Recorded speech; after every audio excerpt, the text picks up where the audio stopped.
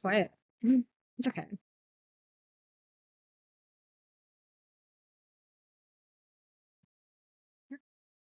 Oh, yeah, we're good. Okay, we're good. I'm gonna go a little bit quieter, maybe. But hello. Oh man. So the reason. Oh, let me plug this in real fast. So the reason why stream was like a little bit uh late, if you will, and then why there's like a change in schedule. There are a couple of reasons. One, oh, I need to try it down on my end. One, I'm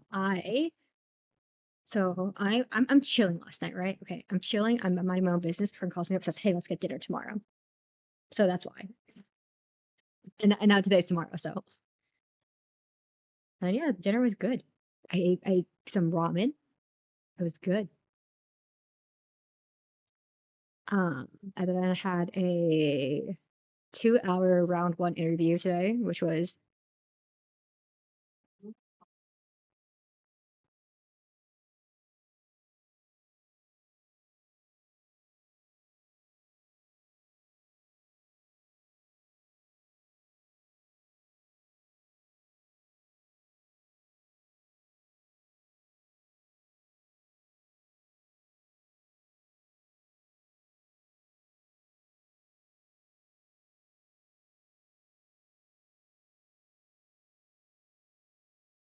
sorry, my mother had some questions for me.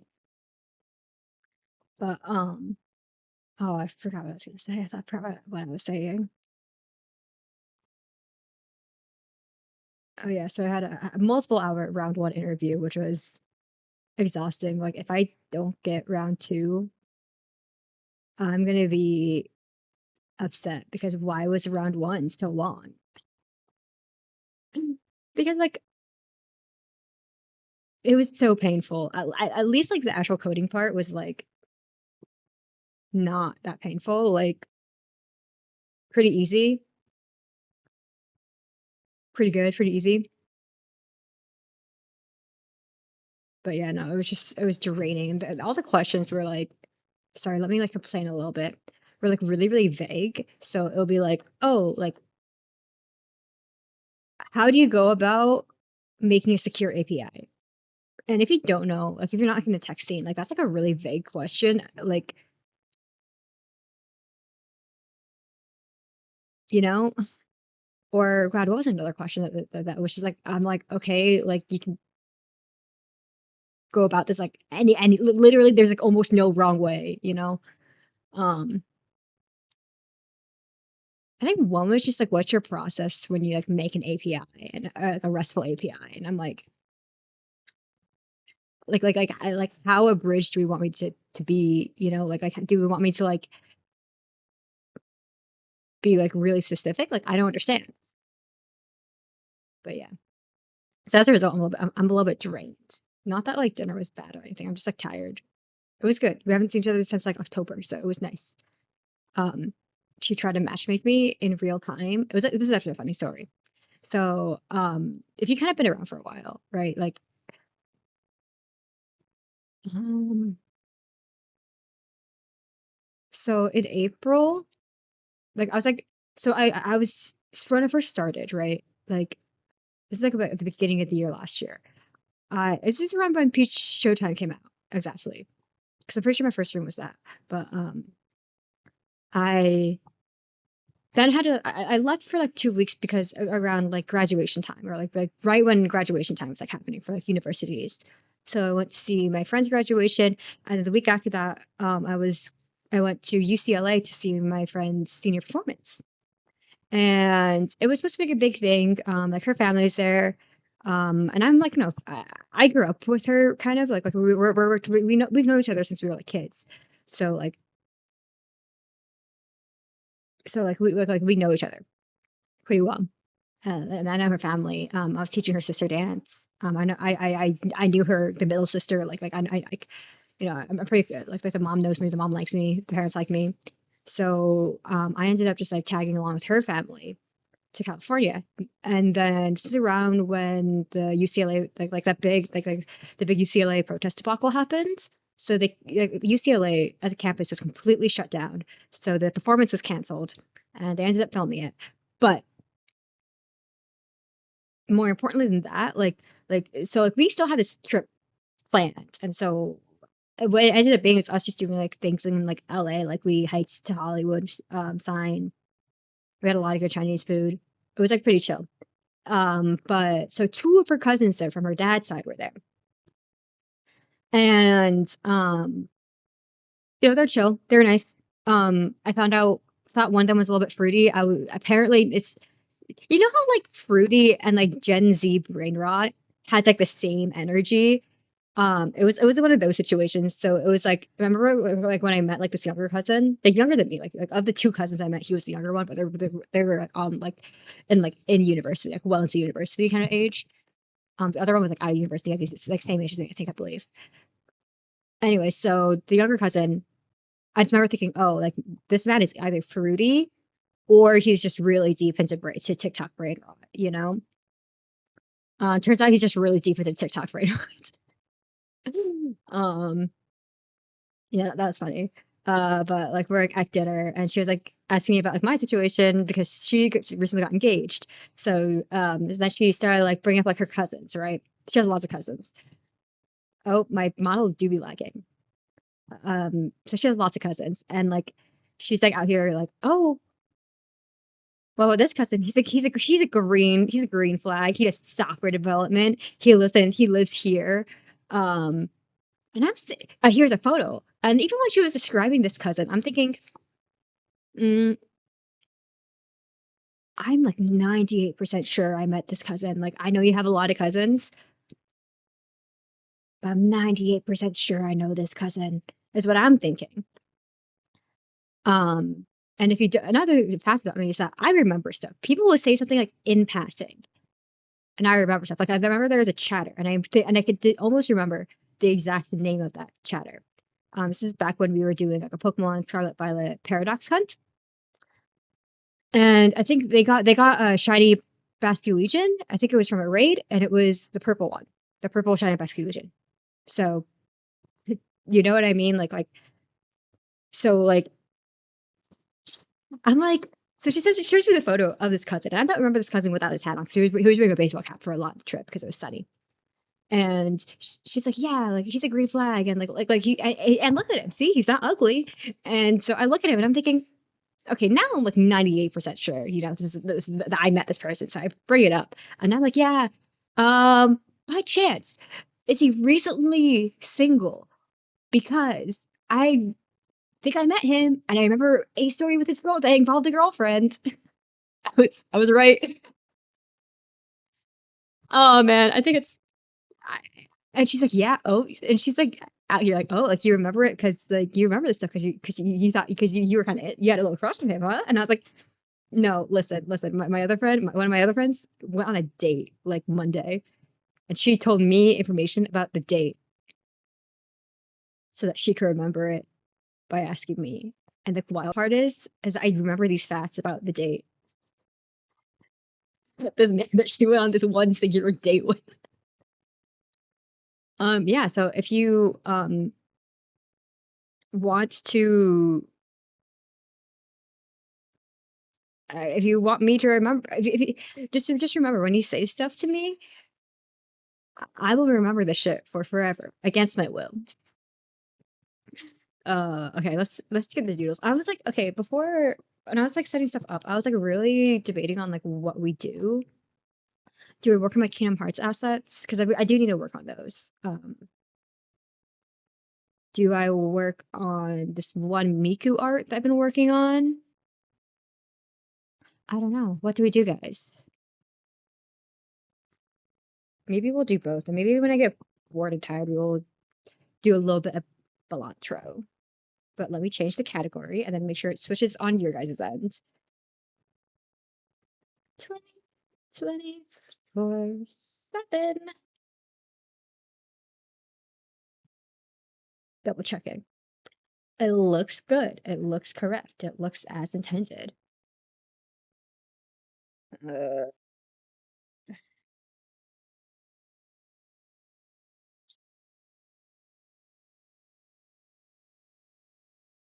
Hello, hello. We're just about to do the arts.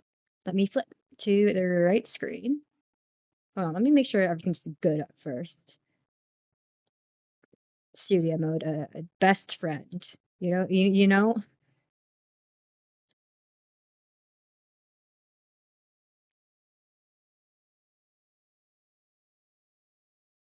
Oh, it's because it's not plugged in. I always do this. Ow, shit, that hurt my hands. How are we doing this fine, fine evening? If you can hear me.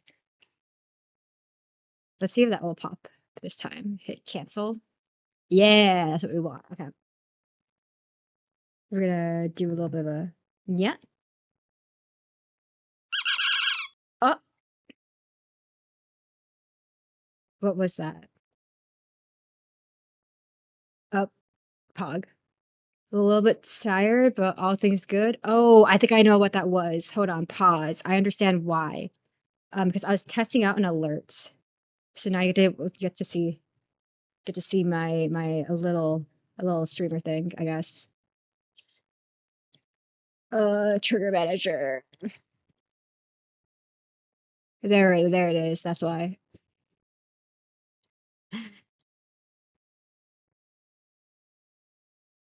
Oh, is it not registering my model? Pause, pause.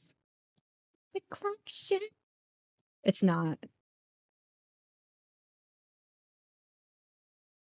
Pause. I'm gonna just exit out of this and see what happens. Honk, honk. Hit the collection. Let me fix this though. That's the first thing I want to fix. VTuber. Cancel. And then yeah, there we go. All the way. Get out of studio mode and we go here. Okay. We can see what we're working on. Up. We're working on a little piece of Miku art. Uh Hold on. Let me blur this out really fast. Properties, not properties. It's filters.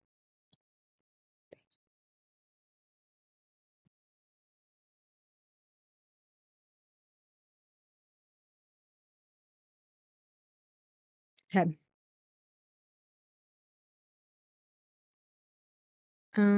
This is what we've been working on. Whoops.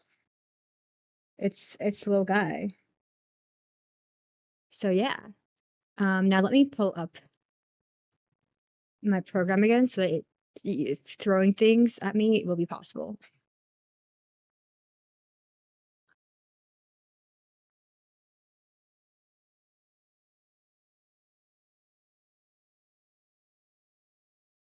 Turn this off really quickly so that you don't have to look at everything. Oh,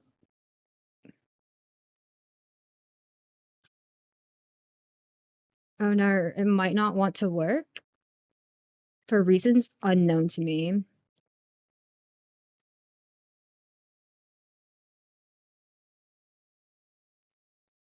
Um, okay, don't know why it's not working. I guess you guys tend to not throw stuff at me anyway, so it'll be fine.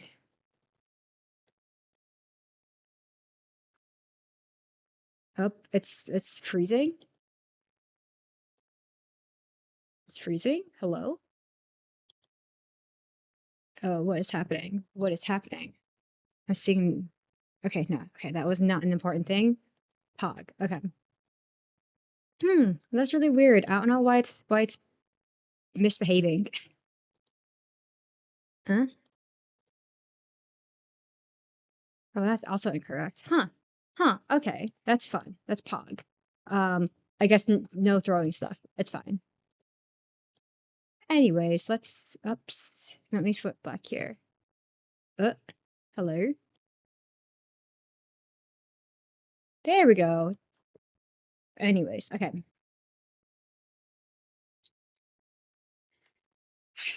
I'm trying to do like a little bit something with the Miku Miku eyes, here, but I don't know what I'm doing, so we just get to chill, I guess.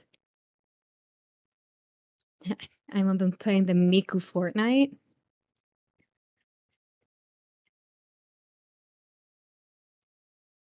I played like what, like 3 rounds today, and it was like, bro, we were getting destroyed.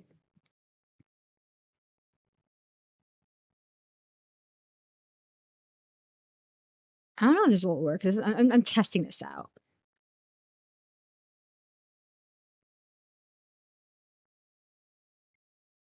I don't really have a reference for this. I'm kind of just using the Miku Battle Knight Fortnite skin with as a reference. So the colors are a little bit off. Like I want to go back and fix like, whoops, like the hat color. It's a little bit dark, but I think it's not bad, all things considered. Let me double check something. Oh, why are we? There we go. Okay.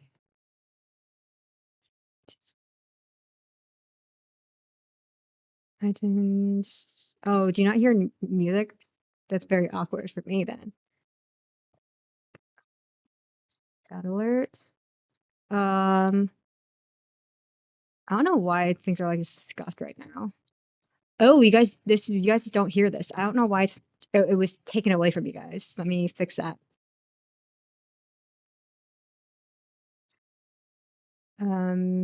Cancel. Um,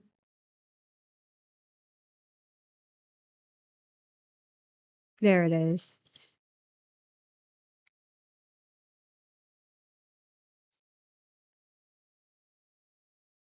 Okay, now there's stuff. Yippee! Oh man,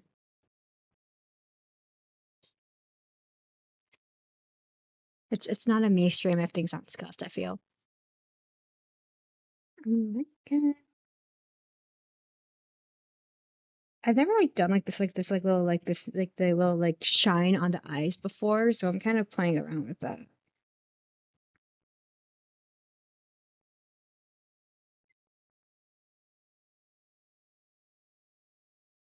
Maybe I should like minimize that. I don't like. I don't know if it's like a perception thing. Like I see stuff and then like it looks wrong.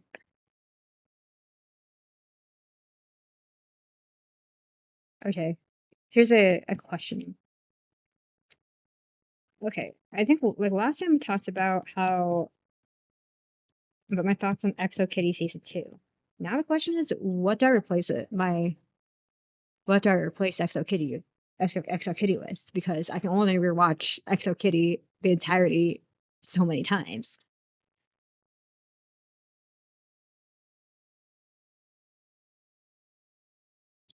Hmm.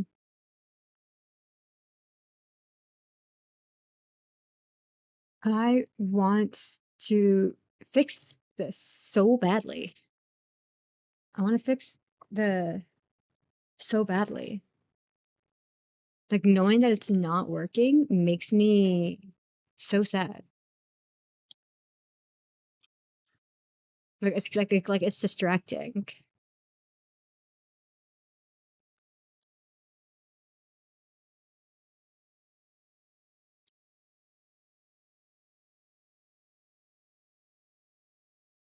Like it's wild how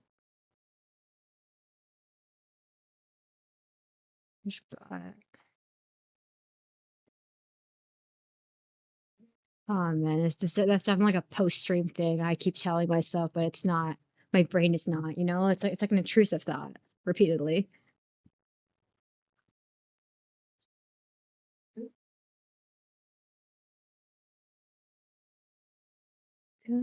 Hypnotized.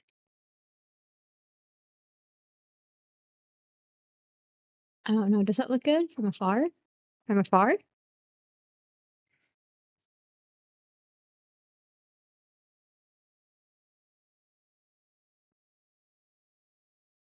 I'll take it. Let's move on.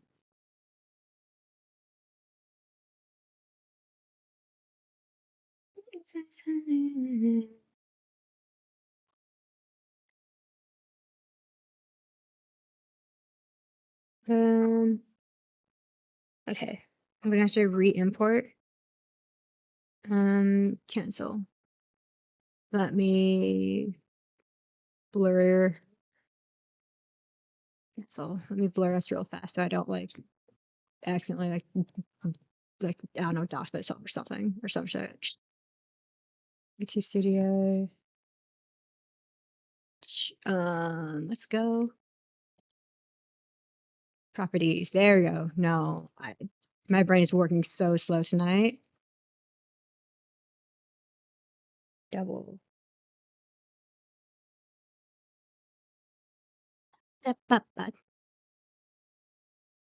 There we go. There we go. There we go. There we go. Anyways. And then now we get to see. Now we get to see like my coloring process when I actually care about shit. Because I feel like the last time I was doing art on stream, it was a Kingdom Hearts thing, and like it was like oh, it's supposed to be fast and sketchy and quick, you know.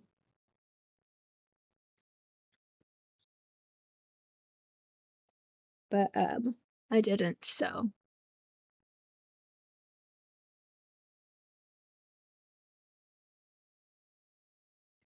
anyways,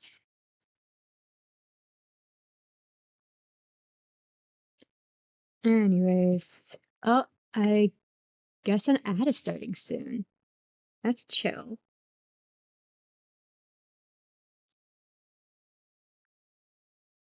But yeah, are we all just chilling tonight? Sorry, it's like a low energy, I guess, tonight. I guess like that's kind of like my that's kind of the vibe here sometimes. We just chill. Guys, I was like up like ungodly late last night because I was playing Minecraft. I'm gonna adjust this. There we go. Every night. What you like?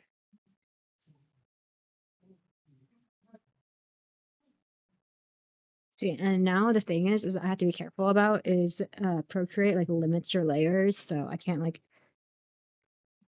I have to be careful. I have to be conscious. Um, uh,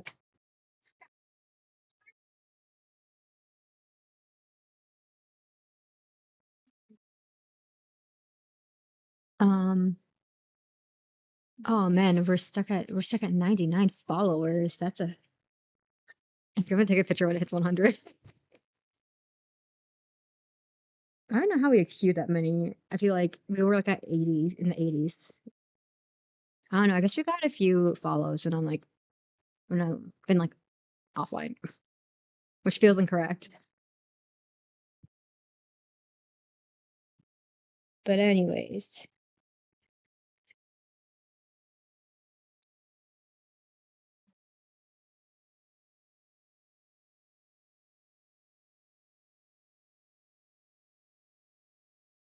do what I wanna do. Turn me upset.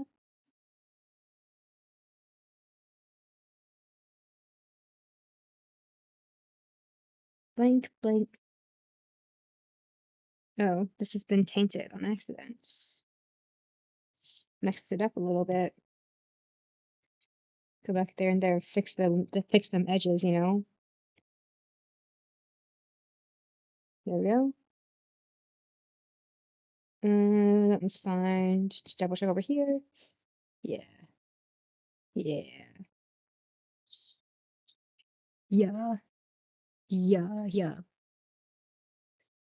Um, okay, let's see if I can get this. I'm like not really using a reference. I'm kind of just like going off of like a vibe, you know? Um,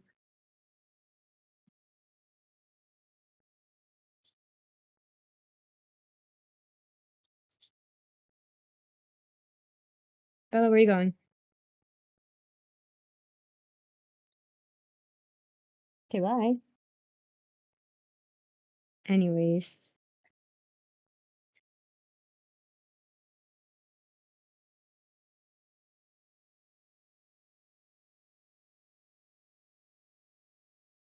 maybe I don't want to use too much blending, but I don't know.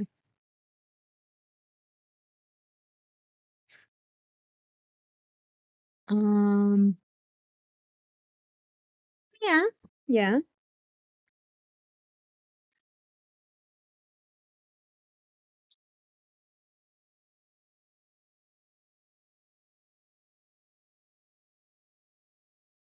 I don't know why, but like the past few days has been a lot of like interaction, like social interaction in a way that I'm like not really used to as much. Post university. Like yesterday, okay, listen. Yesterday I woke up like so I took to a message from like another streamer because well, I'm mod for it was inclusive. Okay, like I'm mod for her. She's great. She's popping off right now because of TikTok and it's super cool to see. But she sent me basically just like a TikTok of like because I think she remembered that like I dance right. So she sent me this little TikTok of like saying like okay like I don't need your K-pop dance videos to be in 4K, you know. Let it bring back the low quality, you know, bring back the low quality. I don't want to hear like music being like played in the high quality. I want to hear the synchronized stomps of everyone. Okay. I don't want these coordinated outfits. I want it to look like half of these people didn't realize they were recording today. You know, I want someone to show up in pajamas. That was like the vibe.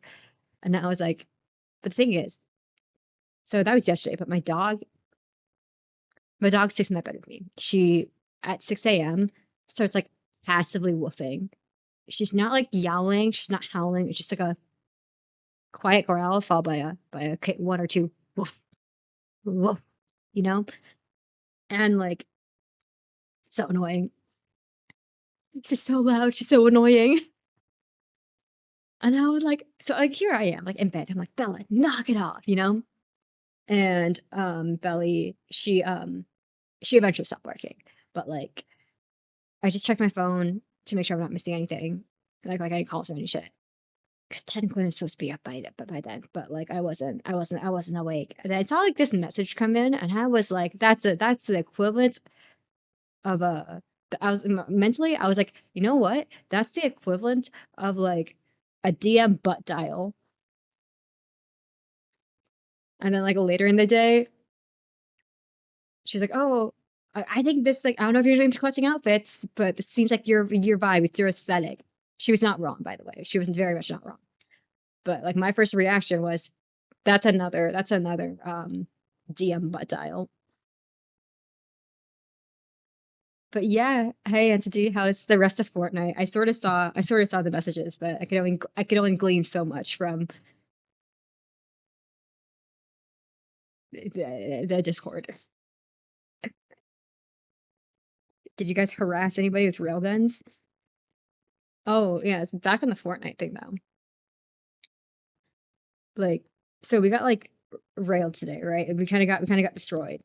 Um, I pulled off like one move that I was proud of, and then I called it. You know, I called. I had to go take a shower because I felt icky. I felt gross. Um, and but like you know what? Like you can only be so mad because like the other night we were playing and harassed like one guy. So playing squads. Three of us had railguns, and all three of us were harassing this one guy who was like hiding behind a tree with railguns.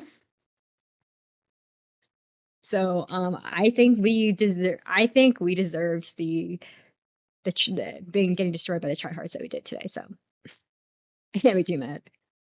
So you won one match with Leo and zero, then got second into it. Nice, nice. Did you guys get like harassed by like one team that was like on the island or something, or like I don't know. I was trying to figure. I saw the messages when I got home, and I was like,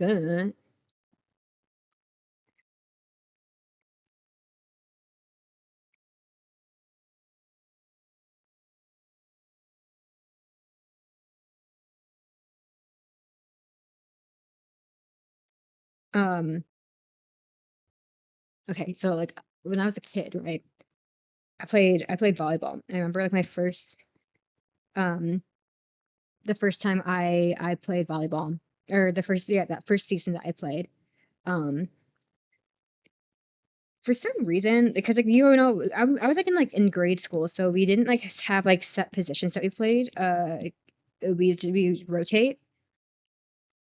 So when I was a kid, we would whenever it was my turn to serve, it was somehow always match points, you know?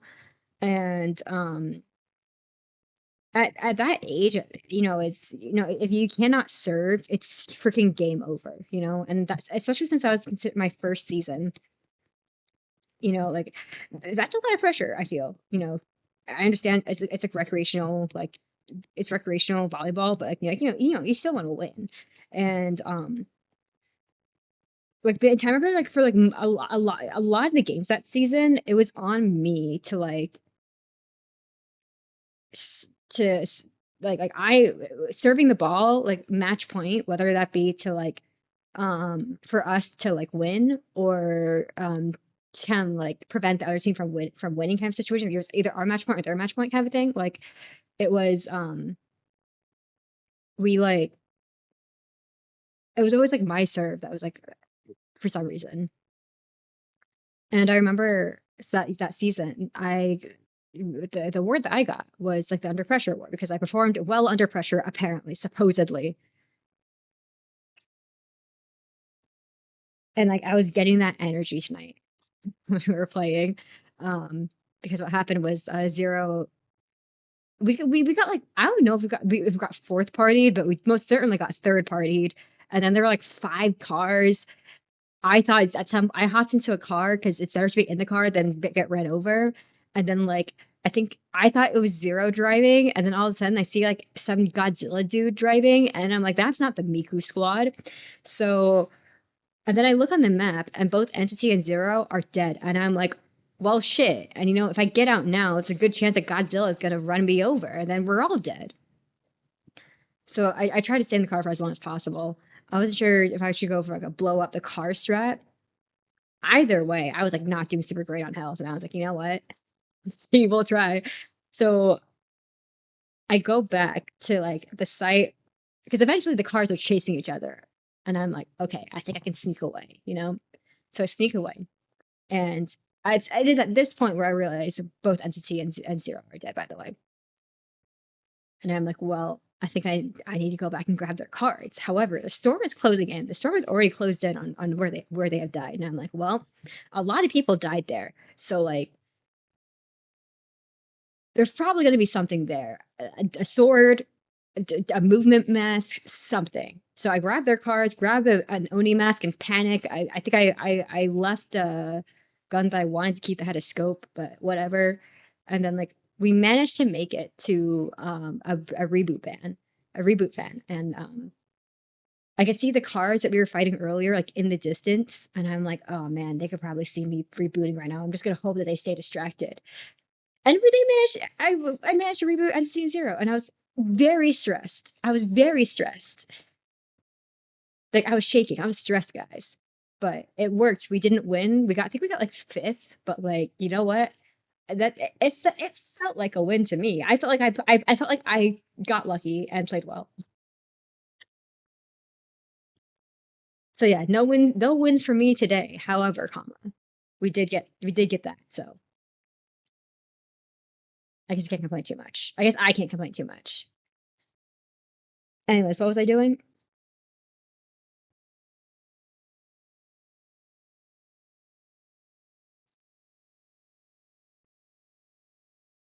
Okay, see, now I get to do this is what I've been doing for the eyes because I'm like lazy as hell.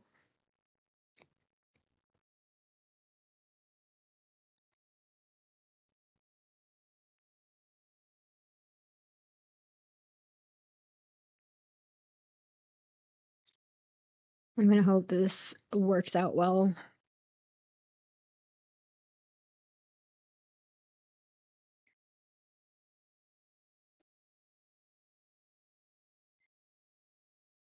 The dog's barking at something. Dog is unhappy with something. I think the mic's suppressing it, but the dog is upset.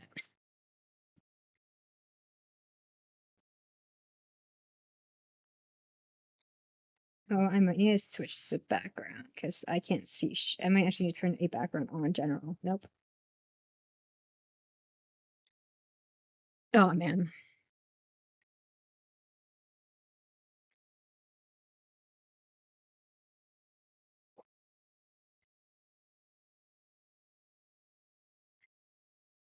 Oh, my favorite Fortnite emo. My favorite Fortnite emo. Kichimote. Anyways, my God, my crush. Because I've been doing it, then I go make it all a clipping layer, and then it looks like I colored inside the.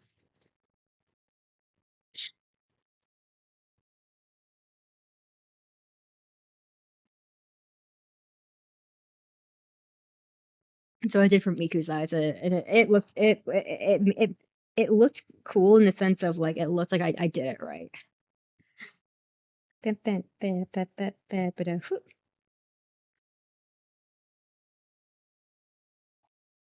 Um,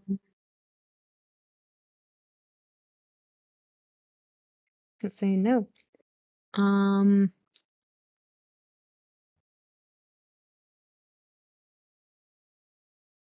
nope. But okay, so Lunar New Year is coming up, right?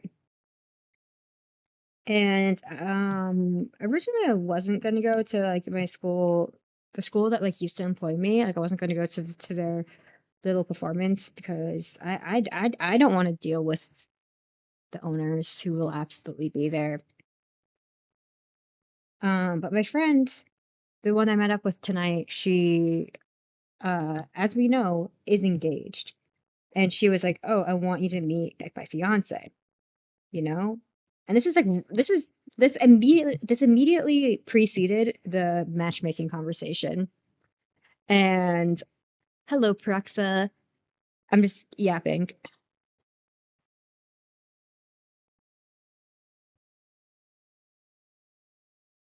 Anyway, so this immediately preceded the matchmaking conversation. And I don't know where I was going with that. Oh my God. Never mind. Hard, never mind.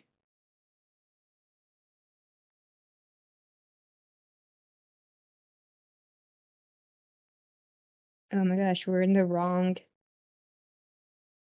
It's supposed to be below here, I think, actually. In this one.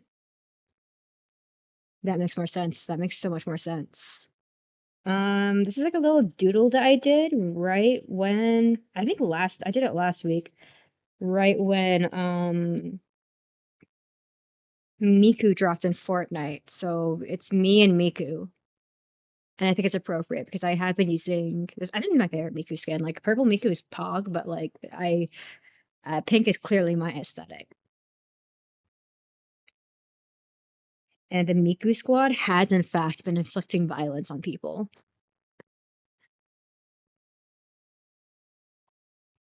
Like the other night, we I was in a voice I was in a squad. Um it was the Miku squad. Three of us had railguns, and there was one dude who was like hanging out behind a tree. And he was well, he was hiding. Let me rephrase this. He was hiding behind a tree. And the three of us were on this hill harassing him with a railgun. And um we deserved karma that we got today, so don't worry, the universe is balanced again. But like, we were causing problems for other people. We were straight up harassing other people respectfully. Super streams. Charles, well, good. Thank you. I still have a long ways to go. Um, I still have a long ways to go. I think when I don't think about it, my art turns out pretty okay. But the second that I put a lot of start like like overthinking it, a lot of thought, and I guess that's true for a lot of things and for a lot of people. But I don't know. I've like just recently started to do the doodles again, so we're still trying to unrusty that skill. But thank you, thank you, thank you. Speaking of which, I'm holding myself to to my New Year's resolution. Guess who can take not collabs, God, freaking commissions now? Me. I don't know if this command works. I'm gonna double check. Um, I'm double checking. Double checking, double checking.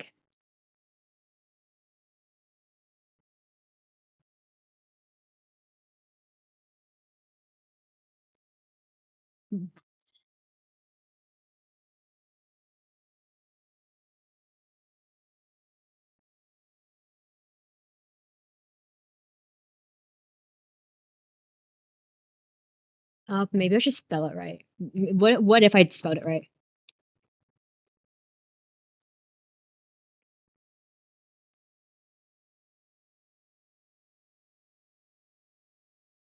Oh, I need to edit my command as a tip for correct spelling. Cancel. I want to edit this one. There we go. Save it. Yippee. Uh, uh, uh. Okay. I take commissions now, is the point. Oh, I was setting that up over the weekends. That's how I spent my weekends. Isn't it crazy that we're almost like back at the weekends again?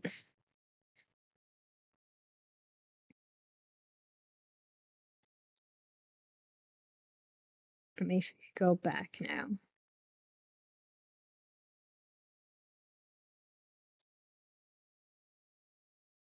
Mm,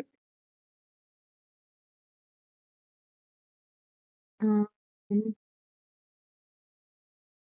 anyway, so Lunar New Year's, right? Lunar New Year's. I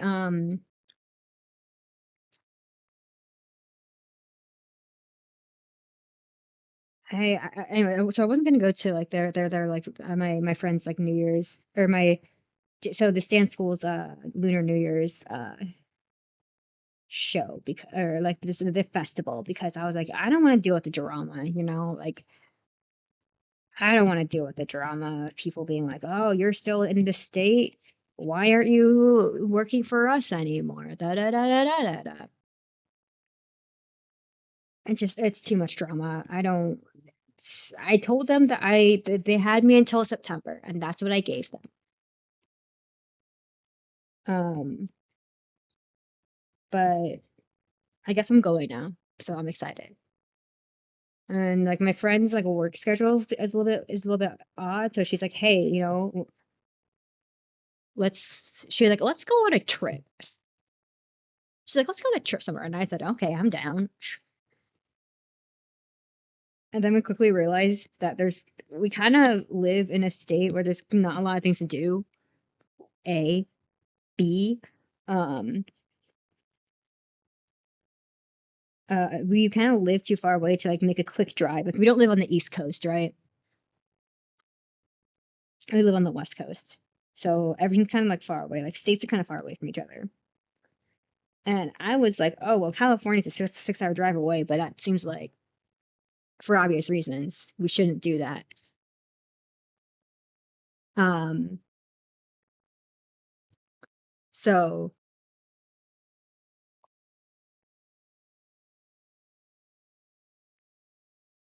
so I was like, oh, like we shouldn't do that. I don't know where her brain was, but she's like, oh, like why should we do California? And I'm like, my guy, my guy. But yeah, no, it was nice. I forgot how nice it was sometimes was to just, like to turn my brain off.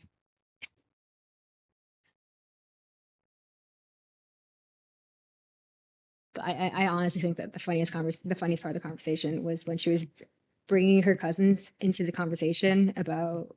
She's like, "Oh, you should try. I should set you up with this cousin. You know, they're going to be at the wedding." I'm like, "My God, please, no, please." It was funny. It was very funny.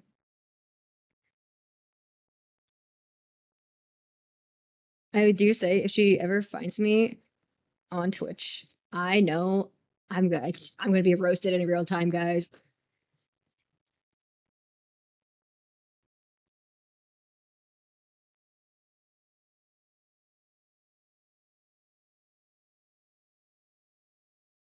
Real time roast. And so she's not really the type to like watch Twitch, so I'm safe, sort of. However, her younger sister, 5,000% does watch. Her youngest sister, 5,000% does watch Twitch.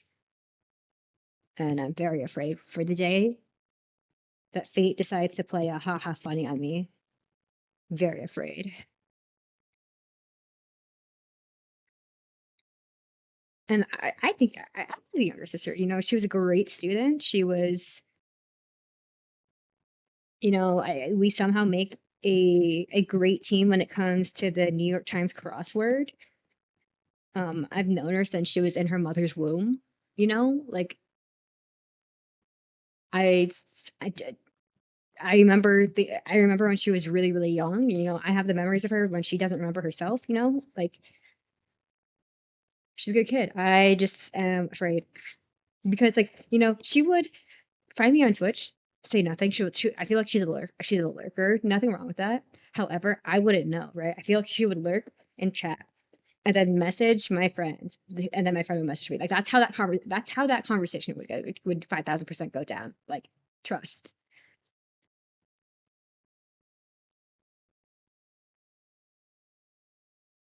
But thankfully, I think I'm. Oh, there we go.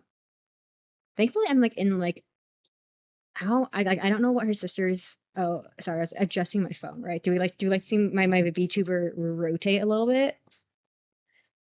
Um, but I don't know what her sister's taste in like Twitch is. Like, so there is a slight chance that it is not the shit that I do. So, but yeah, like I think okay. So here's the reason why. Well, you were playing Fortnite. I mean, yeah, my man, my friend's younger sister, she absolutely does play Fortnite. However, comma, she doesn't play it because she wants to. She plays it because her oldest sister drives her into it. Her Roblox and there not for. I think if I were dressed if I played Dress to Impress, like it would be game over because that is the flavor that she likes, but it's fine. She's a good kid. I'm excited to see her at the wedding. I was just kidding. Well, I'll probably see. The wild thing is, so her mom's planning an engagement party, right? And the thing is, I don't know if I'm invited to this engagement party or not. And I'm like not offended if I'm not invited. I just like need to know if I am, so I'm not like being rude by not responding. Oh man.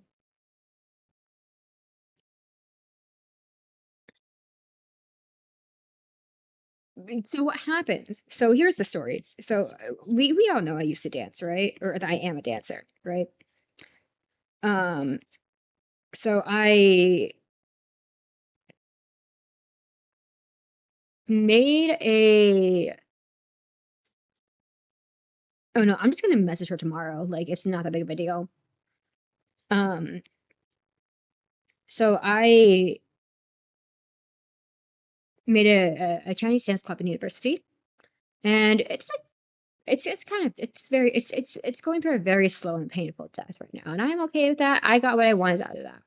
out of that experience. But the person who's in charge of it now, she was a first year when I was a fourth year, and she's in charge of it now. And I'm super proud of her. You know, if the lineage in the leadership in that club is exactly how I wish it would be, you know. So she reached out to me and said, "Hey, um long story short, they don't have costumes." And I was like, because like what they used to they had costumes, and then the university did something with them. I don't know. Either way, they don't have them now. And I was like, oh my God, okay. I live in like a completely different state than you right now. Like, but like let me see if I can do anything for you. It was kind of like was what I told her. So I reached out to my friend's mom, who was in charge of costumes at my old dance school here in the state that I live in now. And I was like, so I reached out to her and I said, "Hey, are these costumes available?" And then I realized that and they had a performance the same day as the university kids, and then I was like, "Oh shoot, never mind." Like I think they might be in use, but you know, I just want to double check just in case. And she goes, "Oh yeah, the kids are using that costume for that performance. However, comma, are you coming to the wedding on this day and the engagement party, which is by the way next weekend?" And I was like, I didn't know there was an engagement party. And I mean, like I'll go if I'm invited. And then she didn't respond. And I was like, okay, like if I'm being for real, if I'm thinking about it, like I'm probably invited to the engagement party. Like I knew that they were going to get engaged before like they got engaged. Like it's fine. But it's this is actually here's a really funny one. Do you want to hear a really funny one about how small of a world we live in? So my high school is pretty small, and on her engagement announcement on Instagram, my friend, my sister and I are looking in the comments because my family did not know that my friend was getting engaged. So like, oh, this person, she's engaged. Did you know that? And I was like, yeah, I knew this back in October before they were engaged. And they were like, what? So you didn't tell us? And I'm like, well, I definitely did, but like, you know, that's chill. And then we were looking at the comments, you know, and this one person from who's in the year below me in high school commented, and I'm thinking, okay, this has to be from on someone that her fiance. This has like the connection here has to be her fiance, not my friends, because like my friend knows what high school I went to. She knows what she would have asked me, you know. And I know that he went. This person from high school went to a different university, because my friend and her fiance they met in university. They met at UCLA, and now my friend's fiance is in med school. And so I'm thinking, okay, I'm 98% sure that this kid from high school is in med school now. That's probably the connection. They probably know each other through med school. And guess what? I was correct. That's how they know each other. And I, because I put like asked her, and I was like, "Hey, how do you know this person? We went to the same high school, you know. Like I've like we have hella mutuals, you know. So yeah, that's gonna be a that'll be fun."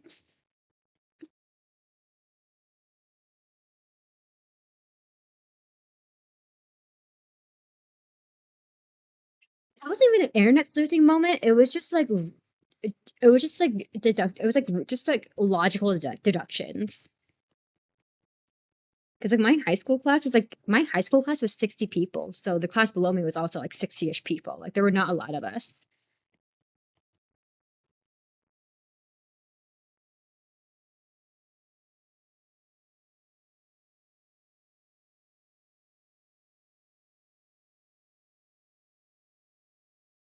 Okay, I do not need the sketch on anymore.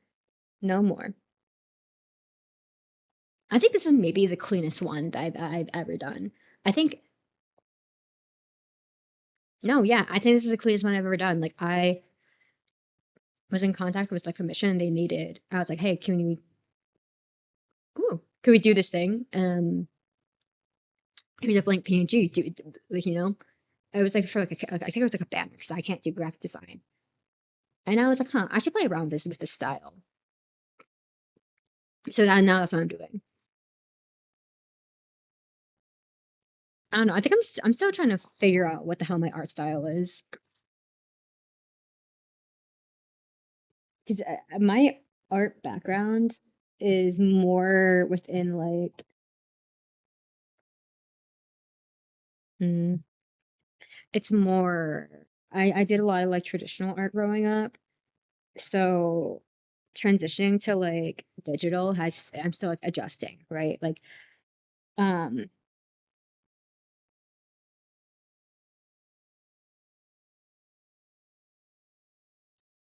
so oh,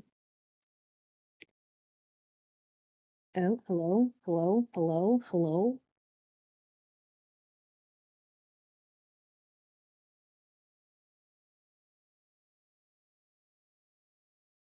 There we go. There we go. I just kind of want to make sure this is where we're good, covering all our bases for. I guess I'm going to the eye white. Um, anyways, but yeah, so it's been more of an adjustment.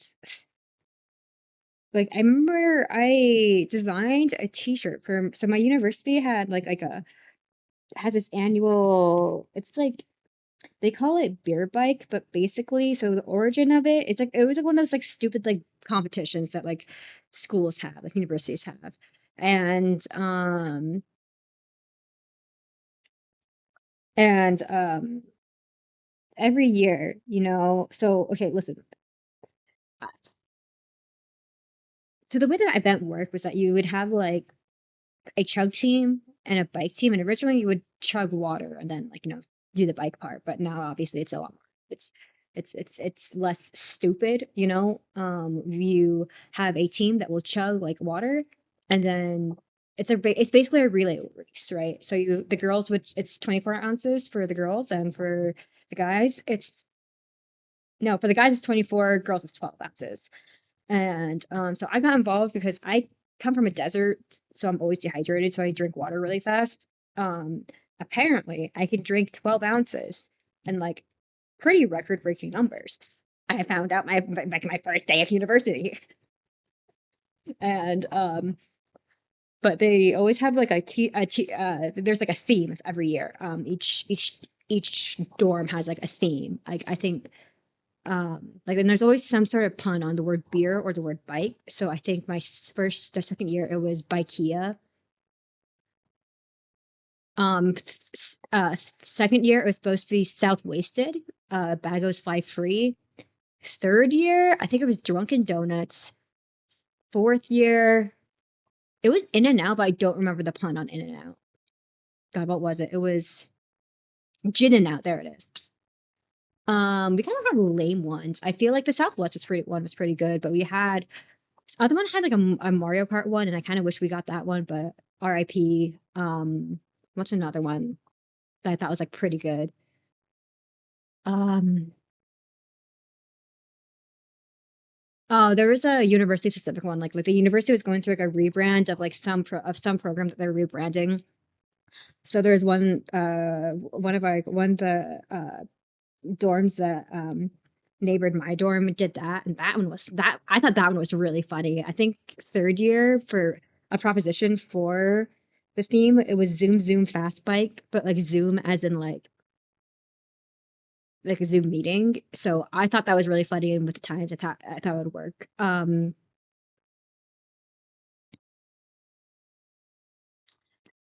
year before me, they had like We Bear Bears theme. I don't remember, but whatever. So I submitted a design when I was a second year for the Southwasted, and my design got chosen. It was a pog moment, and then COVID hit. So it was really sad. It was a real sad moment. It was a really sad moment because I remember everyone who it was a pretty good theme. I feel like, and then my people who were in my year were like, man, like what, like apparently I did not realize how well known I was. I guess if you will, because I consider myself much more heavily involved with the my dance group than my dorm, if you will. And so I was, but apparently I was considered have fairly decently involved and well known because of my lack of involvement and my involvement with this dance group. And also, because my last 2 years chug team, I was the unwilling captain. I was like the captain, like against my will. Like I didn't sign up my third year, and then like five people DM'd me like asking if I could do it, and I was like, I didn't sign up because I didn't want to do this, my guy. And they're like, yeah, we asked like three other people, and they said no. And I was like, fuck, I have to do it then, huh? And then fourth year, I was like less like unwilling to do it because I was like, hey, I can come back as a captain. However, if I'm coming back as a captain, the control is fully me this time. Okay. Like it's gonna be me and my team, not you and your team that doesn't know what's happening. Because there was a long story short, the drama is just that like people who did not know how to do chug team stuff because they were never on the team in previous years were trying to run it and tell me how to run the team. I said like I didn't know what I was doing. And of course it was the man, and of course he's I don't think he's a white supremacist, but he's had said some very questionable things to multiple people's faces. He didn't know that slurs were incorrect, one may say. And yeah, so that was the person who was trying to tell me what to do. And I'm like, I hate this kid. I can't stand you, respectfully. And, you know, I'm not going to bust it onto your scene and tell you to get out. I'm going to respectfully stay away from you, you know? And then I was forced to into his space against my will. But apparently I have such natural charisma, read sarcastic, um, that apparently so the bike team before this like biking event, they load up on carbs the night before. And they would have this like team dinner where they go over the strats because there is strategy in this race and the order and kind of like what the drill is for the next morning, right? And they usually have it at like the magister's house, which is just like they oversee the dorm, like they kind of like they handle like I guess like politics and stuff. But like it was someone who like knows how to cook really well in like my year was like offered to cook for the bike team, and the bike team captain who was the year before in charge of both bike team and chug team, despite the fact that he had maybe one of the slowest chugs I've ever seen. And like people who have slow chugs know that they can't chug, okay? He had one of the slowest chugs for someone who thought they had a good time. It was embarrassing. Like I beat his time on my third chug. And the thing is, the more water you chug, the slower that you're going to be because, I think that's kind of obvious. And for me, so it was like my second chug.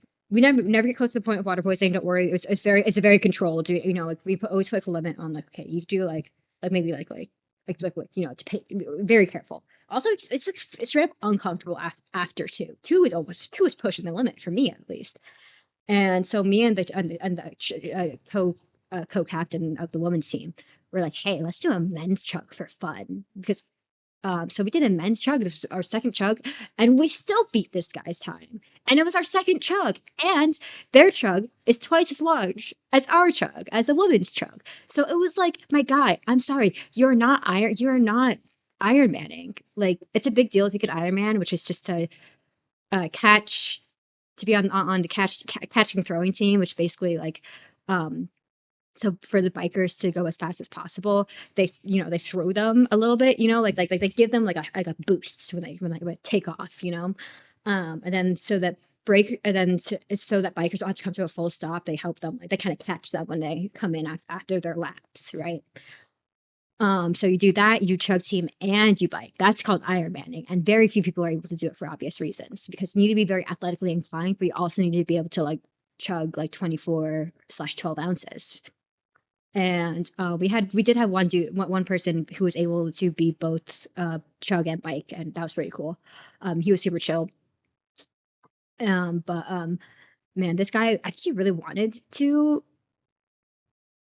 like he really wanted to do both. And I'm not here to say, hey, you can't do both. I'm just saying, hey, don't be an ass. So he said no to this guy who was able to cook well for their traditional dinner before. So he turns to the Chug team and he goes, "Hey, I have all the materials. They turned me down. Do you want a free home cooked meal?" And we said, "Yeah." So we got a free home cooked meal because the other guy was like, "No, we have frozen meatballs. You can go take your home cooked shit somewhere else."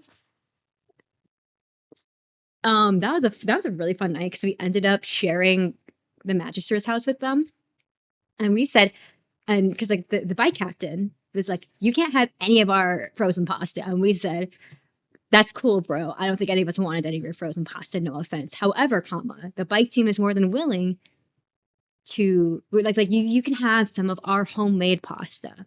You know, we're not gonna gatekeep the pasta. Have some of the of the of the homemade pasta if you wish. You know, like go take. We don't care." And then the bike team was very angry with the bike captain. It was a great moment for me, who sat there and watched and did not contribute to the fire. Played I played the high road. I didn't suit to his level, and he got what was coming for him. It was great. Should I go back to drawing?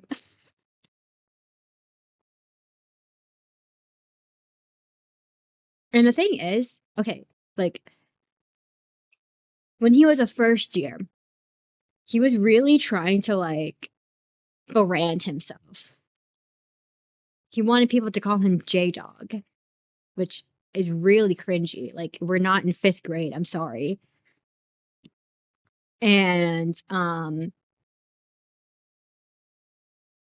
so when I came back, so this that bike event, right? It's a big deal for the students and alumni. So I and usually if you're fresh out of university, if you're going to come back for any bear bike, it's going to be the one after you graduate. So my uni roommate and I, we went back the year after we graduated. We ran into this dude, and we did not know that shit went down with him that previous year. We did not know. So we're like, "Oh, yeah, J Dog, your preferred nickname," and he goes, "It's Jonathan now." We're like, "Oh," like his name's not actually Jonathan. It was like something else. I'm just using an example, but like my roommate and I were like, "Oh," but you for 3 years, maybe even more since high school, you've been wanting to be known as this cringy ass nickname. He was real mad. It was kind of funny, but like, how are we supposed to know?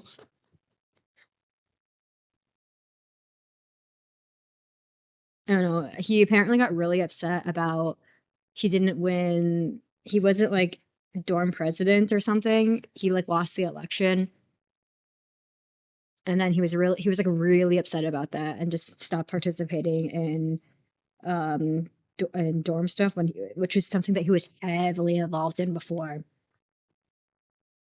One could call that awkward.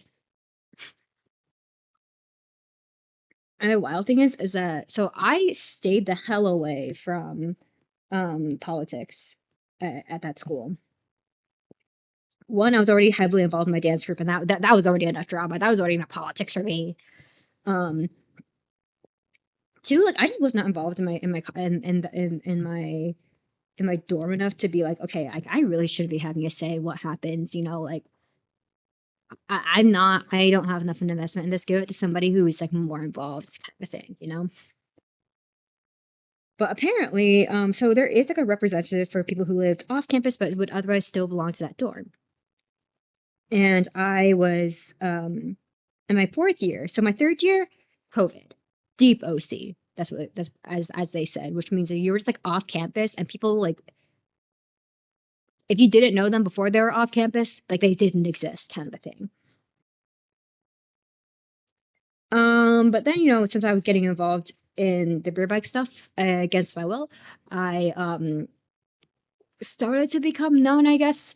So people at some point were like, "Hey, fourth year, we need an OC rep," because at least in my dorm, they kicked third years off. Like third year was the 1 year that you were not guaranteed housing. So you would have to like, yeah, it was there. There were situations, okay. um you were not guaranteed. So like you so the third year, a third year would almost always get off campus representative on the cabinet. And I was told that people wanted me to do it. I said no, so then my my roommate ended up being the rep. It was kind of funny. But she would come home like every week from like their meetings with the tea.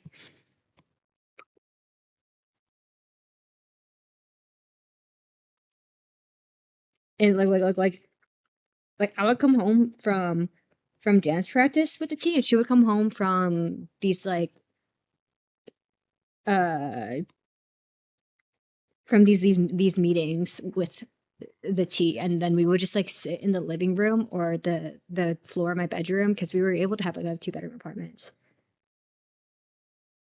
Oh no, how long were you? Thank you for the bits, but how long were you here while I was I don't want to say trash talking that one guy, but trash talking that one guy.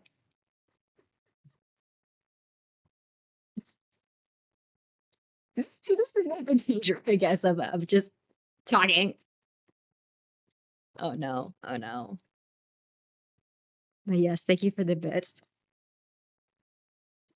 Uh, what am I saying? I got like immediately. I honestly been like distracted the whole last time.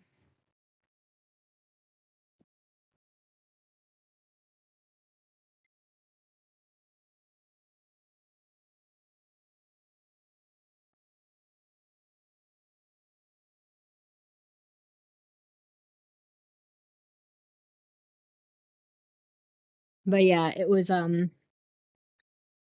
no, I forgot what I was saying.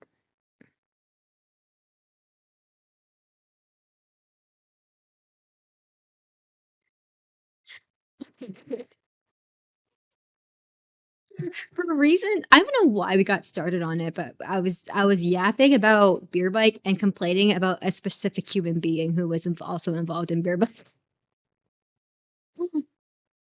But yeah, I usually get to Twitch for some streams you watch regularly and stuff. I text you streaming. Yeah, nice. How's the cold been? That's the real question. But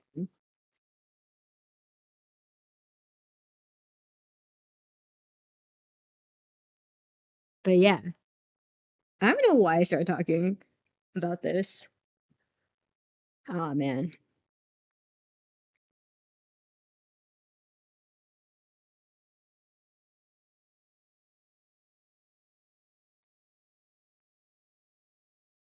But yeah,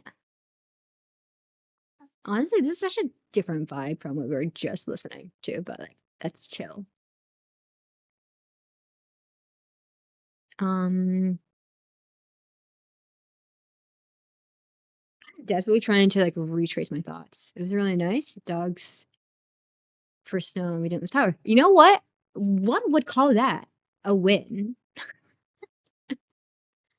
Oh man. Not losing power, that's good. Uh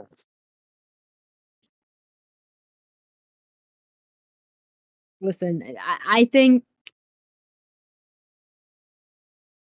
whenever I will think of snow. You're gonna dip now? Have a good time. Thank you for popping in. Okay, so the references. So that was actually my third year roommate. And when we were third years, so we all know it snowed in Texas, right? It snowed in Texas yet again, right? Um, so when I was a third year, one might have heard of something called the winter storm TM in like February 2021.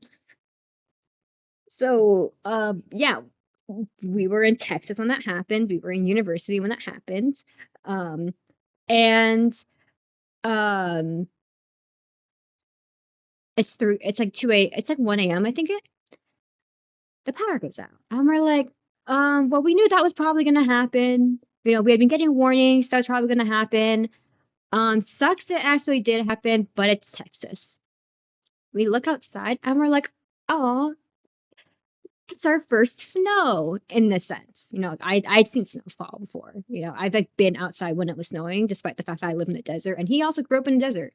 So like you're, and I don't know if he had seen snow, but it's like our first time kind of like living with it. It wasn't like a visit. It was like we live here for the time being kind of thing.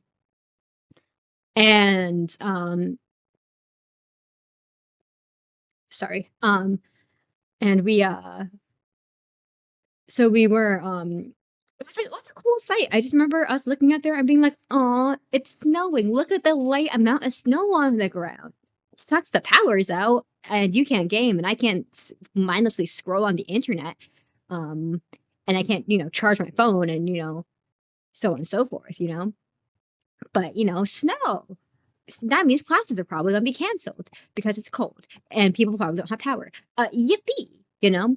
Classes were in fact canceled. It was great. Um, and then the power didn't come on for like a week, and it was a really bad time. It was a bad time.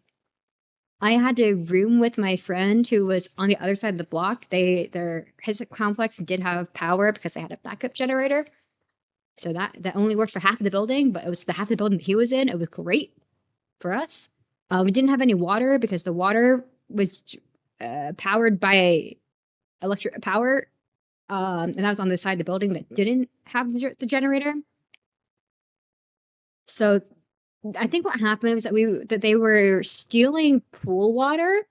Like we were counting our flushes. We were counting. Oh, it was like okay. We need to do a half flush to a quarter flush. Like this is like we were like rationing our pool water. It was so bad. It was so bad.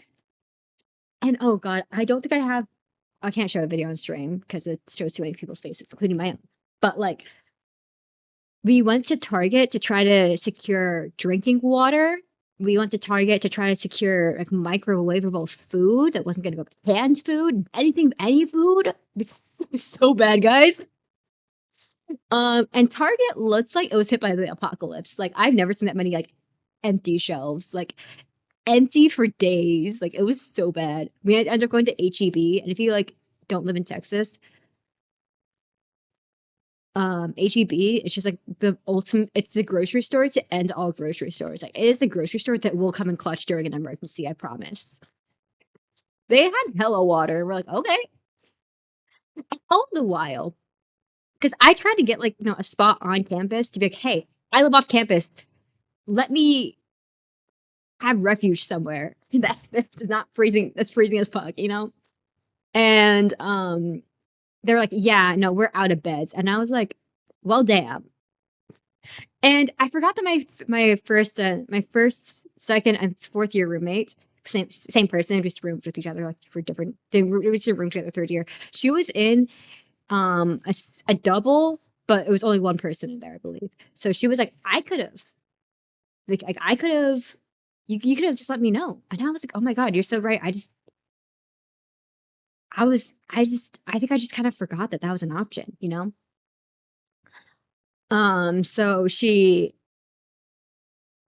So as we're like leaving the apartment complex to go to Target to hopefully find maybe water, supplies, it really felt like we were like living in the apocalypse. I'm thinking so for real. This is what I imagined what living it like in the early stages of the apocalypse was like would be like it was wild.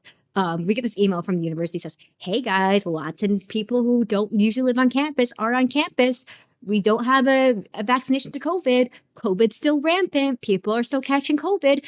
Don't party." And we're like, okay, so here we are. There's like four of us. We're all bundled up because it's cold. None of us. We all went to Texas because it wasn't going to be cold, so none of us had winter gear. Oh no, head pass didn't work. All my stuff been scuffed. Hold on. Luckily though, I have it up here. It didn't work again either. It didn't work here. It didn't work here either. Hello, hello. Uh, Big sad. It might come through one day, and it's just gonna be a head pat until head pats don't end. Um, I'm gonna try to exit out of this program. Man, my computer is not it today. Can't throw stuff at me. Can't give me head pats. RIP, man. Let me try to pull it up again. Um, but yeah, so none of us had winter gear, and we're like, we get this email that says "Don't party," and we're all sitting here like, we're like, these stupid first years. I hate them. What privilege you have to be to party when we're out here trying to secure like drinking water.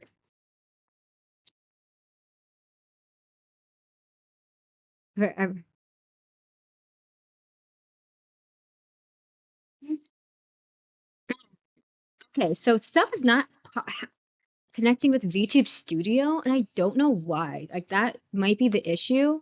Question mark. So I'm gonna go on a really quick break. Not like we've been doing hella drawing anyways, and try to fix VTube Studio real quick. So we're going to go yeet.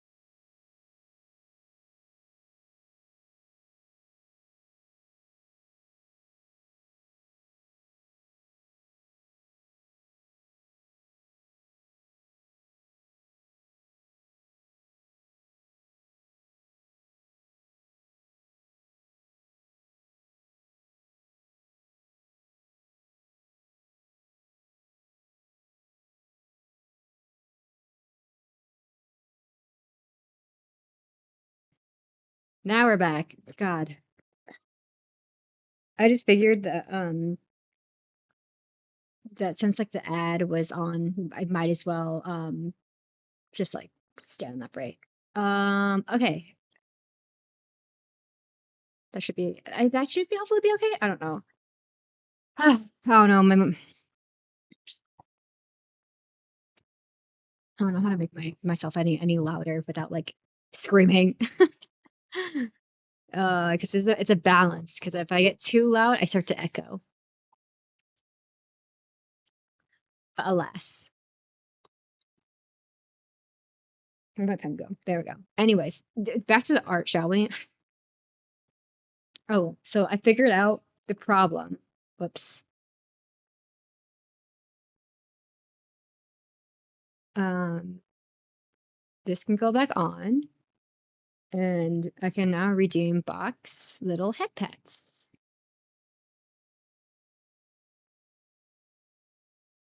Yippee!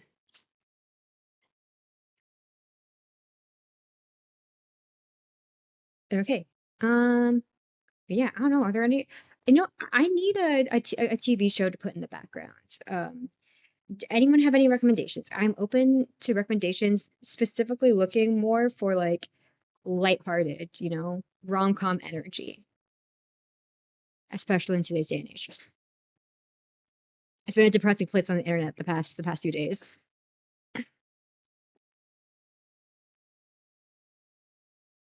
Practice in self-defense. Anyways, back to the art, question mark. Back to the art. Hold on. Okay. Um, I hear you walking through your empty room.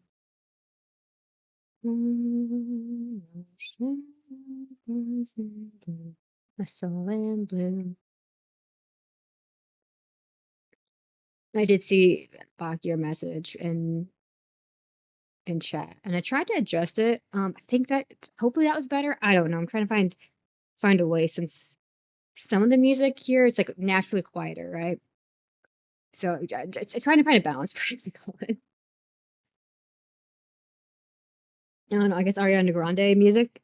I guess just loud.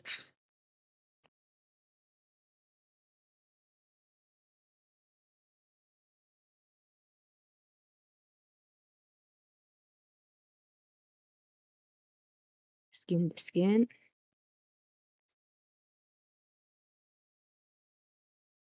There we go.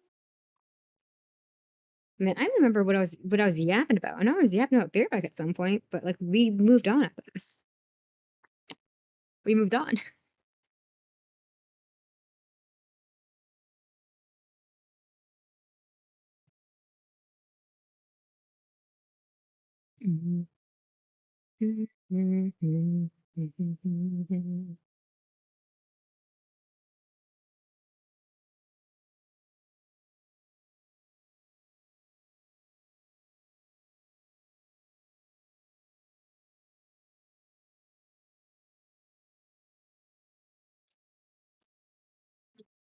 I don't even know. I don't even know. But so the amp, just so you know, the problem was in fact V2 Studio. So I just needed to do a quick exit enter. Now everything's working again. It's great. Anyways.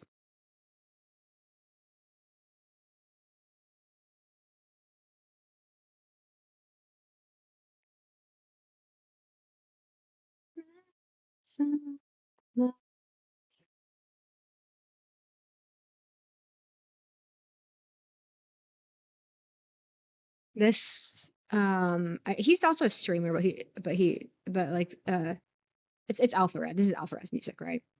Um but he said this year he was coming out with more music, and I am excited for that because I listened to his Frozen in Time album so much this past year,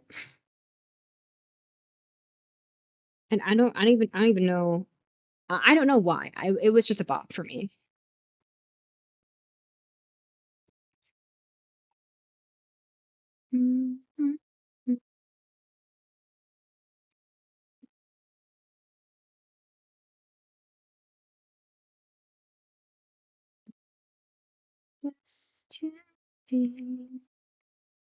But yeah, so my friend who lives here now, like, oh my God, like, we're talking about going to like, so the dance school, they host a martial arts competition. It used to be every winter. They moved it to like March now. And we're like, oh, like if I'm still in town, like let's go together, is what we said. And I'm like, you know what? Yeah. And it's supposed to be, I'm like, oh man, it's like, but there's they have an admission fee. However, like her mom, it's like a big thing. Like it's a big martial arts competition, but it's also a a dance performance. Like it's basically advertising. Oh my God.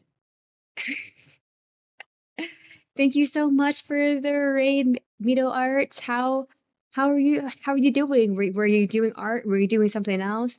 Tell me about stream.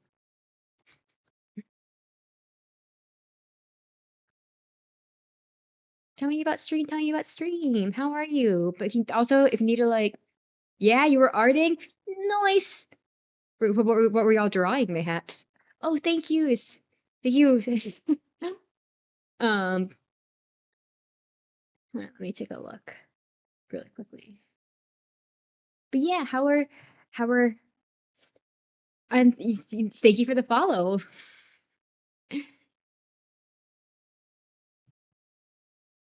Um, if you I don't know how to if you want to show me what you've done, we do have a community Discord if you want to drop it there. Always cool, always chill. You don't if you don't want to participate in the art text, that's also chill.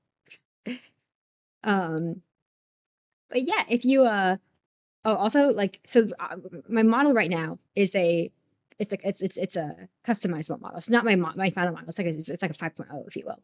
But like this is actually what my little guy will kind of look like more. Um, but yeah. But yeah, if you need to yeah, no, this is definitely in honor of Fortnite Miku. Fortnite Miku has been super fun, no doubt.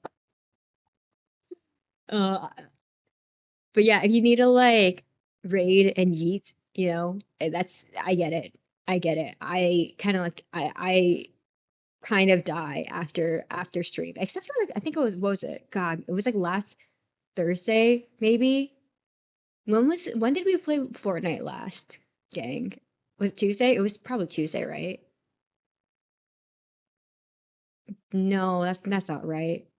Whenever we played Fortnite last, I played like one more round with Edison and Zero, and then that was when we blew up a car with and someone was in that car, and it was a great win. But yeah, but usually though I just like die after stream. So if you need to like self care and I get it. That was just a long rambly way to say, oh man, can't say one thing regular to save my life. But yeah, thank you for sharing your community with me, and hello to all of the raiders. Same goes for you. Same goes for y'all. But I do know that if you're probably watching a stream, you tend to have this shit in the background, which is chill. I love being. I'm honored to be someone's background noise. But we do have a community Discord. If you want to, if you like my rambling, and sometimes I start saying words and I don't know where they're going energy. Yeah, sorry, I don't know. My brain is so like my brain is so off right now. It is like off as in like turned off right now. That's not even funny. It was probably like again, and the wild part is like so I had like an interview today, right, for job. And even then, like I just could not get my brain to turn on. It was rough. I would so not consider myself a professional yet. Like it's so not even funny. Like I in my um quiet life, what am I saying? I in my personal life am a very much more quiet person. Obviously when I'm around my friends, like I start yapping and I don't stop. Or if it's like a pet topic I'm like super passionate about, yaps for days, you know? Like I think there was one stream. that like I know NC was around. We were going to play Epic Mickey, and we got somehow talk about Chinese dance, and we went on like a 30-minute tangent. Oh yeah, yippee! I will take. Feel free to send your art. I want to see what you're working on if you are willing to share, of course. But my so what got us on that tangent all those streams ago was Shen Yun. Okay, I hate Shen Yun. Guess who's getting the Shen Yun ads again? I freaking hate it. I hate it with a burning passion. I know what I tried to do the other day. I tried to look up a specific dance. Do you know what freaking popped up first as an ad, but it wasn't like in the search result? It was a Shen Yun ad, followed by another Shen Yun ad before I actually got the video results of my search.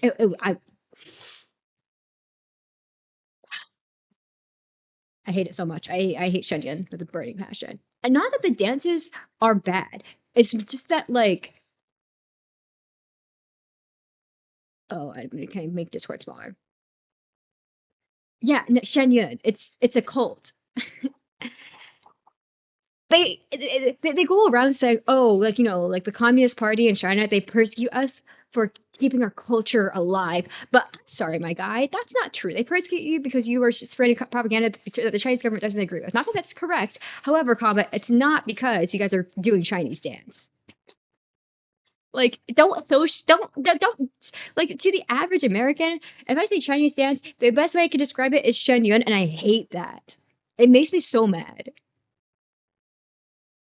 Yeah. Okay. So listen, I'm a dancer. I specialize in Chinese dance, so a lot of my search results end up being Shen Yun, and it makes sense. Logically, it makes sense. I get like car ads in Chinese also. Those are funny. Those the car ads, the Chinese Toyota ads make me laugh. Those are funny. The Shen Yun ads are not funny because I get the same ad. There are two ads in rotation. I'm getting one.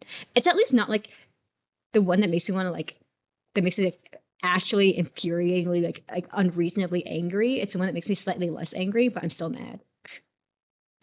But yeah, no, they're a cult. And the thing is that like I've had teachers who so the big um like school for Chinese dance there is Beijing it's Beijing Dance Academy. So it's just like I don't know, man. I hate Shenyang so much. God. I hate everything that they stand for. What's the quote from The Office? I hate everything that you choose to be. It's me and Shenyang. And like every single time they promote it, and I know it's geared towards old white people. I know that. I know that. It just bothers me more that the way that they advertise it to old white people is old white people being interviewed after the show and be like, "Oh yeah, it's so beautiful. I've never seen anything like it." I understand that it's old white people who was the target demographic. It just bothers me that old white people are also in my Shenyun ad. You know what I mean? Ugh. Nothing against old white people. I don't want them in my Chinese dance space. I don't want Chen Yun in my Chinese dance space. I don't want either of these demographics in my Chinese dance space. However, comma, God, God, what layer am I working on? What layer am I working on?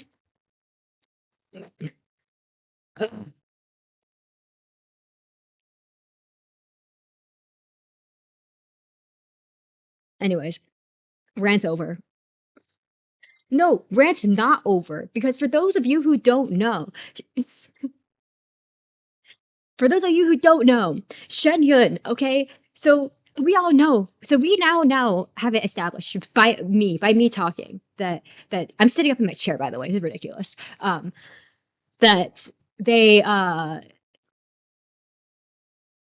they go around and lie to their audience and say we get persecuted in China for doing what we do. And then every performance, it's classical dance, and then towards the very end, they sneak in one dance that depicts their persecution in China. And it's like a rotation of which dances that you're gonna get. Like I think the one that my friend got was a persecution dance where it's just like the Chinese government officials beating up some dude for dancing. Like it's wild. Like if I could find the video, if I could find the video, like we'll watch it. We'll watch the video that goes over I think there's like four persecution dances that are in rotation. Like we'll find it. You know, it's actually that's something I'm gonna write that down. I'm gonna find it. Do you know the wild part? The wild part is that in my notebook, I'm gonna say find Shenyun persecution dances, and I'm gonna know exactly what that means. But that's a wild thing to write down, is it not? Find Shenyun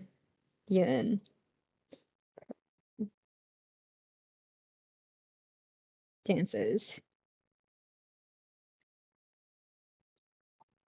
Let's take a look at this in the Discord. And after I've now that I've complained about the about the idea that there are four persecution dances in rotation at Shenyun.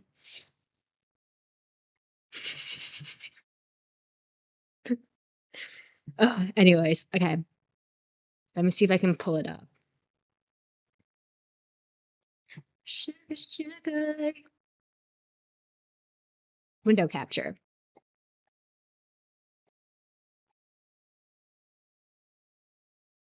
Um, shit.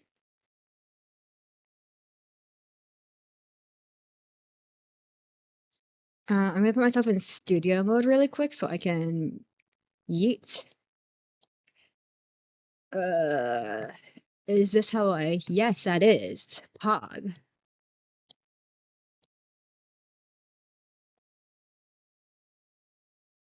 Let's say it's gonna cover Miku a little bit, but it's okay.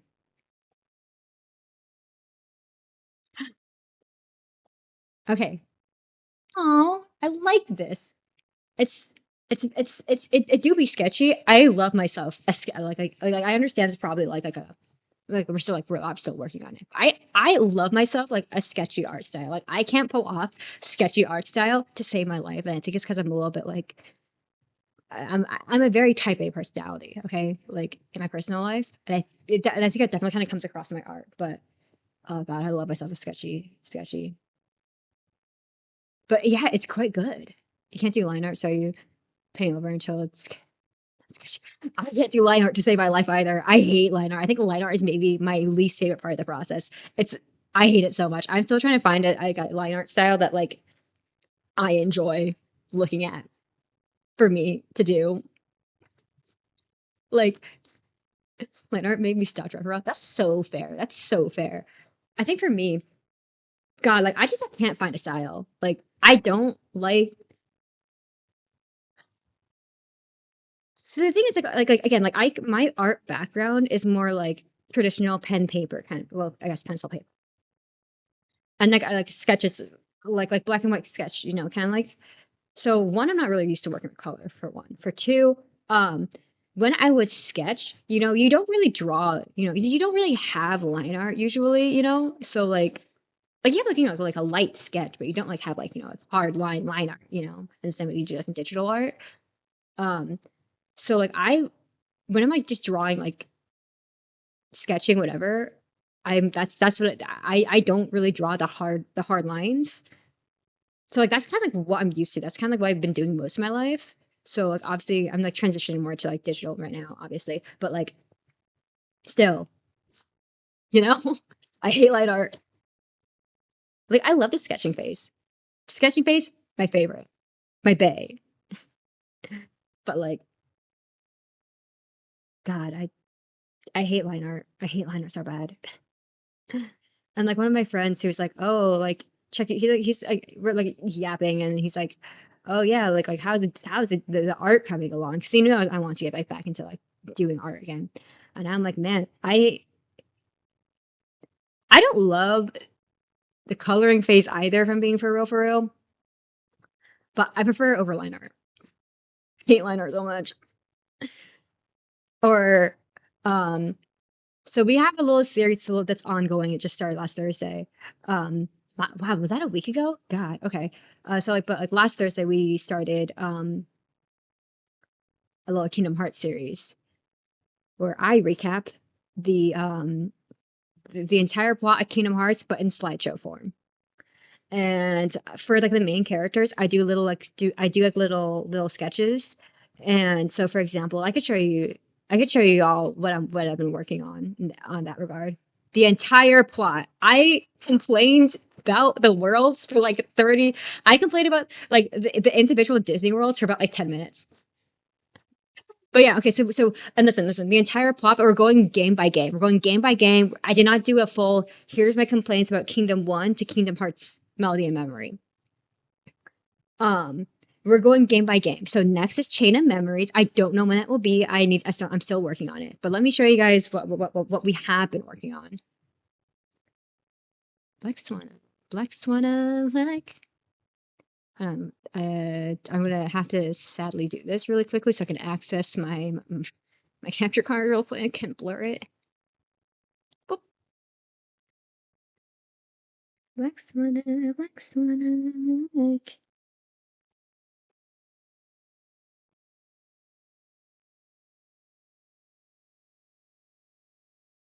Let me double check stuff.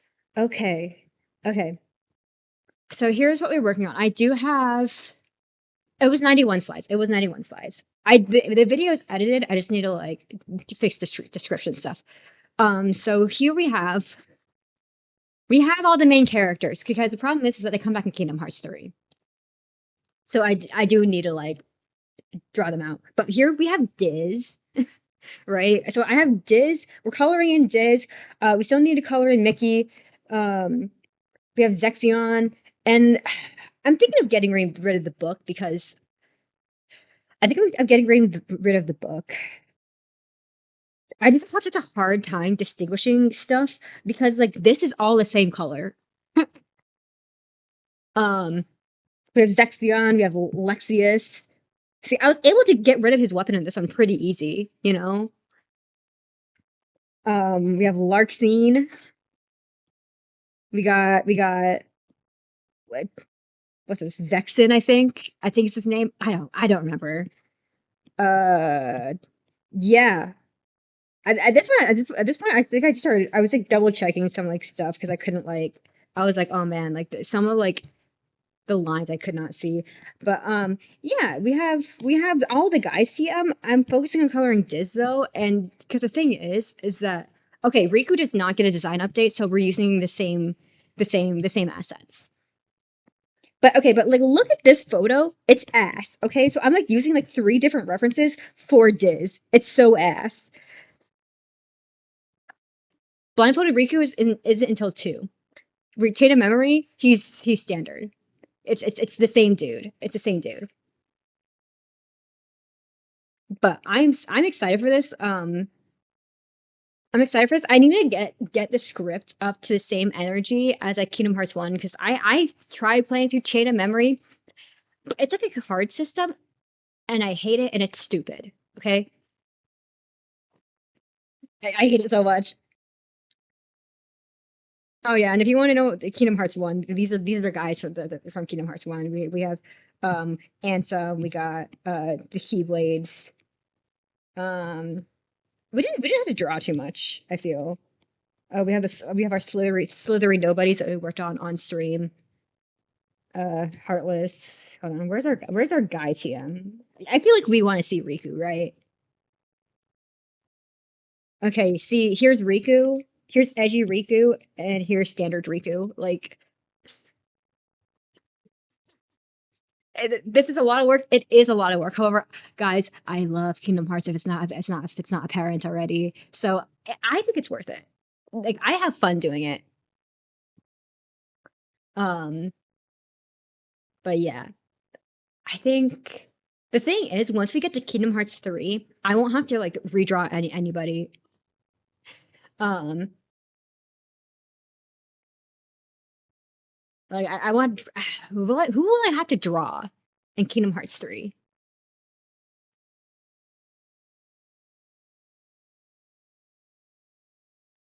Uh, I don't think I'll have to draw anybody in Kingdom Hearts 3, which would be super cool. Which is kind of nice because like every Well, wait, actually, that's so not true. I think Riku gets his design update. Sora gets his design update, and I think Donald and Goofy also might get a design update. So I might have to redraw them. But either way, like I think it's really cool because we will, in fact, basically be reusing all of a lot of these guys from Chain of Memory. Like a lot, we're getting to the point where we're going to be reusing a lot of guys. TM. Um, for Kingdom Hearts 2 also, we're not gonna have to be redrawing a lot. I think there's just gonna be like a little bit of a buffer in between the Kingdom Hearts 1 stream and Chain of Memory. I will be working on that slideshow this weekend though. Well, the script probably. Both. I don't know. I don't freaking know. I was editing the video this past weekend. Filters.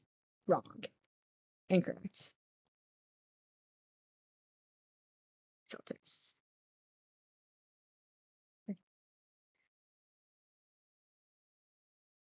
Oh shit. Um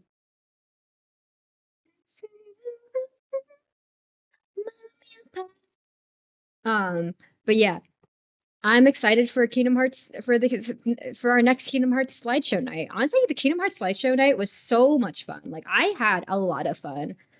And the wild part is I when I was making that slideshow, I forgot a bit. I had to add that slideshow should have been 93 slides long instead of 92, 91. Like I missed two slides. I had to like go back and like post and like do a quick edit. But you know, once that video releases, we have a YouTube. I'm gonna plug this again once you guys are back from the ads. But yeah, I don't know when that video is coming up. I kind of want to make a thumbnail with our with the edgy Riku asset that we have. But I need to like actually get on that, you know? I need to actually get on that. I have questions, but I think you guys are stuck in an ad, so I'm gonna hold off on those questions, and instead I'm just gonna empty brain yap. Okay, I'm. Does it show chat? It does. Show chat. Um.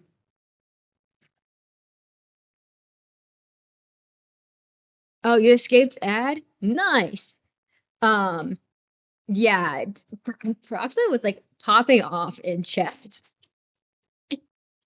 Um.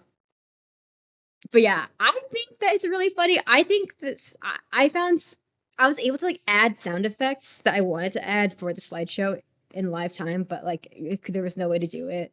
Um, there's no good way to do it. And then we had some audio gags that didn't work live time, so I had to kind of go back and um fix that. But you know what? I I think it's great. That's such an easy way to make a video. It's slideshow night for something I was passionate about. Um, But yeah, I'm really excited to get to specifically dream drop distance. And we have quite a ways to go, you know? We have quite a ways to go. But I'm excited to get that we get there. I'm very excited that we get there. I feel like I would need some kind of degree to teach all of the Kingdom Hearts story to someone. It's like the mobile game. Oh my god. I put the mobile game off for last. I put the mobile game off for last because I'm like, I'm gonna need time. And like hopefully by then we have like more context about the mobile game because hopefully God, the new mobile game will come out by then. Um like I need to like refresh myself on that one. I think that's what I'm gonna need to put the most work on because I can't just like throw it throw it on in the background and call it a day. Like so the way that I've been doing this is that I have been watching the reason to kind of get the same effect as Kingdom Hearts 1, because I was kind of going off Kingdom Hearts 1 a lot by based off memory. Because the Kingdom Hearts 1 story, at least, it's like pretty simple. There's no time travel. People don't have X's in their name. Riku just gets weird and then he becomes not weird, you know? Like that's kind of like the story. But like, you know, once we start talking about the organization and time travel and Xehanort's portal and Goofy dies and the mobile game is actually relevant. It gets complicated like immediately, oh, Dream Drop Distance, the game about waking people. We don't go to Aurora World, like yeah. Cat decided to group Riku and Maleficent, so you kind of see that chaos happening in the corner, and it's to me it's really funny because I know that's happening. You would not pick up on it immediately because obviously that's not like the focus of the video. Um, but if you watch it, like chat, whenever Maleficent pops up, chat starts to pop off. It's so funny. But yeah, I want to try to get that video released for Lunar New Year. It's not really a Lunar New Year video, but I think Kingdom Hearts is a cause for celebration. So, but yeah, I so the way when one of the reasons why Chain of Memory is taking a while is because I watched or I listened to all of the cutscenes. And to kind of get that same effect of the Kingdom Hearts 1 stream, I need to like some time to forget about it a little bit. So I kind of wrote down the main plot points of what happened and something that I want to touch on or something that I thought was really funny. Like Sora throws a fit at some point, like like like a middle schooler, and it's so funny to me. Um, of course we have the but I'm me, he says moments, but like just like little moments like that I wanted to kind of remember. But like I need time to forget about it to be able to have that same kind of like energy that I had last time. Yeah. I think the one I'm gonna dread is Birth by Sleep uh, Birth by Sleep 2.0, a fragmentary passage. Not looking forward to that one. I'm also not looking forward to Recoded because it's kind of boring. But yeah, honestly, I don't know, man. I'm excited. I'm excited. But like, I've been like seeing videos. Oh my God, I forgot about a fragmentary passage. What kind of name is that? I don't know how the fans call it. I think it's funny to use. Okay, that's so funny. Whatever. The thing is, I include in my some like cut scenes, either to explain shit that happens. For example, Kingdom Hearts 1, Sora like absorbing Kyrie basically. Like I just to demonstrate that, right? I also included I think the only like one that we actually played is where so um they're opening the door to darkness and Ansem Seeker of Darkness goes Supreme Darkness. Like why how is that a normal thing to say? Like I'm sorry, my guy. That should not register as a normal thing to say.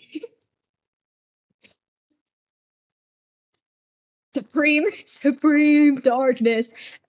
Mm-mm. Tell me that you're not well adjusted without telling me you're not well adjusted. Oh man. Um, I think another iconic one that I will be including in two is did someone say Door to Darkness? And just it's Mickey.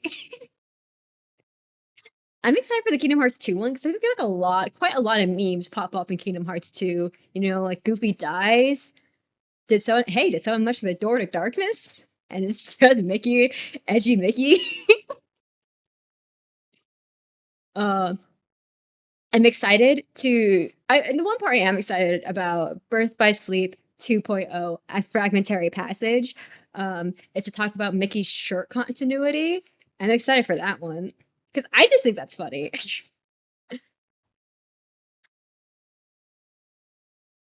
Birth by Sleep. Okay, are we talking about Birth by Sleep, a fragmentary passage, or Birth by Sleep, But yeah, I think Birth by Sleep. We tried playing Birth by Sleep, but like obviously since it was like came from a handheld game, right? I just couldn't handle the fact that it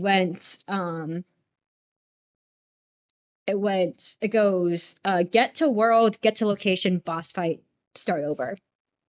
Get to world, get to location, boss fight, start over. I couldn't stand that loop. I didn't like it.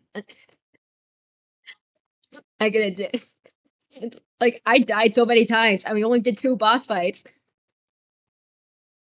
Oh man, but yeah, no, I love that. I love the God.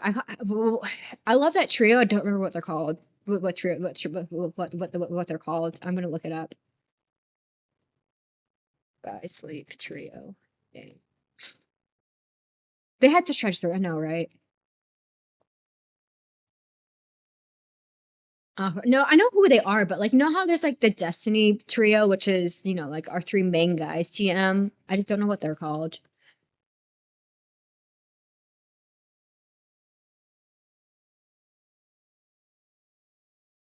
Yeah, I don't know what they're. I never hear people refer to because the people are always oh, like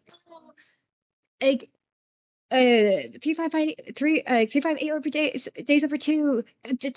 So, and I'm like, I didn't play that game. I'm sorry, I don't have the same attachments. Okay, like, is it? Oh my god! Once you get to 358 days over two, that's also going to be quite the stream. I feel. Um, Explaining who Shion is, that's going to be fun. Getting to recoded and explaining Namine, Riku, Sora, when he turned into a Heartless, produced three nobodies. Or two nobodies, kind of, and also maybe three. Shion is great musical theme. I don't remember the game a lot. Um, I'm not familiar with like the music for like the Shion character for Shion. I think I know Roxas's because I got so stuck in that Roxas fight. Like I never picked it up. Like I've never been able to beat Roxas. It just got stuck and gave up. But I'm sure that if I heard it, like I would be like, oh yeah, that's Shion. But I just don't remember. I don't remember off the top of my head. But yeah, I don't remember. Exo certification is over. Oh yeah, that's another good line. That's another good line. Oh man. God, what's another one that I'm just like, it's so good.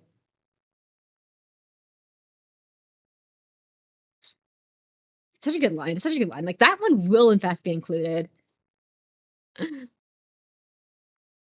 Oh man.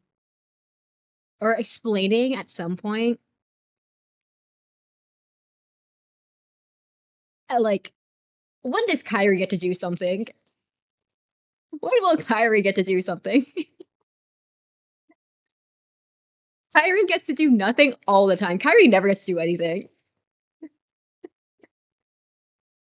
Uh, Kyrie will never get to do anything. I know, right? Like in the slideshow, I think I described the Destiny trio as Sora, the happy-go-lucky one, Riku, the edgy best friend, and Kyrie, the girl. I wish that wasn't her personality, but it is. Uh, but yeah, no. In terms of like, yeah, I like her design. Especially I know a design I love. And it was like in like the trailers, I think, for three, where Kyrie had the little like cherry ears. Oh, that was a cute design. It didn't matter, because Kyrie does nothing. But like, okay, Kyrie does nothing. Kyrie sadly gets to do nothing. God. Or the game where it's about Kyrie, she's canonically asleep the whole time.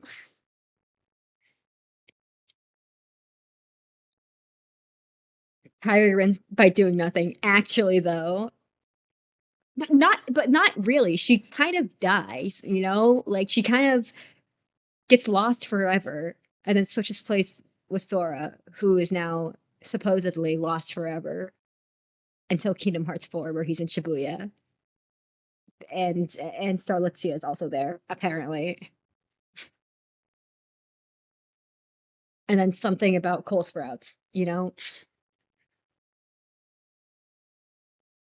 What about Riku? Oh man, like Peroxa. Real question: how familiar are we with Kingdom Hearts? Right? How familiar are we with Kingdom Hearts? Because if you know, then we'll say it. If you're like not super familiar about with Stream Drop Distance, Okay, Dream Drop Distance. I think you're gonna pop off.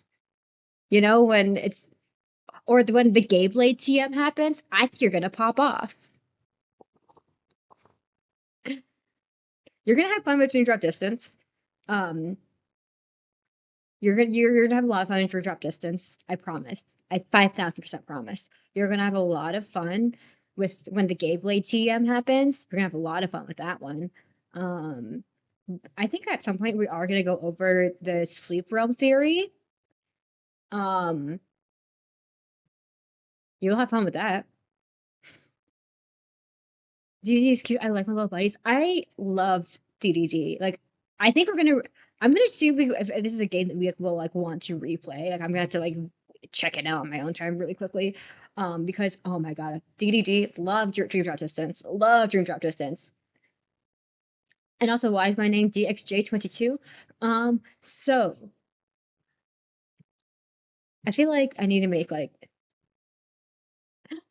uh it says here an expert, so it's usually too much people talk about.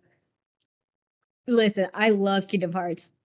People that I come across do not enjoy Kingdom Hearts as much as I do, so I had to like keep it like on wraps. Oh my god, you went to the Kingdom Hearts Orchestra? Bro, I am so jealous. The only kind of one that I've like really gone to was like the Avatar one. And that was super fun, but I would kill to go to a Kingdom Hearts one, bro. Oh man, I would kill. I would kill to go to a Kingdom Hearts one. That sounds like so awesome. That sounds like so much fun. I want another one I would love to go to is a Pokemon one. But I feel like that's a pretty common sentiment. But okay, so why is my name DXJ22? Answer. Hold on. Uh, this is quickly becoming a frequently asked question. Um, so I'm just like making a note for myself. So why am I explaining now? So I am DXJ22 because those are the initials for my Chinese name. So the D is the surname, and the XJ is the given name. So the XJ stands for Xiaojia, which is why if you look at my about me, I say I'm DX. I go by DX or Xiaojia. However, people just tend to type in DX because that's easier, and they look at the X and then go and those words exactly. By the way, no, but yeah. It's also why in some of my stuff I will have both the DXJ22 and the Xiaojia. Oh man, oh man.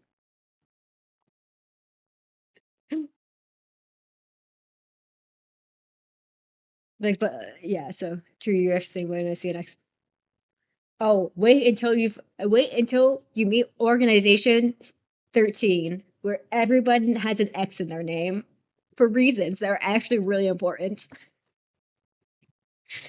Really important, but it sounds like a 5-year-old made it up, Like it's like I feel like Kingdom Hearts is basically like a 5-year-old. It's like playing a game with like elementary school kids, but then like they keep changing the rules. I think that's like a perfect way to describe Kingdom Hearts at a certain point. Tell me I'm wrong. For those who know, tell me I'm wrong. Oh man. Anyways, I feel like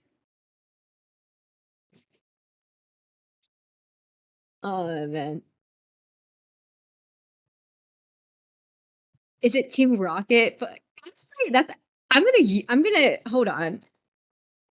Pause. That's actually a great way to describe Organization 13. I'm gonna hold on, open up my doc for hidden memory. And I'm going to credit Froxa for it because that is a brilliant way to explain it. That's like a great way to explain it. In the same way that like describing Harry Potter is describing the way that Keyblades work in the sense that they choose their masters like Harry Potter wands was a really great analogy. I think that works. Let me find it. I'm in the wrong Google account. Kingdom Hearts Chain of Memories script.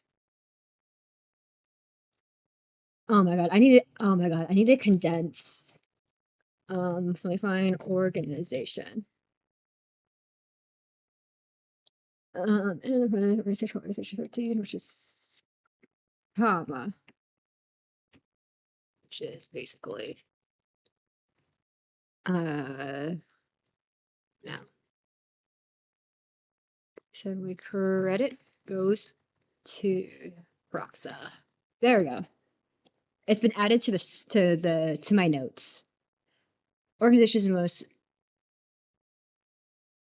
is hard because most of the time they show up, they don't take their hoods off, and you just kind of have to remember their voice. Yeah, that's kind of that is like when I was like rewatching Chain of Memory cutscenes, it was like trying to remember which members are at play before they reveal themselves. Also, Mito, how are we feeling about like have you heard that like the theory about the Master of Masters and what the Masters of Masters name actual name is? Because I think it's a brilliant theory, and I am willing to believe it until proven otherwise. Slash, also, have you read the sleep theory? Pop, pop off if you wish to pop off. So you know when he goes, "My name is," then like audio cuts out, and there's like a lens flare. You know that's his name. You know. The thing is, that is something I 5,000 believe Minoru would do. Like, I believe it. I believe it. The X's in people's names are important. You know? Like, that's all the proof that I need.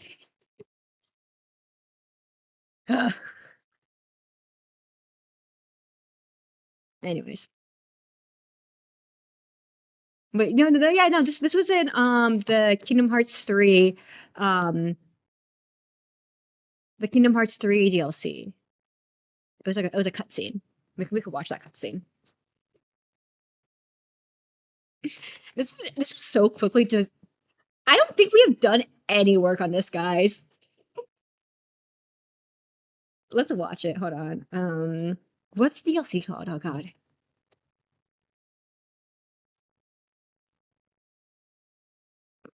Yeah, our by showed E1. Remind. God, that's what it's called. Let me see if I can find it. I was watching Crazy Dead's stream last night, and she was like, "I'm gonna do the doodles," and then she like I think like drew like two lines and was mostly yapping, and I you know I'm here for it. Like same girl, same. Yeah, I love hanging out in her streams.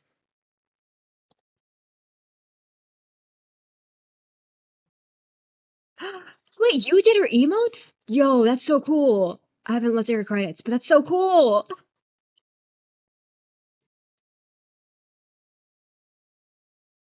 Only new ones? Maybe she hasn't released those.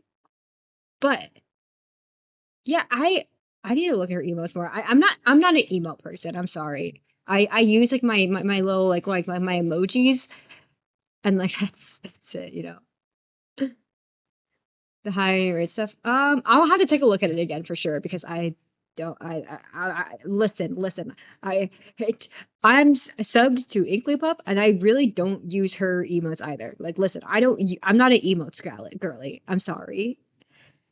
Um, like after all the emotes for the emo girlies, I, however, I'm not one of them. You know. Um, Hold on. I'm cycling through the Master of Masters talking to young Xehanort. Oh, also once we get to old Xehanort, Terranort, Xehanort's nobody, Xehanort's heartless, young Xehanort, and old Xehanort, that's gonna be a fun distinction.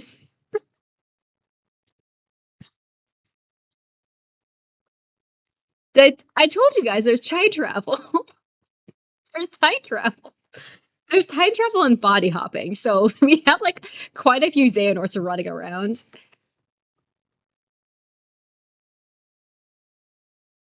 Okay, okay, here's the scene. Here's the scene that I was talking about.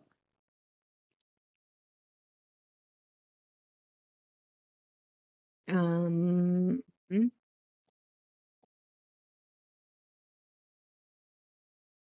Never fast, yeah, we're free. Oh, hello? Hello? Oh, it's because this is ahead of everything. Pog. No. Internet.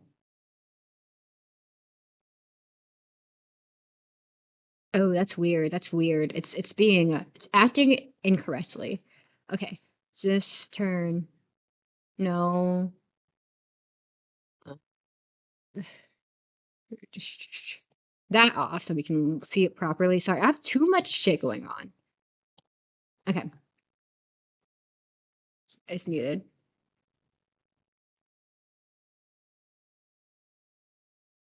And then this is that silence. Pog. Never mind. This is I this is guess this is what we're there's talking no about. harm. My name is... Oh, it's literally that, right? Like the theory is that this is his name, you know, like he did tell us. He did in fact tell us his name, even though it seems like he didn't. That's so stupid. I'm sorry. Like, huh?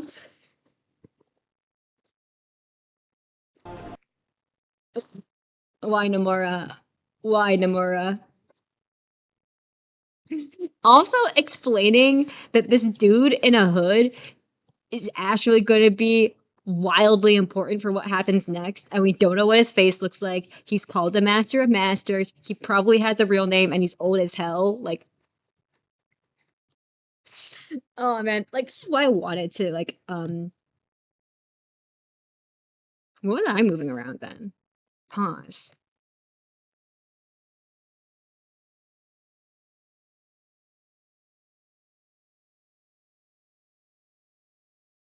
All right. Yeah, he's old as hell. And then also I'm so excited to talk about time travel. Um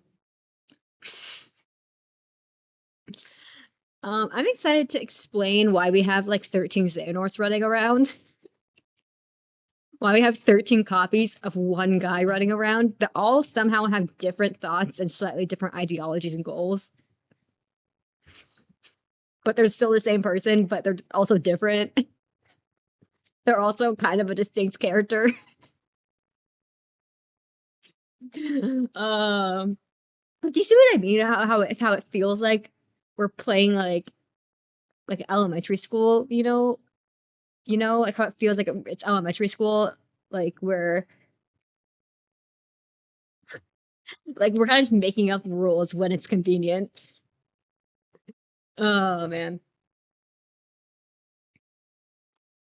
But oh my god. Okay, so going back to Birth by Sleep 2.0, a fragmentary passage, bro.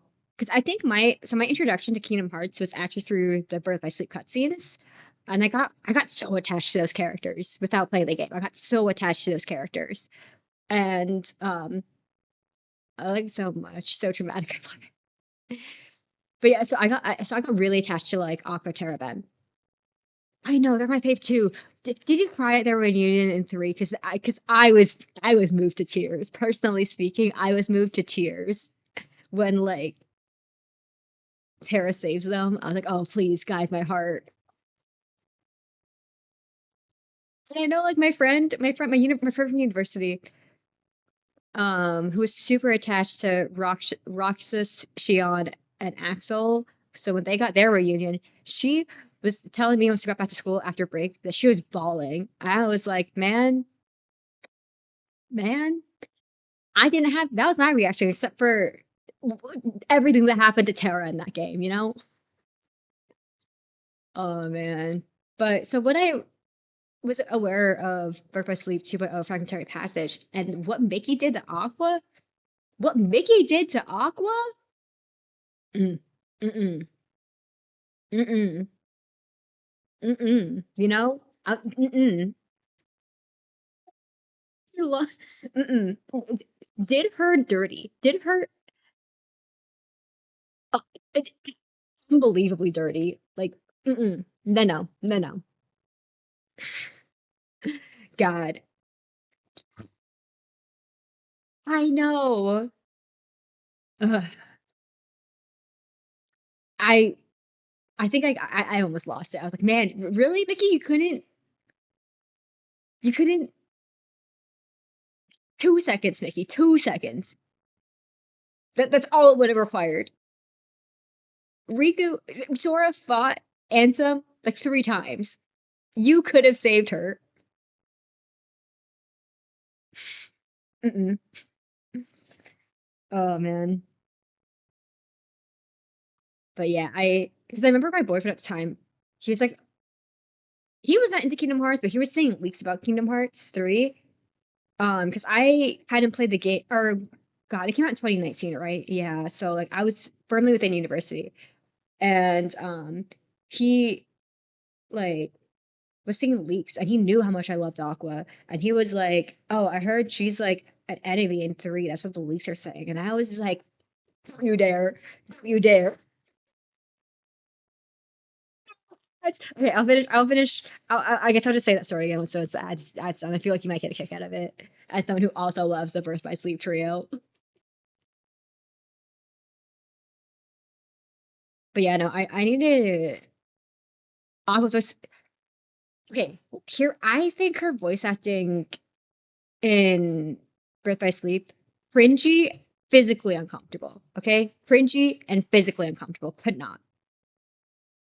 I think her voice acting, from what I remember of Fragmentary Passage, was a little bit less cringy. Her and I thought she was fine in 3. She was fine in 3. No complaints. I think it was just Birth by Sleep. I was just like, mm-mm, mm-mm. Then no. What else do I normally do for this? Like that's my question. I don't remember how I do my own character's face. Oh, that's most certainly not the color that I use. I could tell you that much for sure. And her design, I really want to draw her. Bro, I would love to be able to draw her. However, okay, I will have to draw her. I am afraid to draw her. I'm afraid because of the armor thing on the side, on her like little armor thing on the side. I'm afraid to draw out that trio.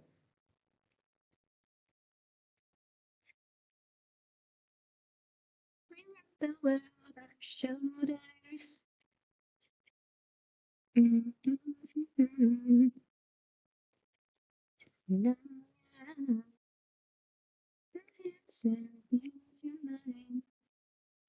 It's the way that you could ride. Oh, oh, oh.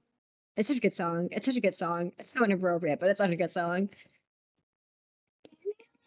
I'll be flying right. Wednesday, Thursday, Friday, Saturday, Sunday week. It's so good. Anyways, okay. I kind of like. Well, I'm looking at it more, and I do enjoy the the little eye shine on the eye. I enjoy that. I think I enjoy that. I will try to incorporate that more next when I do this. Leave you with that afterglow.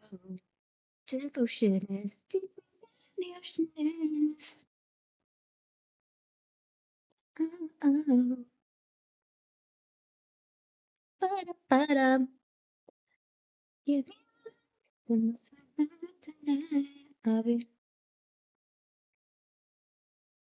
I know like BTS army stands have been like counting down the days until like they're all done with their military service. And I've been seeing some like pictures of the members. Some of them have gotten like Taehyung gotten so buff.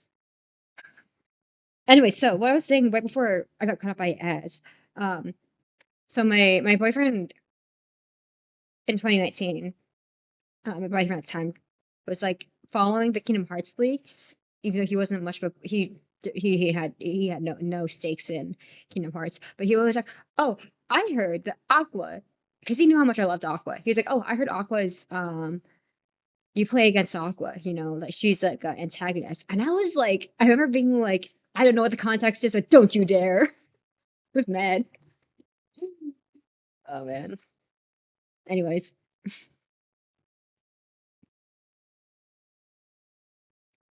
Thursday, Friday, Saturday, Sunday.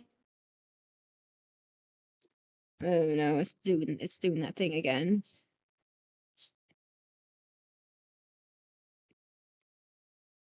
But yeah, I remember being like mad. And the thing is, by the time that I ended up actually playing Kingdom Hearts, I forgot. I totally forgot that Aqua at some point I was supposed to be fighting against Aqua.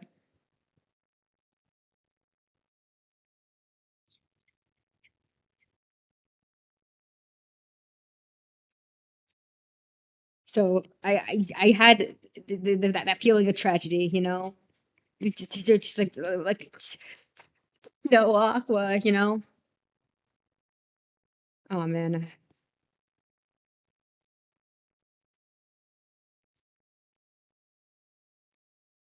oh man, Kingdom Hearts is so good.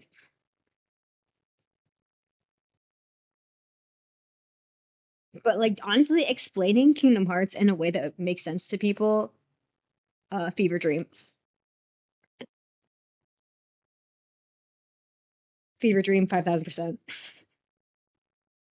Like I think just like explaining time travel is going to be a little bit rough in a way that's simple. Like I'm gonna have to find like another analogy that like makes sense. Like we're gonna have to like um my university roommate. I was testing some slides on her. I was like, hey, you know, does this theoretically make sense to you who knows nothing about Kingdom Hearts? It worked. It worked. She did say that it made sense. Like I think like explaining the part in Kingdom Hearts 1 from when when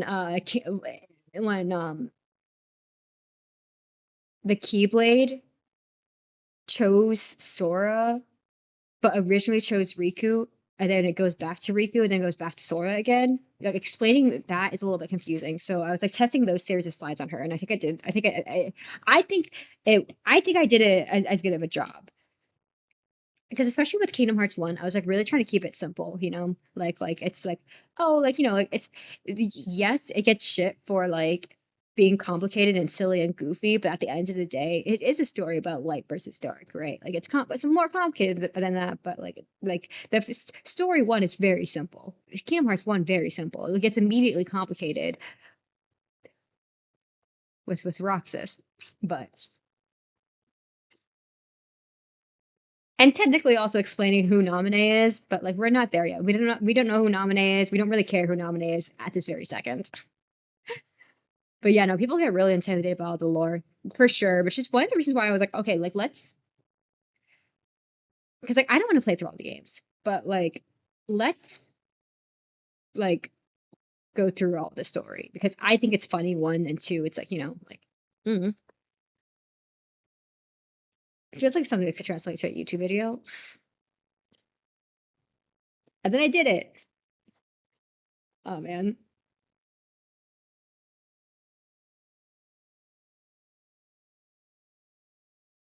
But yeah, I'm happy with it. I think it was a really fun time.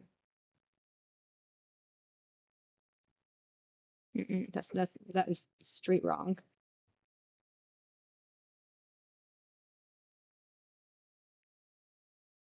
Okay, that is what I want.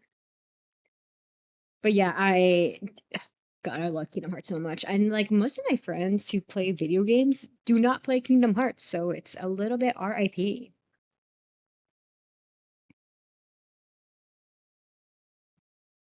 And I'm like not like super what Kingdom Hearts 4 even gonna be about? I don't it's gonna be like Kingdom Hearts 4 is going to be probably just like reverse Kingdom Hearts 1, right? Where it's not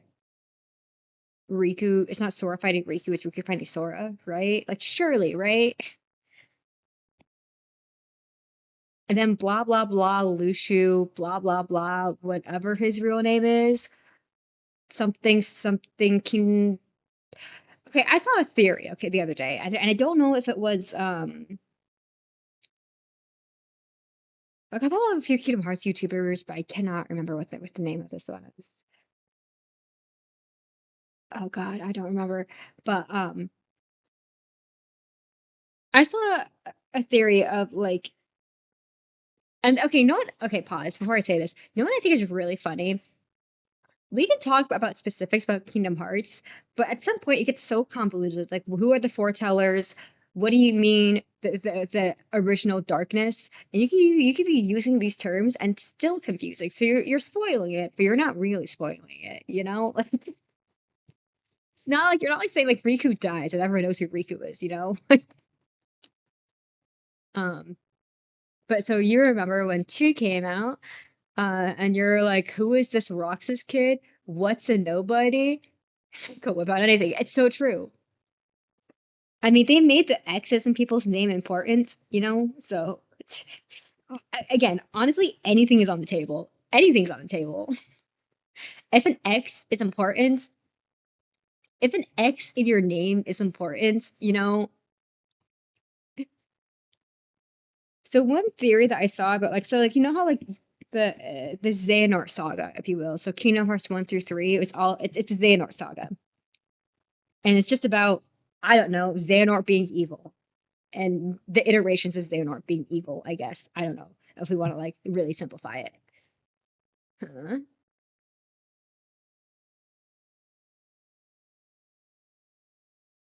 Okay, sorry, I was looking off. Anyways, so Xehanort Saga is about Xehanort and iterations and versions of Xehanort being evil. Um, and then they all band together as multiple Xehanorts, but also at the same time as one Xehanort, as one group of Xehanort, um, to be evil together, you know? Um, but so the next arc is clearly that's going to have something to do with the foretellers, something to do with probably like something mobile game more, right? And so the theory that I saw was that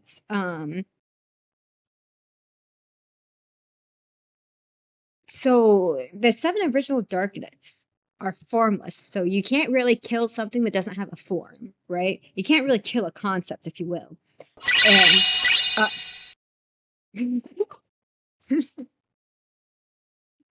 that's the first time that redeem has been used. And the thing is, I'm gonna have fun with this. That redeem is that as I go through and draw more of the keyblades, those will be added in the throw. So right now, these are only like the keyblades that are like in Kingdom Hearts 1, plus Riku's keyblade that I thought he ended up using once he lost Kingdom Keeper, but was wrong. How to go back and look that up. So it's a fun little Easter egg, you know, if you follow along.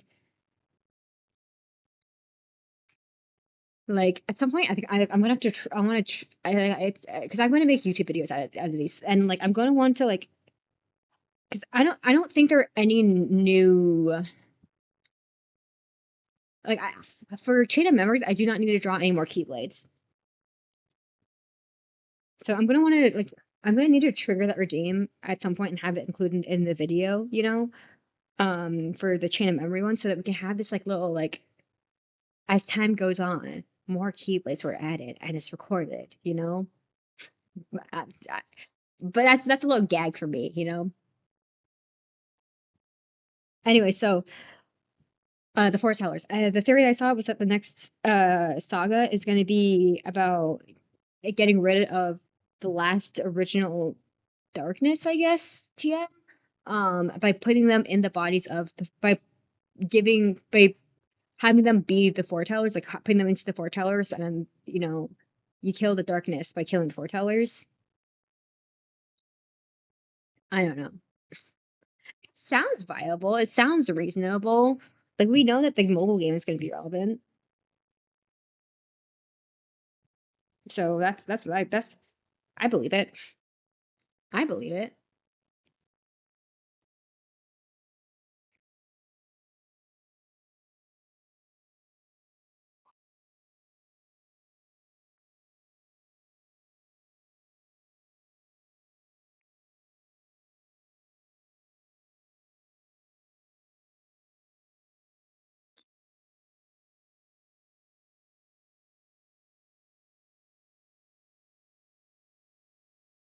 But yeah, so I'm giving my voice a chance to pause and take a rest for a second. Did you like Riku's car? Riku's car key? I'm sorry, but why does his keyblade look like that? Why does his keyblade look like that? Why does it look like that? I listen. I My favorite keyblade aesthetically is Oathkeeper.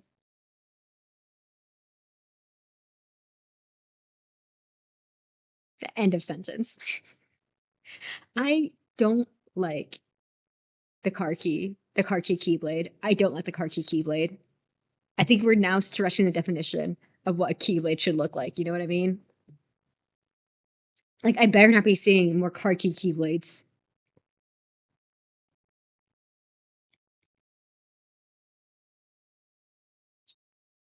Like, I want to see a grand total key pop blades. No, no, no. If that occurs, if you just spoke that into existence, and now like, the next keyblade we see in four is a key fob keyblade, or in whatever the new mobile game's going to be. If it's key fob keyblade, you know,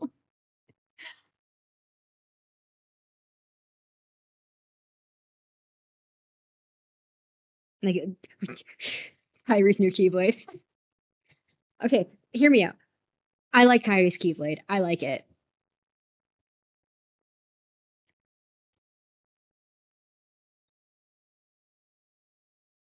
I think it's a cute little keyblade. I like it. I know. She almost used it, and then she got snatched.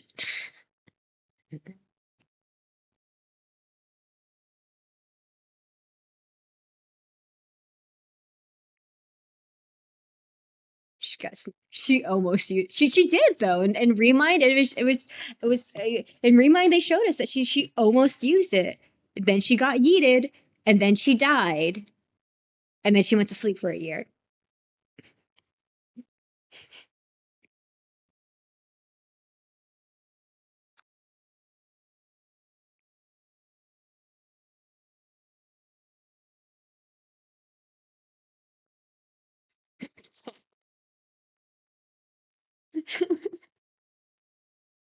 Same, same.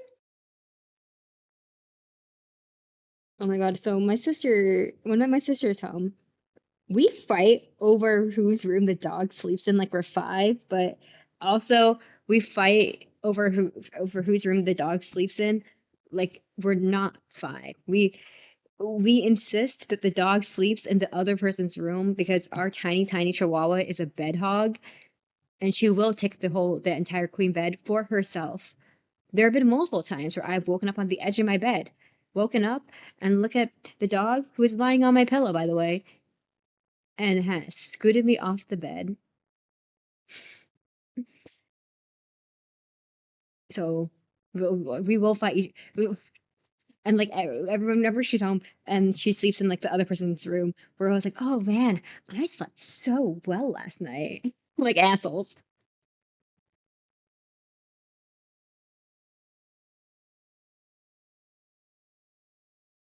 Oh god, it's the English version. I put the English version on here.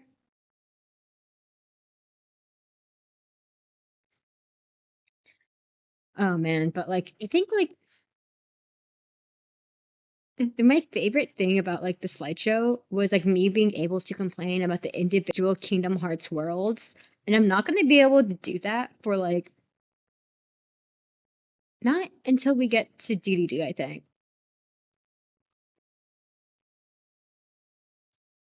because I didn't really play through. Ooh.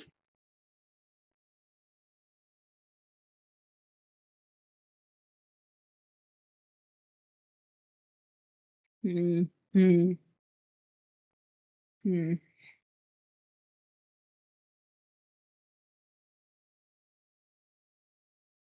Okay, then we're gonna have to come back to that then, and hope that we don't exceed the layer limits, and that we're gonna have to start merging, and hope to God that we did it correctly the first time. You know.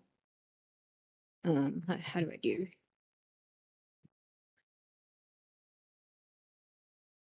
Um, it'll never happen, but I would die if they did Final Fantasy Worlds. Uh, the Disney movies aren't coming out fast enough. Final Fantasy's right there. Yeah, okay. I'm not a Final Fantasy fan. But I do understand that sentiment. However, I also agree that they're probably never going to jump for it. Like the Final Fantasy characters have always existed within the Kingdom Hearts original worlds. You know, like I just don't think they're going to change that up. You know.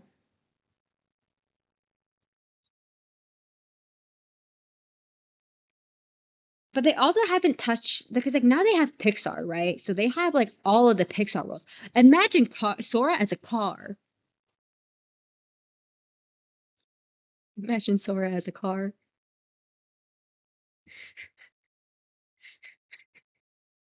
Imagine Donald as a car. We go vroom vroom with Lightning McQueen.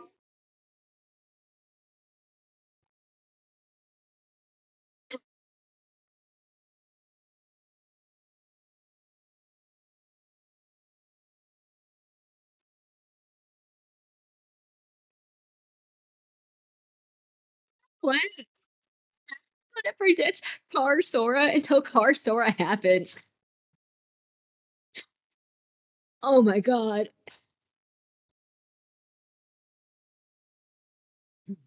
Are you telling me that Car Sora wouldn't be epic though? Car Sora wields Keyblade somehow. Car Donald still immediately dies and refuses to help heal the team. Car Donald in car form. Scooter Donald and Scooter. No, no, no. He would probably be like a forklift, wouldn't he?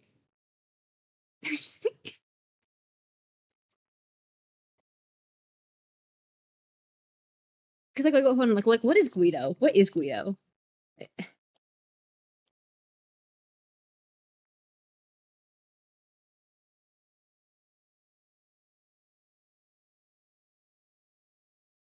He's like one of those like those like pit. Hold on. Okay, so it is a so I guess it is a forklift, right? I think personally, Donald would probably be like a forklift like Guido.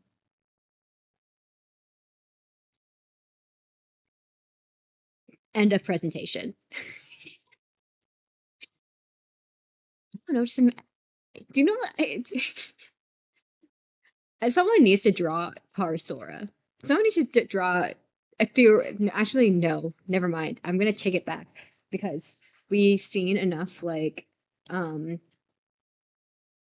enough um, like Pokemon won't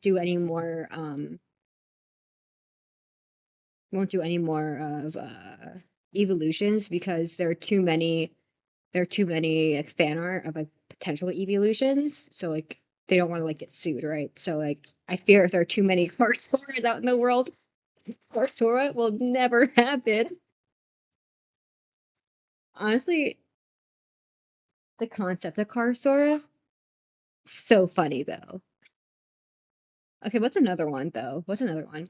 They could use like the Tinkerbell franchise that they could use. Um, because like Disney has so many rights to so many things, you know. Yeah, we could do Bambi. What's another one? See, okay, we already have lion Sora, therefore forest animal Sora is not a huge stretch. Like we would get like I feel like we would get like Rabbit Donald and I don't know, something goofy.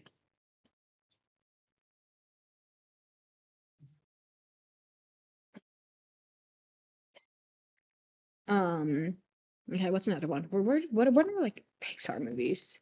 I'm honestly we have like all of the Pixar.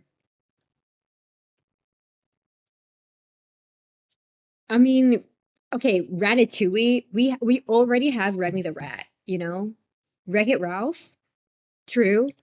Um, I feel like Elemental, Onward, Inside Out 2. I think we're absolutely going to be getting an Encanto world. Finding Nemo, you know? Mm, I feel like Incredibles is just waiting, you know? We're probably going to be getting like a Moana world also. Don't think that we would get an Inside Out world though. Well, if we did get an Inside Out world, I just don't think we would get one. Wally, I feel Wally. We don't have a Wally. Like I think Wally, we like I could see Wally happening. What's another one? What's another one? You want more unhinged worlds? There's a scorpion when when Jack is actually just like five crabs in a trench coat.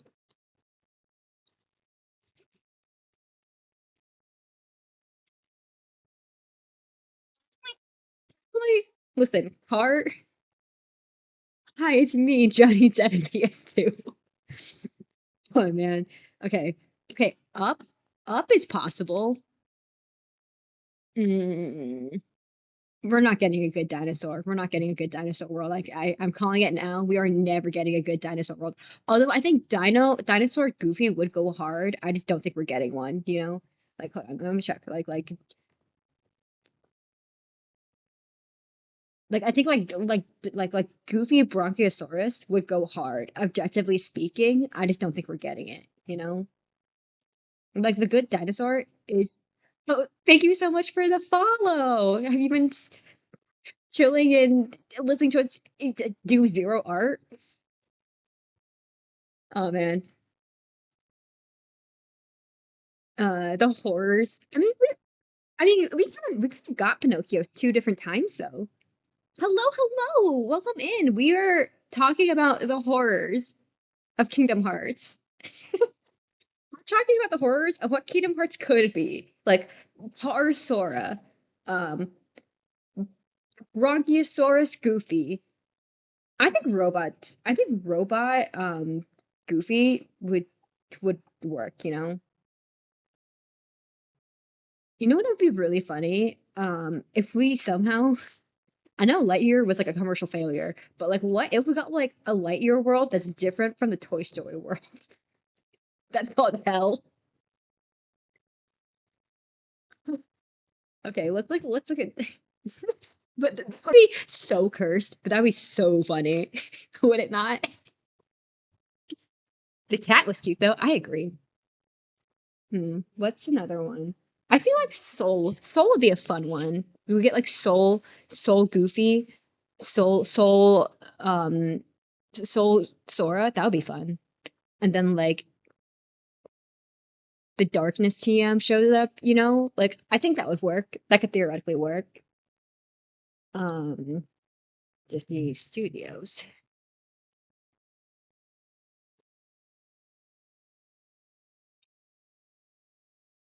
Okay, so listen, we already get like the Three Musketeers, right?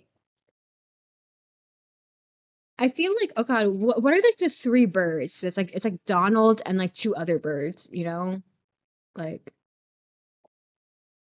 God, I don't know. But I think that would be a cool world because we already have that's more like Disney, like OG Disney. Or like a DuckTales world, that'd be cool. Astro 101 Dalmatian World. Honestly, they should do it because theoretically all the worlds have been healed, right? Right? Theoretically, right? But yeah, no, that would be good. It's like nice because like it would be like a callback to like one, you know? Like the reason why they were in Traverse Town is because their world's gone. Like the puppies are back, you know? Like let them go back. Let's look at what are other.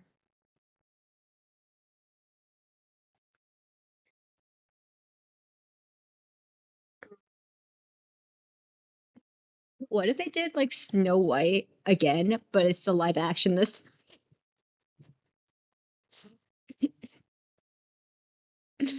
Oh man. Or it's like what was the most more it's the Lion King again, but it's the live action. No, it's Mufasa. It's like a one step worse.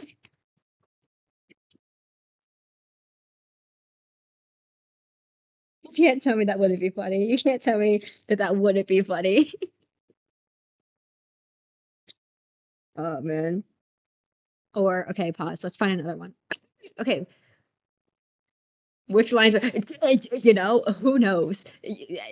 Kingdom Hearts 4, but it's a challenge. You can't have the captions turned on. You just have to listen and try to figure out who's who.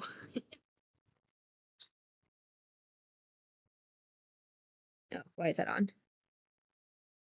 Or okay, we get Dumbo as a summon. A link. I'm gonna drink water real fast.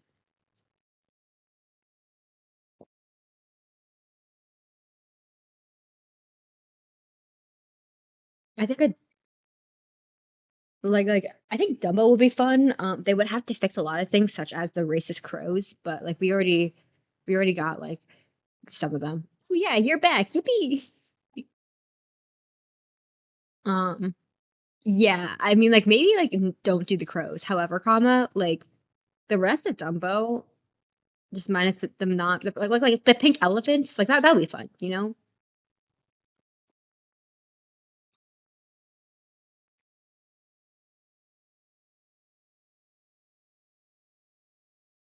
Sad mom elephant song. Yeah. Or Lady and the Tramp, you know, we already again, I said it once, we already have Lion Sora. What do they look like in this Sora?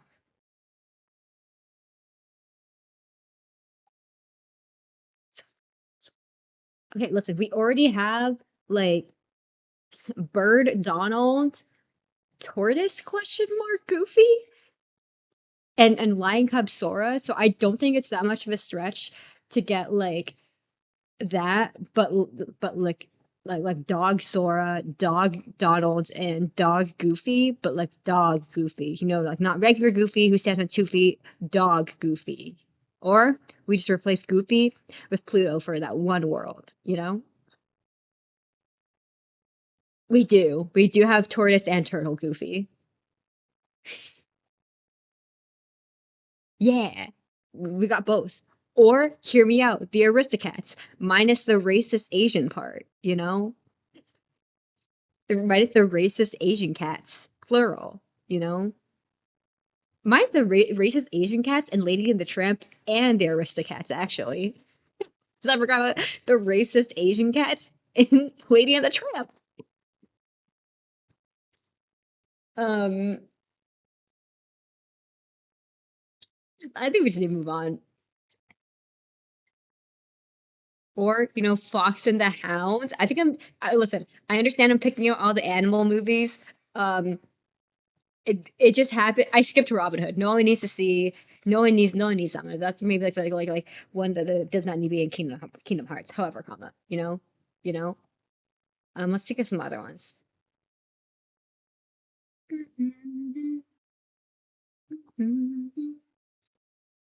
I we didn't need a Hunchback and Notre Dame world, and I'm going to maintain that we also don't need a Pocahontas world. That movie is that's a pass. Emperor's New Groove. I don't think I would go for it, but that would be a fun world. I think a better Lilo and Stitch world would be fun. Like bring back Lilo and Stitch, but we're not in space this time. We're like in Hawaii. That would be fun. Brother Bear again. We get Moose Donald. We had to get Canadian Moose Donald or Canadian Moose Goofy. We get Bear Sora. Not a big leap from Bear from Lion Sora. And then some other animal for for Donald. Um, we can maybe pass on Home of the Range and Chicken Little, although I think Chicken Little would be funny. Like Chicken Little, we're pulling from that like Tarzan. I feel like Chicken Little and Tarzan in terms of Kingdom Hearts would have the exact same energy. Prove me wrong.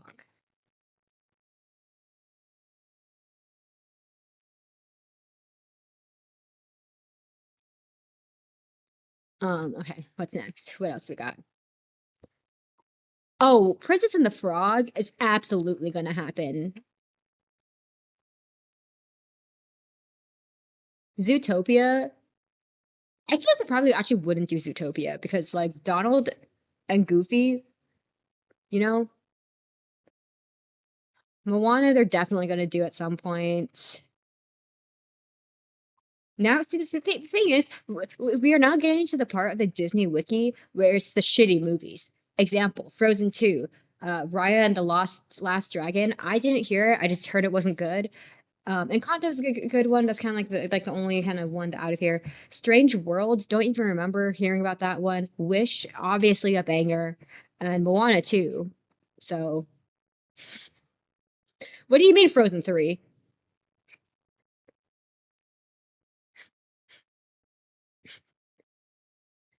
What do you mean Frozen 3? What do you mean Frozen 3 is in production? Like, I'm never gonna object to more Idina Menzel, but like Moana, Frozen 2 was already riddled with such production issues, you know? True. True, true. I think we can get a DuckTales world. We got the Three Musketeers. I think we can get DuckTales. Mm.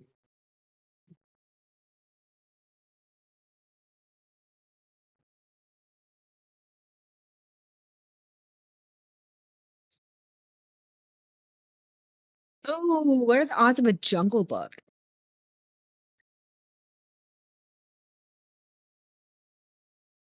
Mm, who would be a good summon? Blue from the Jungle Book. But I feel like it's just obscure enough that like we wouldn't need a world of the Jungle Book. The two moose, or maybe the two moose also from Brother Bear, both of them, they just tell bad. I don't know what their shtick is. Are they just like Canadian comedians? Is that what their shtick is? That's how they do a little stand-up comedian routine, and it stuns the enemy, and then they all take damage. The power of words. Oh my God, I'm sorry. I had to. Okay, what's another one? Get boosted. Mm, would I wish had a star. I feel like a star could theoretically be a summon. It's like harmless enough, you know? It's not a direct reference to the disgrace of the movie because like I when I play Kingdom Hearts, I do not use summons, you know?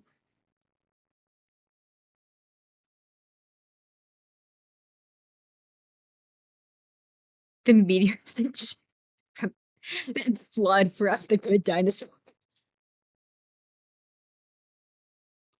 Um Chicken Little from Chicken Little. The brooms from Fantasia. I think unironically the brooms from Fantasia would actually go hard as a summon. But hey, why are you doing under the desk? You. Hi. What you doing?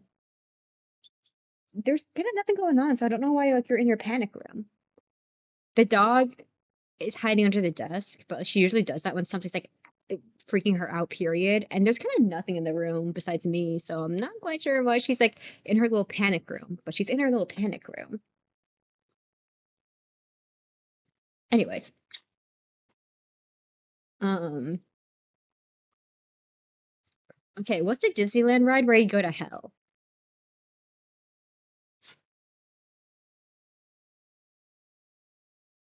Because um unrelated, I think something related to that would be funny.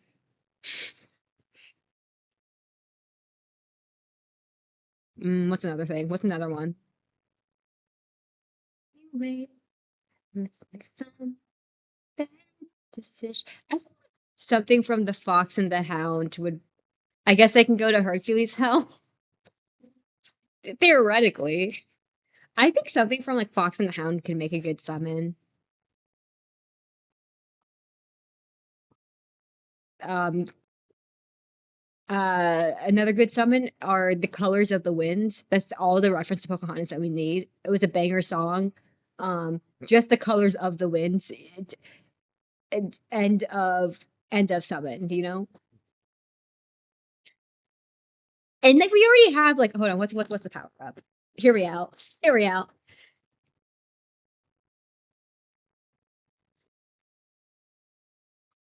We already have like the arrow spell, right? Like because like remember how like Simba and three that summon that link is it's fire based. Listen, we already have arrow, right? Colors of the Wind, hear me out.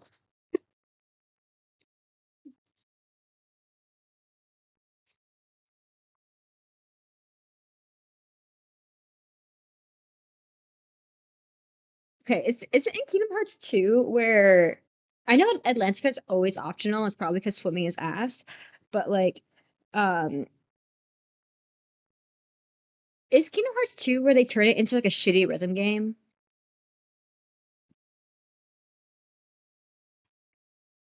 I think it's 2. Yeah.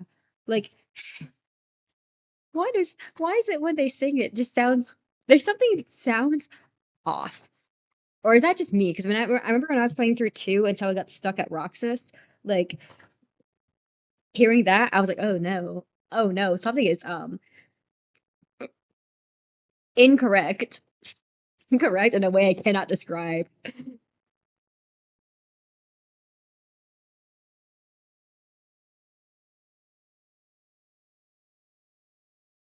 No. And the lyrics were okay, I don't remember the lyrics. I just remember like any the music of it all just being wrong, one would politely say. One would respectfully and politely say, you know?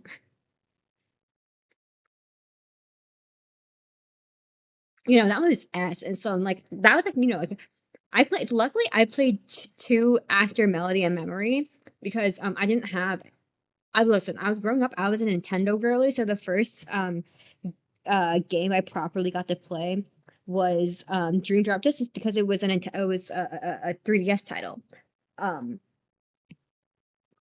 so oh yeah, that one will be included in the Kingdom Hearts in the Kingdom Hearts 2 slideshow. I don't know how much of it I'll be able to play though because I feel like if that like that would probably, you know. But I feel like um God, what's it? Yeah, so I played I was able to go back and play one and the rest of the titles once, Kingdom Hearts released on like PC and now Switch and like just like platforms that aren't outdated platforms and also different from each other all the time. Um, but I think of my experience of a Kingdom Hearts rhythm game is Atlantica and Kingdom Hearts 2. Um, I would have been even less excited for Melody and Memory than I already was. And like I had to desperately go back and refresh. Like, what the hell even was what even happened in Melody and Memory besides the fact that Kyrie was asleep for like a year?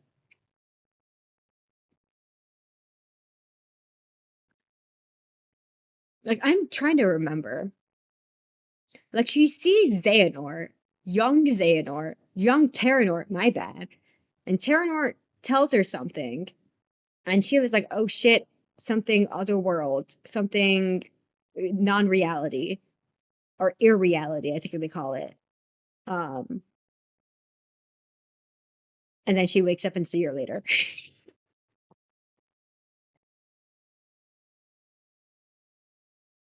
Man, imagine trying to explain unreality to somebody.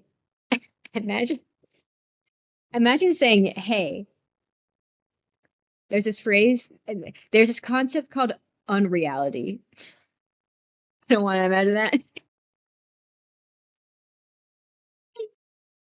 Oh man, I think we need to normalize. I think as Kingdom Hearts fan, we need to normalize explaining the more wild concepts of Kingdom Hearts, such as the Recusant Sigil, such as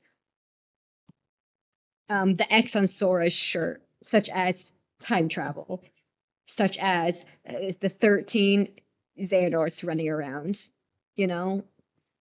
Because it's so unhinged. I think we need to explain it in a way that makes sense, but also gives as little of context as possible. I think that's the funniest way to explain it.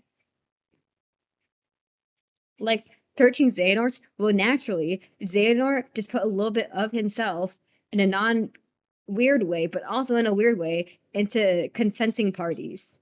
And then one of them's a spy, also.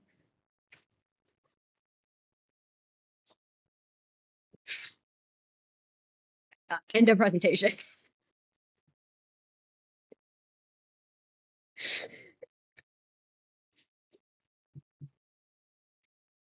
Let us sit in silence enough for that one. Oh no. One would dare say that Kingdom Hearts wasn't just simple, it was simple and clean. That's so good. Oh man. Honestly,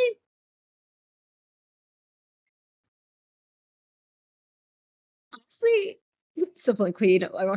I try to make a simple and clean joke whenever I can.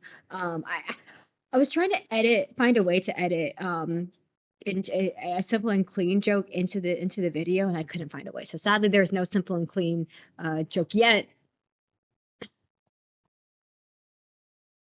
Okay, but the question is, when did it start to go off of the rails? That's the real question. Because I think the idea, if your heart turns into a nobody, then like what happens to the body, right? If your soul turns into a heartless, what happens to the body? I think that's like a fair jump to ask to say, okay, like when your heart becomes a nobody, then your body becomes, or sorry, when your heart becomes a heartless, then your body then something happens to your body also, right? I think that's within the scope of reasonable. Um, when does it start falling off the rails? Real question. When do we say that is the point where Kingdom Hearts started to jump the shark and then never stopped jumping the shark?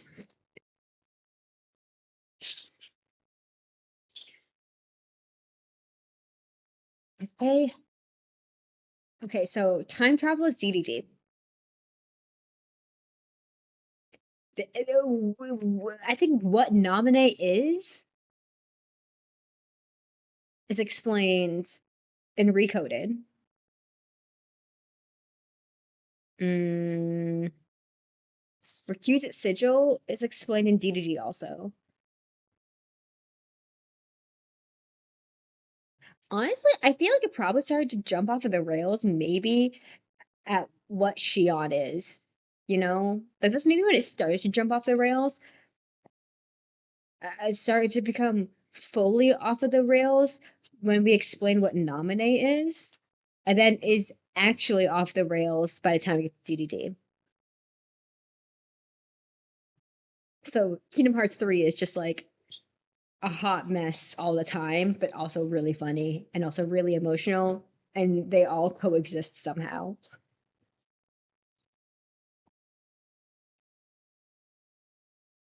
I think that's a reasonable conclusion.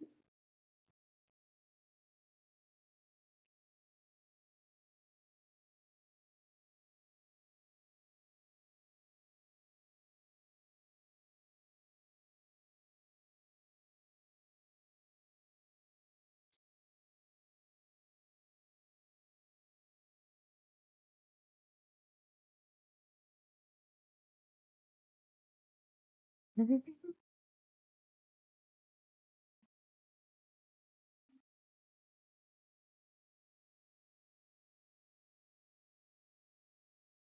don't know, man.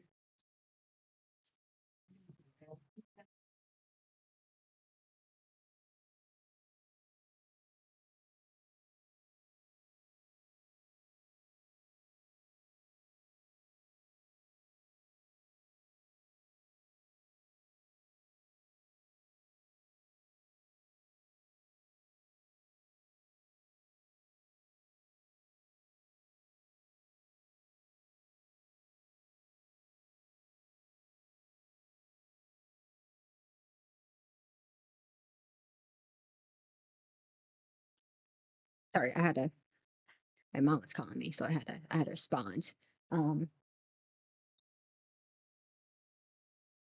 yeah, I think that's it, man. Um, Question: who do we think is going to become a Keyblade wielder next? Because um, I don't know. Do we have any characters who aren't Keyblade wielders? The real question is, are we going to be seeing like? I mean, Axel.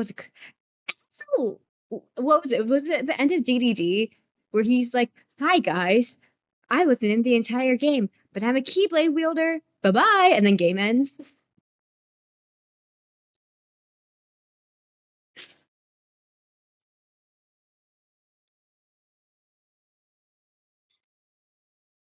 I guess we don't have enough like original characters to like start making that prediction. You know what? No, I'm. It was really like I really it's just I guess it was just like what 358 days over two. Like people a lot of people who played that game got a big attachment to that trio. I was not part of that demographic. And like, hold on, how much did they go for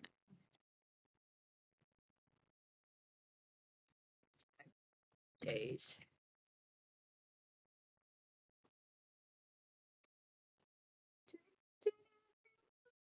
Um, oh my God, they're so expensive. Okay, this can't be true. So there's supposedly a 358 days over two cartridges for DS, right? For $20 at Walmart. Review is 5 stars. Quote, good storyline. I think that's funny. I think that's so funny for no reason. That has no reason to be that funny, I feel.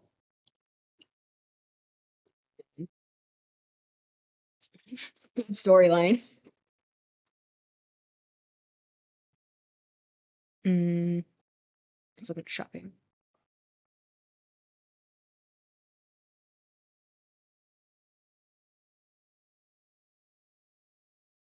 Bruh, this not this person on Amazon trying to sell 358 days over two. Um, for a discounted price. This is discounted of 59.16. Originally, supposedly, I can't tell if that's at 84 or 64. Oh no. Uh, originally, originally $167. So they marked it down because nobody wanted to buy like a reused game for more than $150.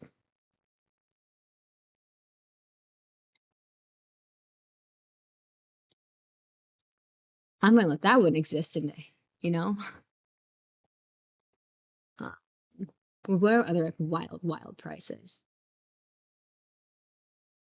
Because you could theoretically get this game for decently cheap,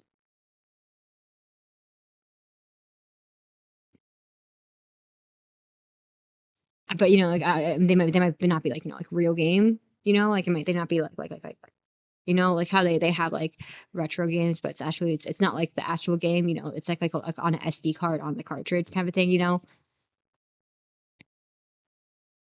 So I'm willing to believe some of these are that, but like theoretically paying more than $150 for some old DS game. Like, and I feel like, I think if this were like the original like Mario Kart DS, I feel like that one's like in pretty high demand. Pokemon Platinum's in pretty high demand. I feel like if it's those, like those, you kind of see those for, like those like higher prices for those games. I'll be so for real. I love Kingdom Hearts. I don't think 358 days over two cuts it, I don't think 358 days over two makes it to the super pricey. Like, hold on, let's see how expensive a version of Pokemon Platinum would be.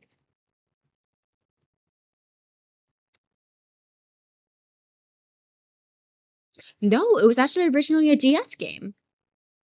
It was originally a DS game. Huh? It was originally a DS game. And then they later came out with the movie and re-releases. But like, wild. Wait, yes. Sorry, I wasn't reading your message properly. I read the message and then it didn't like compute in my brain. Yes, you're correct. My bad. My bad. My bad. Okay, so Walmart 25% off, $16 can't be true. Next one is this one on Amazon. You know what? I can just next one on Amazon. Sorry, eBay. $1,500. Pokemon Platinum. If I had $1,500, I love Pokemon. It would not be going to that version of Pokemon Platinum. I'm sorry, my guy. If I had $1,500 just to spend on a whim like that,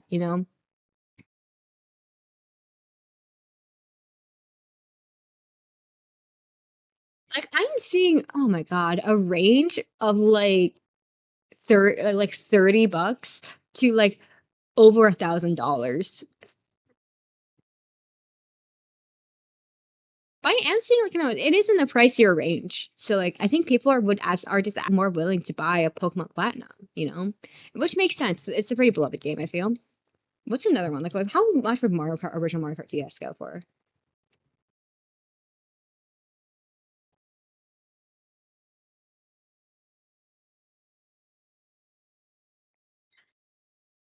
Actually, not bad.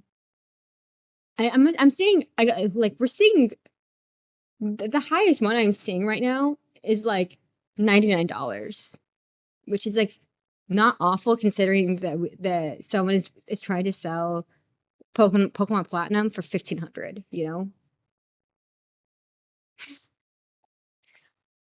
Huh. I thought Mario Kart DS would be in higher demand. I was wrong. I was wrong, wrong, wrong. And let's look on Amazon specifically. So we have like a more specific kind of like set because like I feel like people who are selling stuff on eBay, it's like a different demographic. I feel we're just narrowing it down to get a better idea. Pokemon Platinum. Okay, so and on we are seeing this like higher price generally speaking on on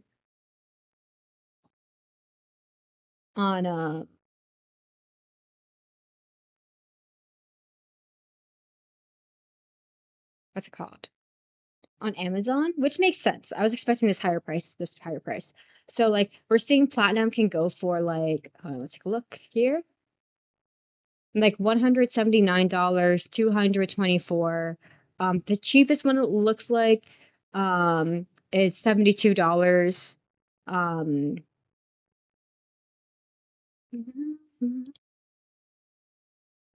let's take a look see. Like so like there's it's so pricey, but we're not talking about like $1,500 pricey, Or let's do this one. Yeah, that's 100. That's like 170. This one has no price. Pog. Like you get like decent money, and we kind of knew this, right? But like that's wild. That's actually so wild. Question. Um, or like I think one of the pricier ones I saw was actually diamond was a pearl version, which was like 200 something dollars. And again, we're just looking on Amazon right now because it could be like worse, you know. Because I feel like people on eBay just like go for as high as possible, you know. Different demographic again. Things to make ancient games. I recently uncovered like two versions, two Mario Karts and the Mario Kart DS in our house. So that was fun. I think my original box, Silent Hill 2 is still so well, but yeah, it's so true. Like we have like Mario Kart DS with the case. We have Mario Kart, New Super Mario Bros. Also with the case, and I feel like those would sell well eventually, right? But like, I don't know, how much is Mario Kart DS? Real question.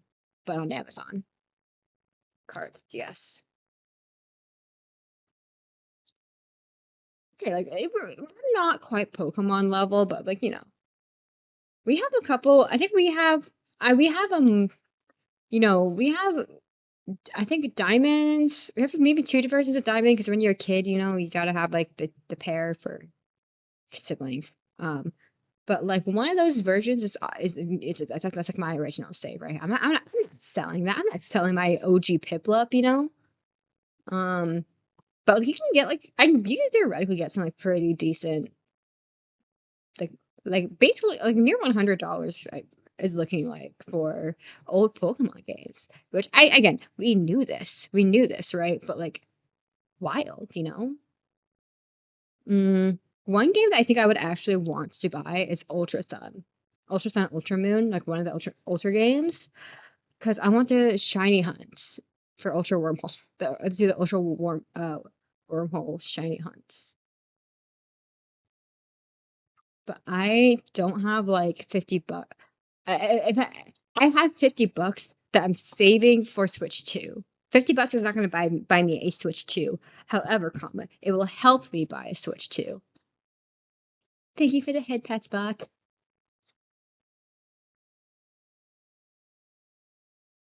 But yeah, no, this is wild. I enjoy how we said, oh, it's an art stream, and we have done mostly talking and very, very little art. But it's okay. As long as you guys enjoy it, then I enjoy it. Maybe if you go salesperson, you can get it for 50. Honestly, maybe. Oh man. Or one thing that I want to do, because I heard this is like not that hard to do, is I want like chat Larry. Sorry, chat Marla. No, I'm not. Listen, I'm aware that in the communities that am in quite often, so for example, like I'm a pretty I chat a lot in Inkly stream, but like I don't chat a whole bunch in Apple streams, so I try to, you know, because I feel like as a streamer it's always encouraging to see like, you know, like the chats pop up, right?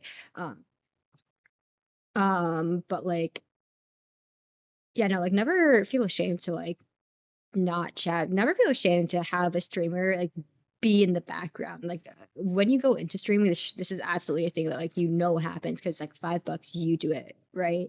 Like I think it's very like a self-centered mindset to have of like the of going live with the expectation of like people always give you 100% attention because that's simply in today's world like not really how the internet works, especially when you're playing like silly game or doing like silly art, like right, people are here to kind of listen to you. I feel like people are here to less to watch you. And of course we have the opposite, people who are watching but can't listen, right? But I feel like it's just a little bit less common. Like I think it's very common, put up a stream in the background, call it a day, thumbs up, you know. I do that a lot. I do that quite a lot. I do that in a lot of um and honestly, most of the streams that I watch, like except for like quite like a few, I feel. So yeah, I'm always listen. I'm always I'm glad that I'm like starting to get out of like the dead chat phase of streaming. And I'm glad to have that everybody's support, whether you're just lurking, just found me like today, whatever. Like I'm grateful to having everyone here, but like I'm also totally okay with just like yapping into the empty space. Like, um, I used to do podcasts. This is both in university and then like before I started streaming, I was doing a Chinese dance podcast. I just hated editing, and streaming kind of like takes away that part that I hate about kind of pre-produced stuff. Um, yeah, you will have to dig for it. I'm not going to promote it here, my guy.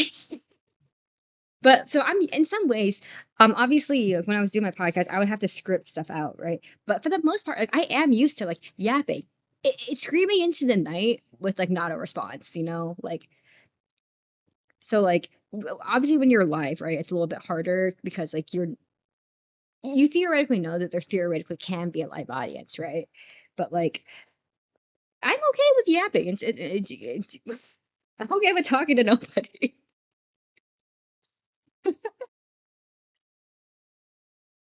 Sadly, I do find myself entertaining.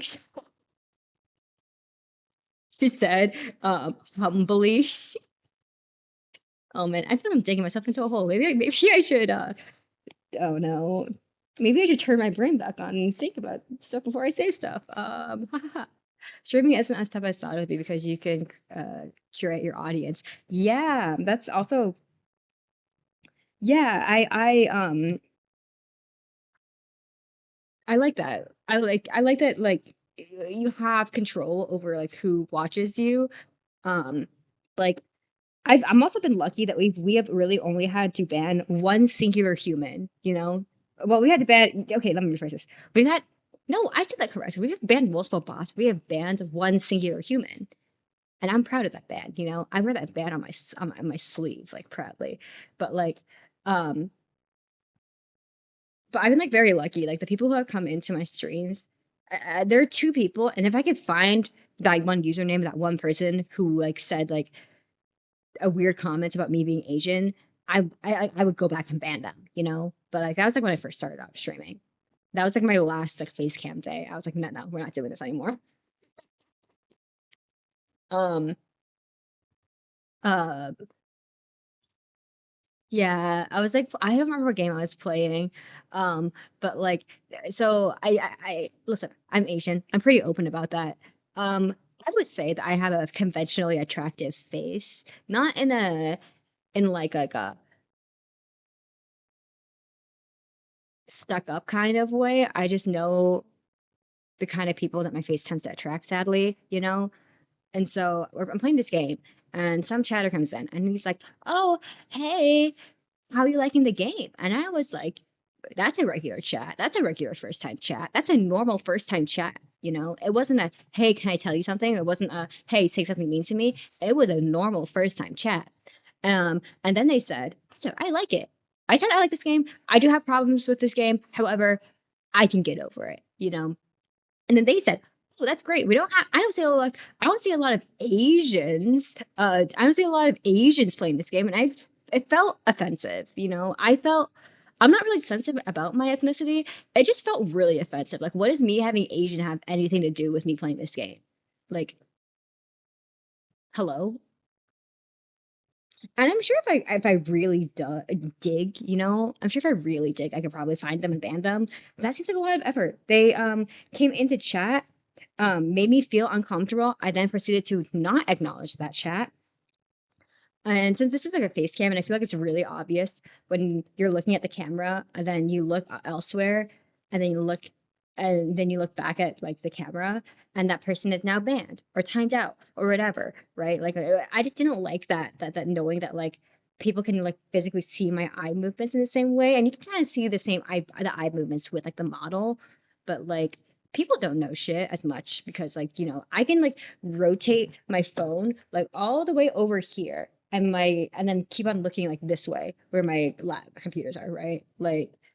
Um like it's whatever. Like so like I like that there's more flexibility with VTubing. and PNG TV, and that's kind of like why I transitioned. It was that one guy. But if we're being real, like I had already been like looking into transitioning in the first place, so it's not like um he ruined it for me, you know. I'd already been looking into transitioning into VTubing, but like he made me just do the push to he made me just do it. Anyways, when they're like, "Oh, you're not the like this other Asians I don't like." Oh, yeah, I and especially like, listen, I live in America, right? Like, I'm sorry, but being in a minority in America is not it's not a great time to be in a minority in America. So like, it's just like I'm really sensitive in some ways to like those kind of okay, I like I okay, listen here. Here's a tid a thing about me personally. I don't really care about people's sexuality. I don't care about people's ethnicity. I care about the character of a person and the vibe that they give, right? So, I don't really care if this person is gay. They seem chill. Or like, so my friend came up to me one. I remember, like, my really good friend came up to me. She's like, "Oh, by the way, like, I'm Ace," and the Rev is, and I was like, "That's chill." Like, cause like, listen, her being Ace has no impact on me because she's still fundamentally the same person, right? Like, I think when I pitch my approach to like self identification of other people, how other people self identify, like I do it poorly. Like, I don't you know what I mean? Like I'm not like I don't care as you what you identify as so long as you're not like inflicting things upon me personally, like as long as you're not like making like moves on me that I don't like consent to kind of energy, like I don't care, right? You know what I mean? Like I'm explaining this so poorly. Like it's am I like I don't know. I will say like it's like again character thing. Identify how you want. It did, it's not gonna have a bearing on me. I will respect how you identify energy. Um, I don't know where I was going with that. I think I got too lost in the sauce and trying to explain it poorly. Um, but like I don't know. I think for me, like yeah, I don't know. I knew I was going somewhere with that. I just don't remember. Oh yeah. Anyways, so what I'm saying, like with like, so when it comes to like, so and I understand that like the way that I treat other people, like it's not necessarily how other people are going to treat me. So like, I don't care if like you're Asian or I don't really care if you're gay because I find your content entertaining. I think that your vibes are good, you know. So when people so if someone comes to me and they say, "Oh, game equal Asian, therefore game doesn't equal Asian. So interesting that you, comma, an Asian, comma, is playing the game, like it's just like bad, weird to me. That's something that I can't really like brush off because that really should have like no bearing on it as to whether I enjoy this game, Pretty bad vibes, pretty bad vibes. And again, especially like maybe that viewer was not from like America and like didn't understand like quite how sensitive such topic can be for Asian. Like it's bad vibes no matter where you are, but it could be like more sensitive, given a political social environment of a country, right? And political social environment of country, um, not as bad as in 2020, but like still like not a fun time to be a minority. Yeah, they've assumed that is yeah, like they've assumed that Asian is fundamentally different than from themselves. So it's just like exactly. Like you always see the person behind the content, but privacy is more important. Yeah. Like for me, like it's just like I don't know. Like I just like it was bad. It was a hot yikes. Or it's just like I don't know. I think this like kind of goes back to my sorry, I think my phone is heating up, which is why my model is freezing, and I think that's what happened last time. But like, I remember like in university, listen, I was in a dance group, so a lot of people were not like identified as like in some in generally not straight. However you interpret like not straight, like you know what I mean? Like that makes sense. Dance club. Um, but again, like people's identity to me, like it didn't really it doesn't matter because you're either a person I vibe with and I like you as a human being, or you are a person that I fundamentally do not agree with you because you have bad vibes, you know? And that has nothing to do with whom you are sexually attracted to, how you identify yourself. It's literally just the shit that you say as a regular human being, you know? So like I remember there was this girl in my dance club that I was friends with at the time, and then I started to become not friends with her after this comment because so she said in the car, and by the way, I'm not like fully straight either. I just like hadn't come out to her, but like still like bad vibes. So like I was driving them I was after practice, I was driving them to get food. Like I don't think I wanted food, but I was like, oh, like I have a car, I'm willing to drive. And in the car, as I'm backing out of the parking garage, a parking spot, and like leaving the parking garage, this person says, "Oh, I think all straight people are closed-minded." And I was like, she thinks I'm straight. Like that's rude. Wow. Okay. So then someone in the car direct, and I wasn't gonna like cause like a really like uncomfortable situation, um,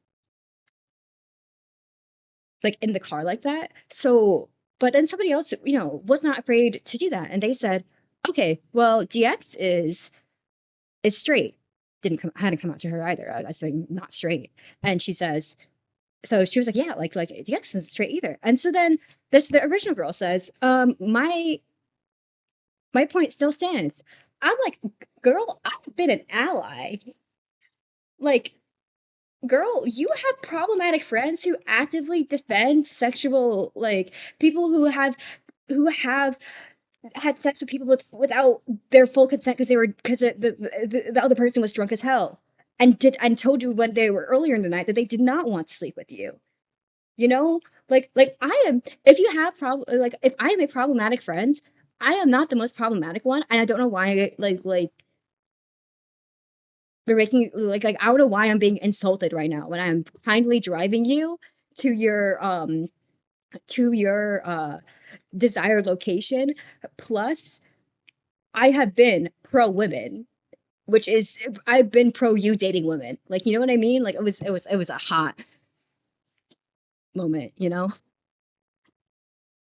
Uh part of the reason why I like VTube is more impersonal and freeing. Yeah, and I like that I can like let other parts of my personality like kind of like shine through. Like I like that I'm like able to still show that I am Asian in a way because like a lot obviously a lot of my character is inspired like by like Chinese culture.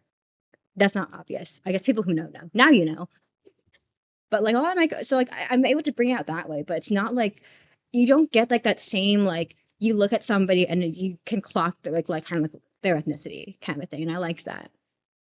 You know, so I know an Asian face cam streamer who's also pretty, but so far her partner being in chat all the time seems to have kept the creeps control, and honestly, it's not a bad idea.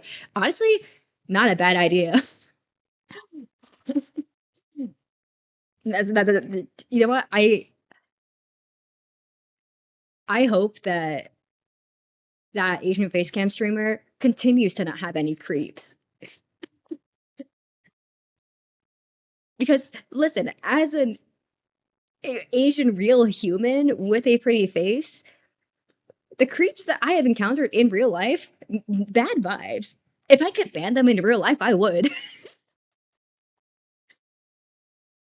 You seem like you led such an interesting life. Me? No, I have not. Listen, I have not led an interesting life like at all. Not not led an interesting life at all. However, if my stories have made it seem like I have led an interesting life, then doesn't that mean I'm doing something right with my storytelling?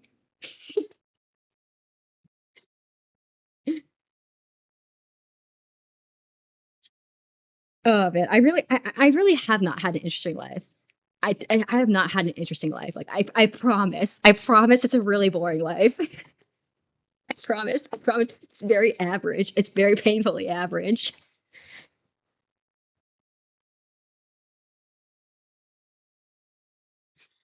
Not interesting, guys.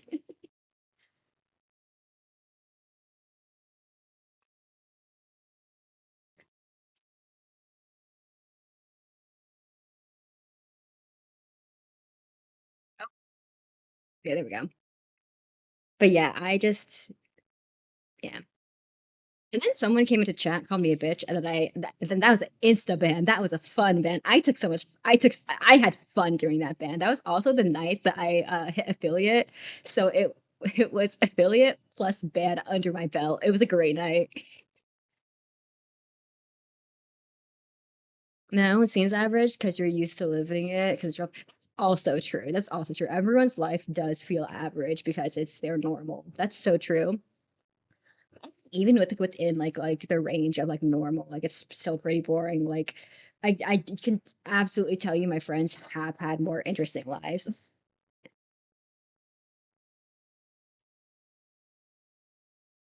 And the wild part is that I can tell you about part of their lives that they have forgotten. I, I come up to my friends, I'm like, hey, remember that one time that you did this one thing that you told me about that I wasn't there for? And they're like, I have no recollection of this. I'm like, I swear to God, you told me. Or here's a fun one. So my really good childhood friend, she's dating a human man, okay? And so like 2 years ago, she came home and she brought her not quite yet boyfriend home with her also. It was totally a work trip, so the entire team was here, but she introduced the not yet boyfriend to the parents. And I knew that they were moments away from dating, you know, like I knew, like even without talking to her, like, you could just feel the vibes. Like you don't introduce random human man, you know, to parents that you're not dating yet. And the vibes were not friendship, you know what I mean? Like the vibes were there. And so you know, like she's my childhood friend. You know, her parents know me, or her mom knows me. Her dad doesn't know me as much. But so we're sitting at dinner, and they're asking me about like what I've been doing post college, blah blah blah blah blah, normal conversation. And then somehow we get on the conversation about Costco or wholesale, if you will. And it turns out her boyfriend, now boyfriend, loves Costco. But however, this was kind of like my first time meeting him in person. Like I'd heard about him. I she had FaceTimed me while he was there, so I kind of had already had a conversation with him before. So this was my first time interacting with him. This was, however, my first time meeting him in person.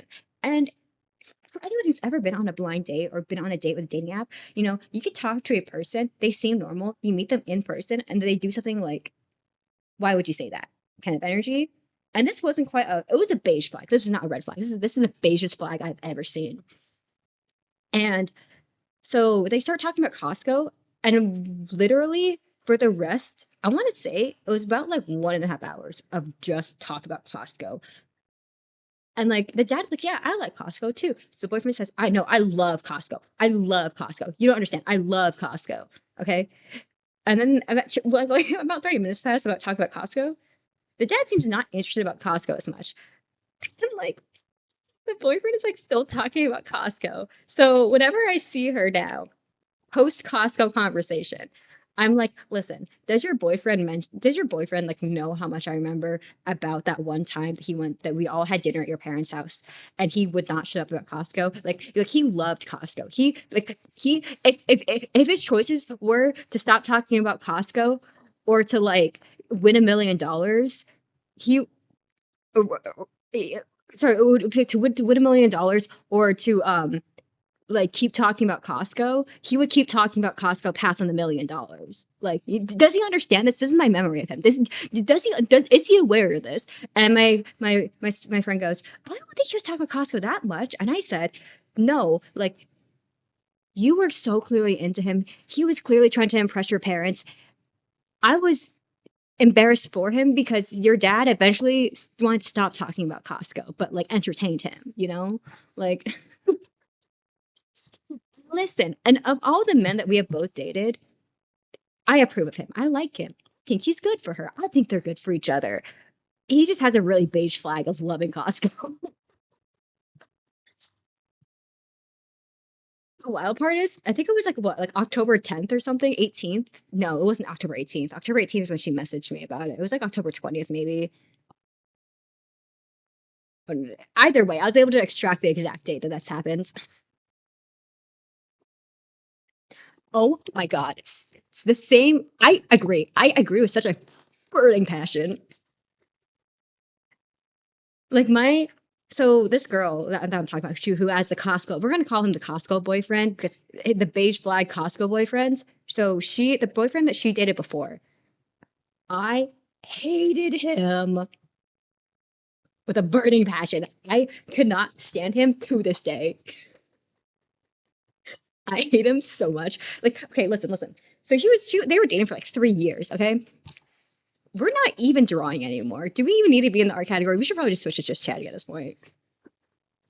But so I she every year she would be like, or like this is when we were in university, so I would come home for the holidays and we would all get like hot pot together. It was a great tradition that was just broken last year because we tried a new restaurant, and then this past year we found out that our go-to hot pot place has closed down, so we need to find a new tradition. Either way, so the first year she started dating him, we heard about him. Second year, she brings him to hot pot. And the thing is, like, she went to school in state, so like she was like able to like make time for me on the holidays. So we would go to Hot Pot, like our friends would go to Hot Pot, and I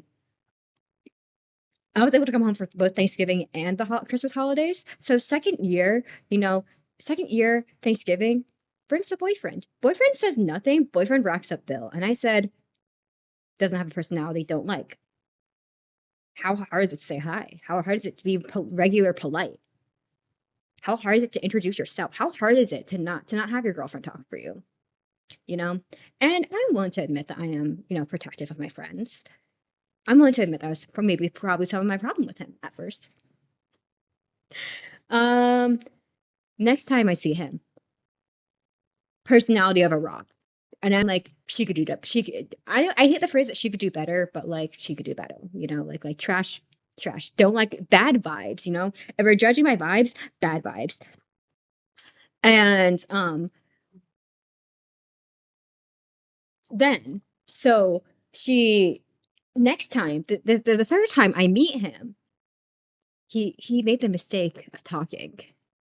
He made the mistake of talking, and he was mean. He was mean to my friend.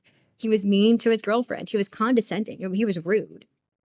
I was like, "Oh no, you have crossed the Rubicon. We have crossed the Rubicon now. We have crossed the Rubicon now?" Like, listen, listen. Okay, there's this TikTok that my friend sent me. That same friend sent me, and she was like, "This is you with my ex," and I was like, "This is true."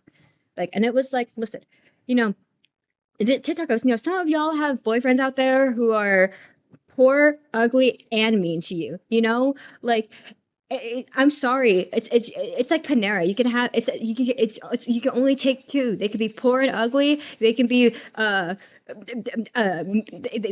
can be poor and mean to you, but they cannot be all three. And I'm like, that's so true. That's so true though. I'm like, your ex-boyfriend was mean to you, like in front of your friends, you know? And he thought he was being silly quirky. It did not come off as silly quirky. Like, so like what happens is she is bilingual. So when you're bilingual, some of your pronunciation is going to bleed into the other. One. Two, her parents, um, I think that they're like first generation, right? So like even then, like either way, you're still going to be picking up some pronunciation quirks from your environment, i.e., your parents, right? Even if you go to an all English school. So like this is why it's not, for example, like A lot of my friends who grew up with Asian parents, they say salmon. I say like salmon. They say the L. I can't say it. I don't know how they say it because I say salmon, but they say salmon, for example. Like it's a thing, okay? And she was like, so she said plaza or something like that instead of plaza. She put like the emphasis on the second syllable. Not that big of a deal. Everyone still knows what you're talking about. My baseline for that is if everyone in the room knows what you're talking about, you're fine. However, if you're saying permit and instead of permit, that is a difference. And people don't know what you're talking about. If people think you're talking about the verb and they don't understand what you're saying, then that's a problem. If people understand what you're saying, it's not a problem. Bro was so mean to her about the way she pronounced plaza. I was just like, doesn't matter. Why can't we be chill? We can rag on her lightly. You ragging on her, it comes off as mean.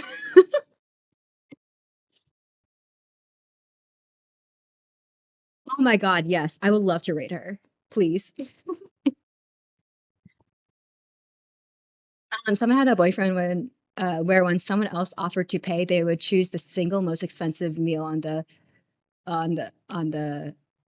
menu. Okay, it's so ass. That is such an asshole move. Binky Buzz, got it. Writing it down so I don't remember it later. Binky Buzz. Oh, hey Nova. Hey Nova. Having regular non triggering conversation. Um, but yeah, it was like to a point, because like that was the first time he opened his mouth, right? So like I think he came to like maybe one more outing, and it wasn't like my friend, had cleared it with the rest of us. Hey, can I bring my boyfriend? And we said, I I know that if I'm go to my friend and said, "Hey, I hate your boyfriend. Keep that thing away from me." That's not going to be received well. Like because she really liked him. So like you have to. It's walking that balance. Of like being like, I don't like this person. I'm not going to say it out loud. I'm just going to wait until something bad happens and you're contemplating breaking up with him, and I will heavily encourage you to break up with him.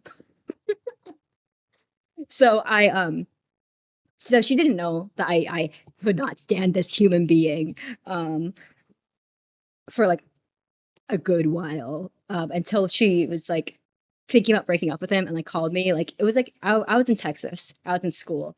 I was 2 hours ahead of California time zone.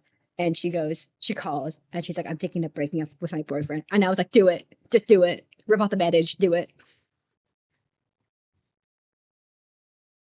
It was like It was so liberating. I never liked him anyway. He's mean to you. He had the personality of a rock. Then he opened his mouth, and every time we went out to Hot Pot, he at first he went out to when we would go out to Hot Pot with him, he would just rack up the bill and then make you pay for him. And now when we go out to Hot Pot, he racks up the bill, makes you pay for him, and is openly mean to you in front of your friends. Like, I'm sorry. Like, I'm sorry. Like I didn't like him when he had the personality of a rock, and then he has now proven himself to be like worse, Like like she genuinely did not know how much I hated him. And I have strong opinions about people, okay? I have strong opinions about people. Um I hated him. And I remember, so our other friend who went to UMich, so she wasn't always able to come home as often. So the first time she met the boyfriend, I was driving her to Hot Pot. Like we were carpooling because we lived near each other. Um, so we're in the car and she goes, "Hey, so how do we feel about the boyfriend?" And I said, because I'm like, okay, I'm aware that I'm judgmental. I'm aware of that. So I was not going to taint her opinion of this human man. Because what if I was just sensitive? And this was, by the way, before he opened his mouth. This is when he just had the personality of rock. It was he decided to open his mouth and be mean to our friends, like in front of the entire friend group this time, instead of just me. Um, so I was like, oh, I'm not gonna. I'm gonna, out of respect for you, I'm going to let you form your own opinions because I don't want my opinions to be tainting your opinions. Because I want to make sure, I want to double check that I am like, it's not just me being me temperamental. Then he opened his mouth, we drive home, and she said, "Yeah, I hate that dude." And I was like, "Me too. I hate him so much."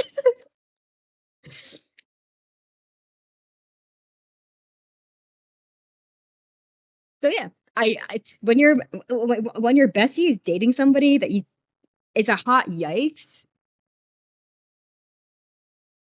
Honestly, the long blink also works. How hot is this phone getting? We're getting pretty damn hot. Okay.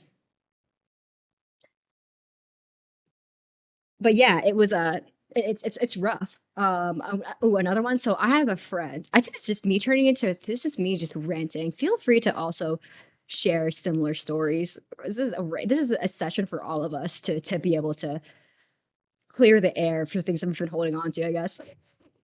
But I understand the balance when you have a friend who like you can't always tell them that you hate their boyfriend because like you know that they're going to get defensive and sometimes sadly sometimes it's just shit that you have to learn like on your own, like sometimes you just have to live and learn and it's going to be rough, but so my friend that I had seen as a younger brother and he had seen me as like a as a 姐姐 as an older sister. Like we have a very brother sister relationship. I would never want to date him because I think the way that he dates human being girls doesn't vibe with the way that I date human being guys, like we will never be compatible that way. But his girlfriend right now doesn't let him have female platonic friends. And I know that line can be really hard because there is a trope of the toxic female best friend, right? Like there's that trope. Um, I'm not one of those people. It's like, I don't know, it's very interesting. Like, I think the last time I saw him like in person, I said, "Oh, like like when you see people that you like your friends, it's like, oh, hey, yeah, we should grab lunch, the most platonic meal of the day in broad daylight, in like the hole in the wall Chinese place, the least romantic environment, and to my face, I think the response was, "Yeah, I don't think so this time," and I was like, "Oh, oh, oh." It was, like, the most interesting social experiment because, like, I feel like it's very rare to get, like, a no to your face, as bad as that can be, like, in reality, right? Um, like but on the other hand, there are more polite ways to say no. Example would be like, "Okay, yeah, sure," and then you never reach out, right? Like, that's another way to say no. Or to say, "Yeah, okay, yeah, like, we'll see." Like, "That's chill, we'll see."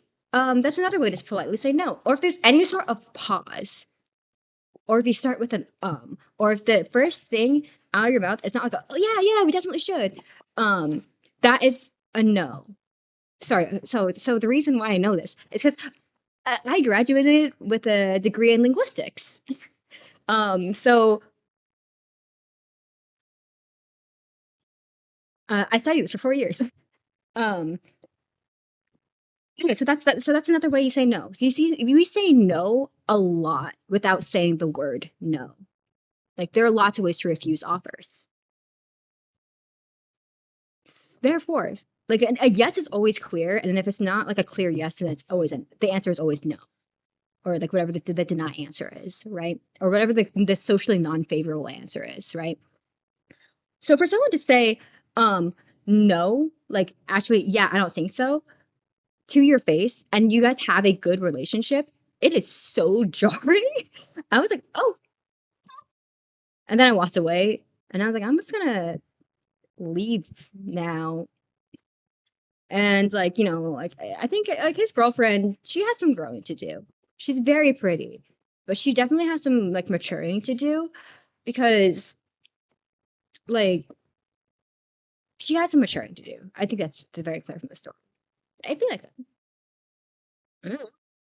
Like and like it's hard because he so desperately wanted to be in a relationship, and I'm like, listen, I'm not gonna say shit right now. I'm just not gonna. I'm not gonna. I'm not. Listen, I'm like a little bit upset with you because we have like so many years of platonic, regular human being friendship that like I feel properly slighted that I'm being like,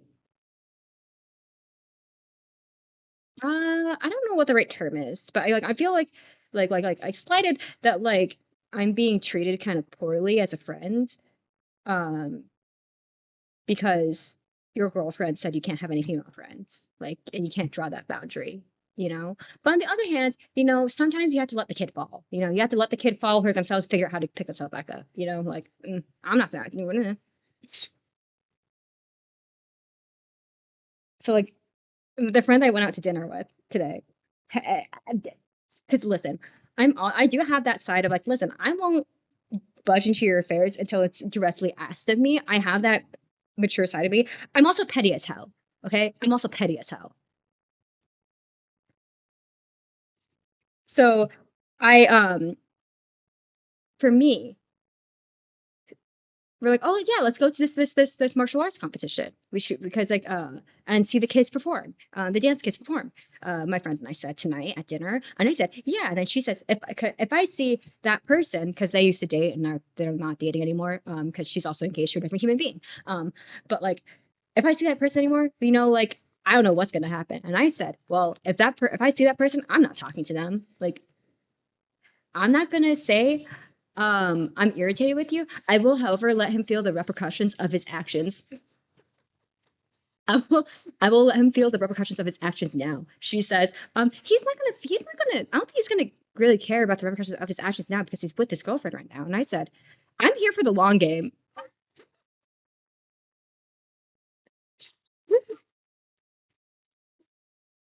Listen, I know when to be mature, but I'm also petty as hell, okay?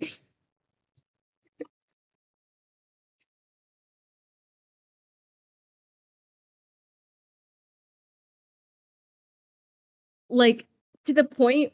Okay, listen, like the dynamic that one of my good university friends and I have is she's the enabler for my impulsive actions, okay? Like for example, there's a boyfriend that I had who I think he treated me poorly. Again, we're talking about the poor, ugly, and treats you poorly combo. I also got the three combo, okay? I'm willing to admit it, Um, but like he like there was some suspect that like he was cheating on me, right? And we're not even talking about a long relationship. Bro couldn't last like 3 months, okay? Like, and it was actually so funny because he goes, um, my friend's like, oh, like we're like at like a party that he was not invited to, by the way. Like he crashed our party and we were pissed about it. Um, and we're like, my friend's like, oh, like I want to say, and like this is why I am not the enabler, okay? So she says, you know, I want to ask because we're playing a drinking game where it's like, oh, it's like who's most likely to, basically. This is more complicated than that. The game's called back to back. If you know what that game is, I'm not going to explain the rule is basically, but you stand back to back, hence the name. That's whatever. But like, so she goes, I want to ask the question, who's more likely to be a home wrecker, and then points at him. Like, oh God, God. And the vibes are already rancid at this party because he crashed, and people liked me more than they liked him. So like that would have actually turned the vibes from bad to actually rancid. But like this is why I am not the enabler because even though I was inebriated, I was like, oh, like maybe we shouldn't do that. However, comment if the tables were flipped, your homie would have been asking who is more likely to be a home wrecker and then turn the vibes rancid. Okay, like so on my birthday.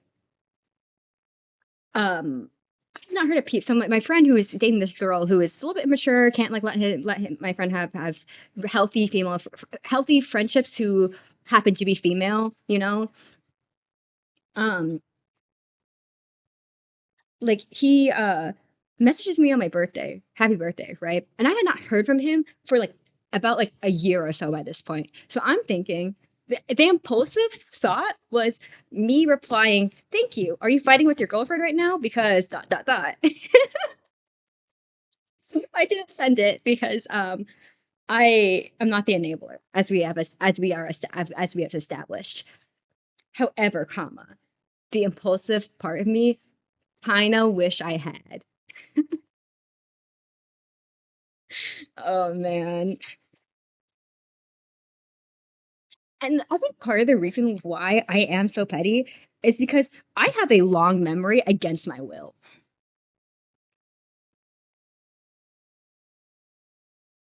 Strictly against my will.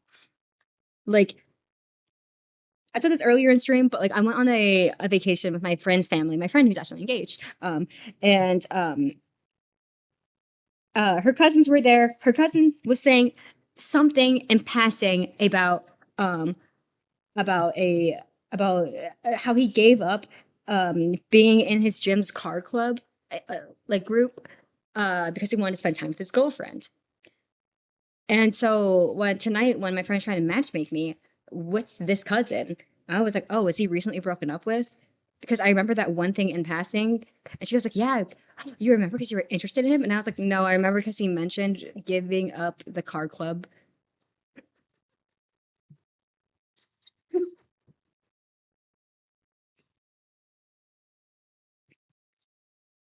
Listen, if you want your streamer to remember anything, chances are is that I will. That's the problem. Like I remember some cursed shit, bro. I also remember stuff in like detail that's like so freaking unnecessary. Like here's the stage. This is in specifically, I want to say it was like March of 22. I My friend and I did not get chosen for this one dance thing, and I was like sad because it was my senior year and it's just something I really wanted to do. It's something my friend really wanted me to do, so on and so forth. I won't get into it, but basically, the politics were rigged against me. And my friend and I was like, hey, let's go get some condolence boba in Chinatown because we deserve it. And so we go to Chinatown. And the thing is, we got our boba order. We sit into the car, and my friend who was wearing, he had long, kind of long-ish hair. He was wearing like a headband. Um, so he has talked mad shit, mad shit about me. I think I would. Listen, I think I'm trying not to talk shit, but I feel like I've definitely been holding on to some of these stories for like quite a long time. I need an outlet, you know. Anyway, so this let's go into I would deserve it surely, but still.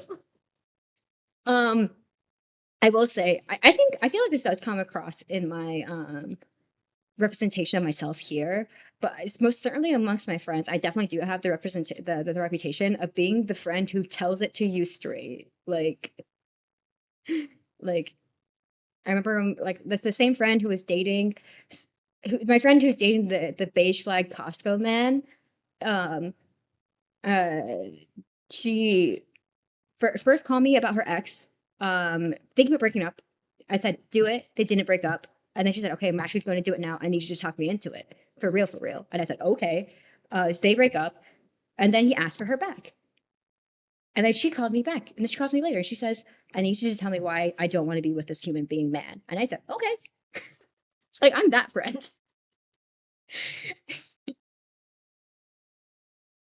Um, I believe also here's a power move for anybody who wants to be petty, but like this can't really be held against you that much, right? It's a harmless way of being petty. This isn't calling somebody a homewrecker and then like leaving, okay? Like this is a it's harmless. She sent him when he said, "Hey, can we please talk? Can we please talk about our relationship and get closure?" She said for the nth time, she sent him like a dog meme of like a dog being like head back, side eye. And anytime he asked for anything that required a response, that was what she sent him until he stopped.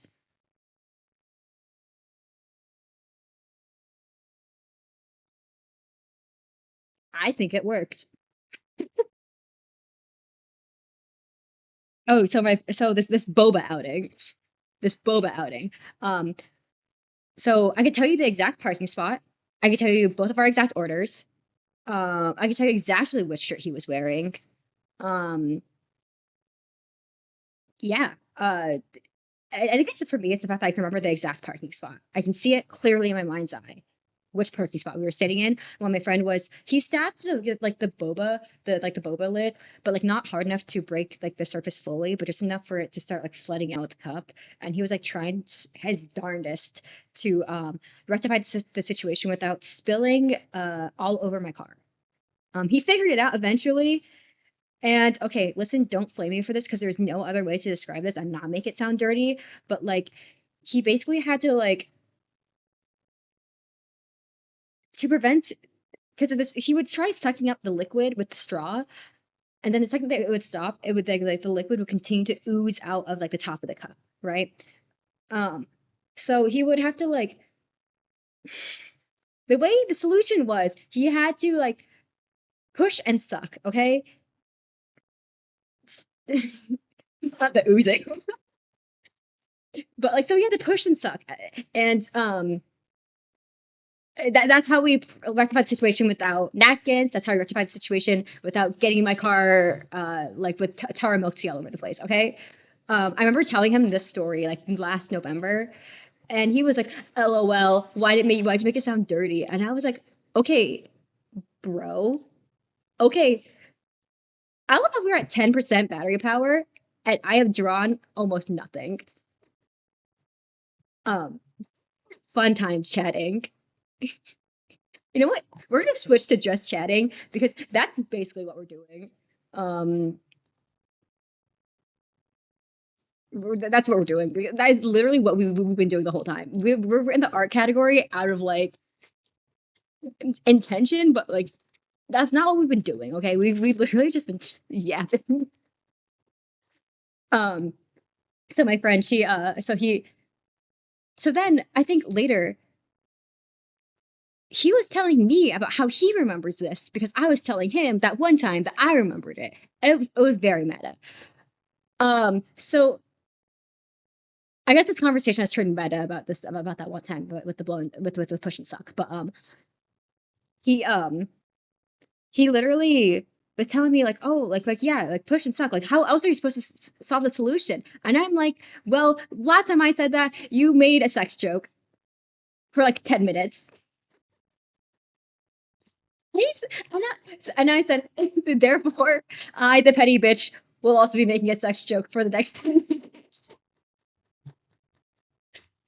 I didn't do that. I didn't do that, but I did say that I was going to. And he was like, well, how else are we supposed to, how else are we supposed to say it? And I was like, exactly, why'd you blame me for this? It was,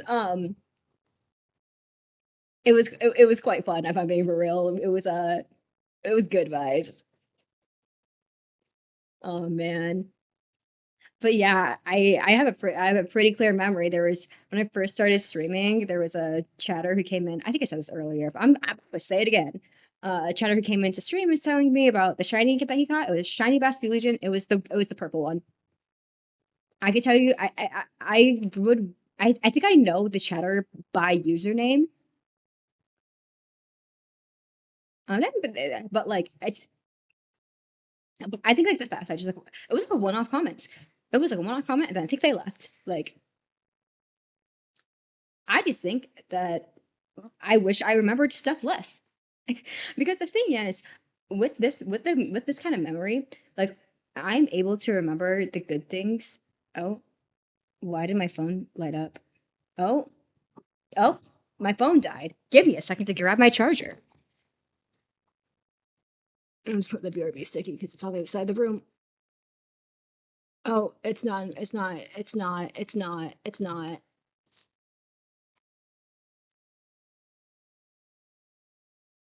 There we go.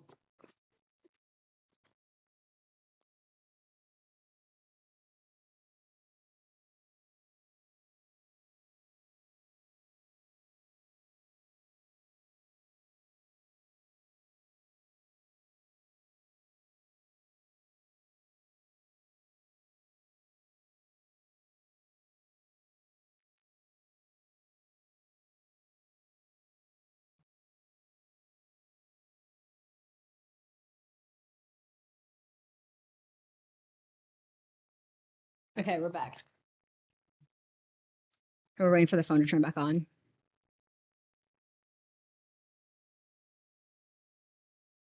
Um, I don't know what I was saying. But yeah, no, I like so oh yeah, but like the curse of my memory. The curse of my memory is that I can remember the good good moments as if it were yesterday, right? But That's also means I can remember times that like were really hurtful. So like they were yesterday. Unfortunately, I don't think that translates into my storytelling quite well, but like it'd be like that. It's fine. Storytelling is a skill. Storytelling is a skill that can be learned and practiced. Uh, it is peaceful to forget everything, but this also means that I'm also allowed, like, I can be petty, you know?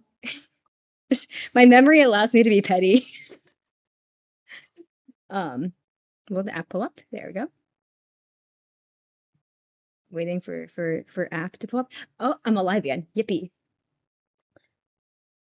But yeah, no, it is for, but this also means that I remember my bad date stories like yesterday. They weren't bad dates in the sense of like I felt like I personally was going to be in danger. They're bad dates in the sense of like, why would someone choose to say those words to somebody? Like that's a huh from me, dog. You know. So I guess like trigger warning, quick trigger warning. Uh, the it's push and suck. But the push and suck phrase will live rent free in my mind for a couple of days. I hope so. Um,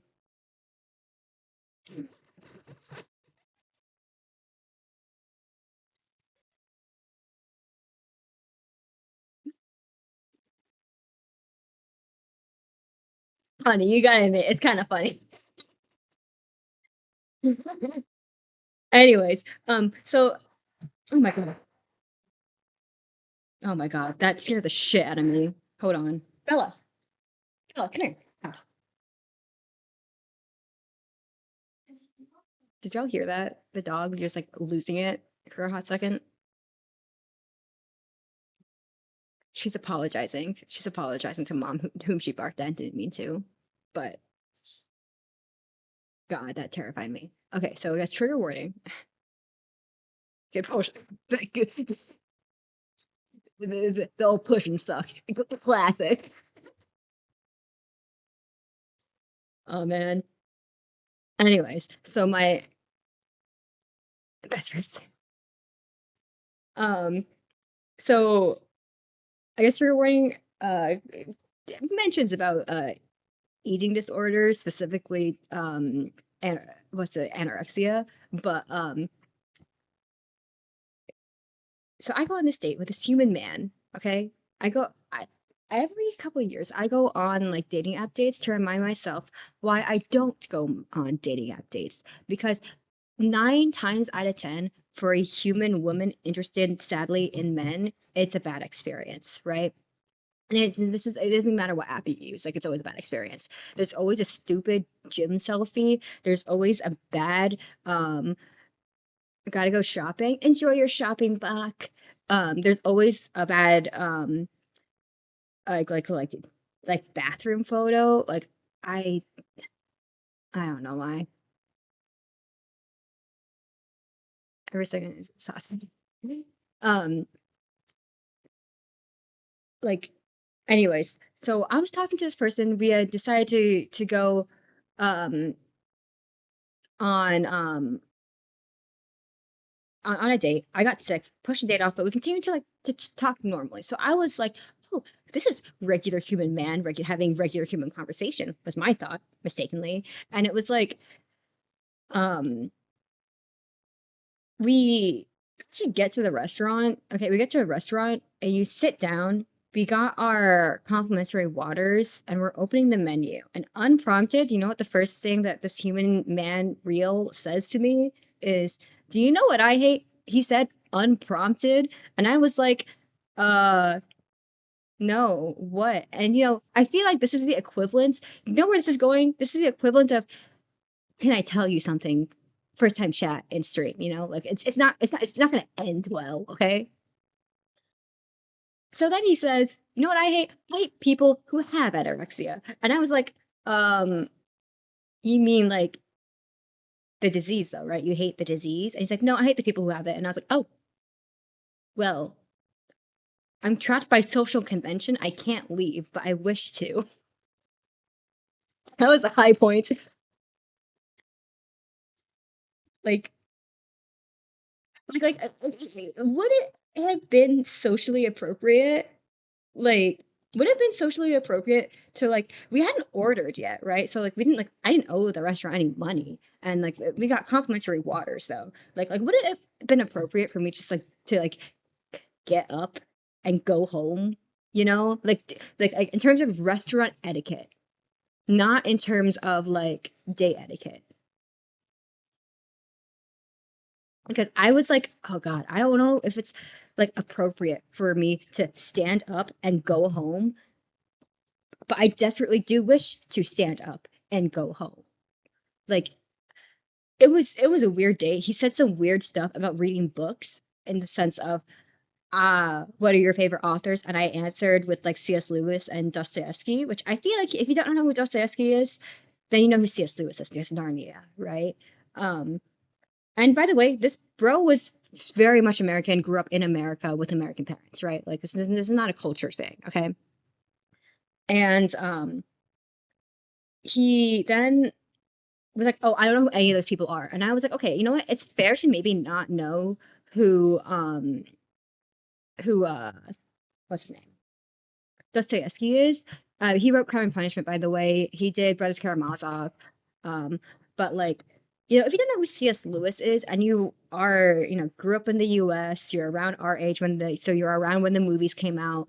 Um, you know, like I feel like C.S. Lewis is a pretty well-known name. Like, and the thing is, like, he had marketed himself as a reader. Of course, we know people can lie on the internet, but it was just like a my guy, you are not coming across as like the person that you think you are right now. I hate to break it to you. It was very awkward because he then proceeded to list. So my mom loves reading biographies and historical novels.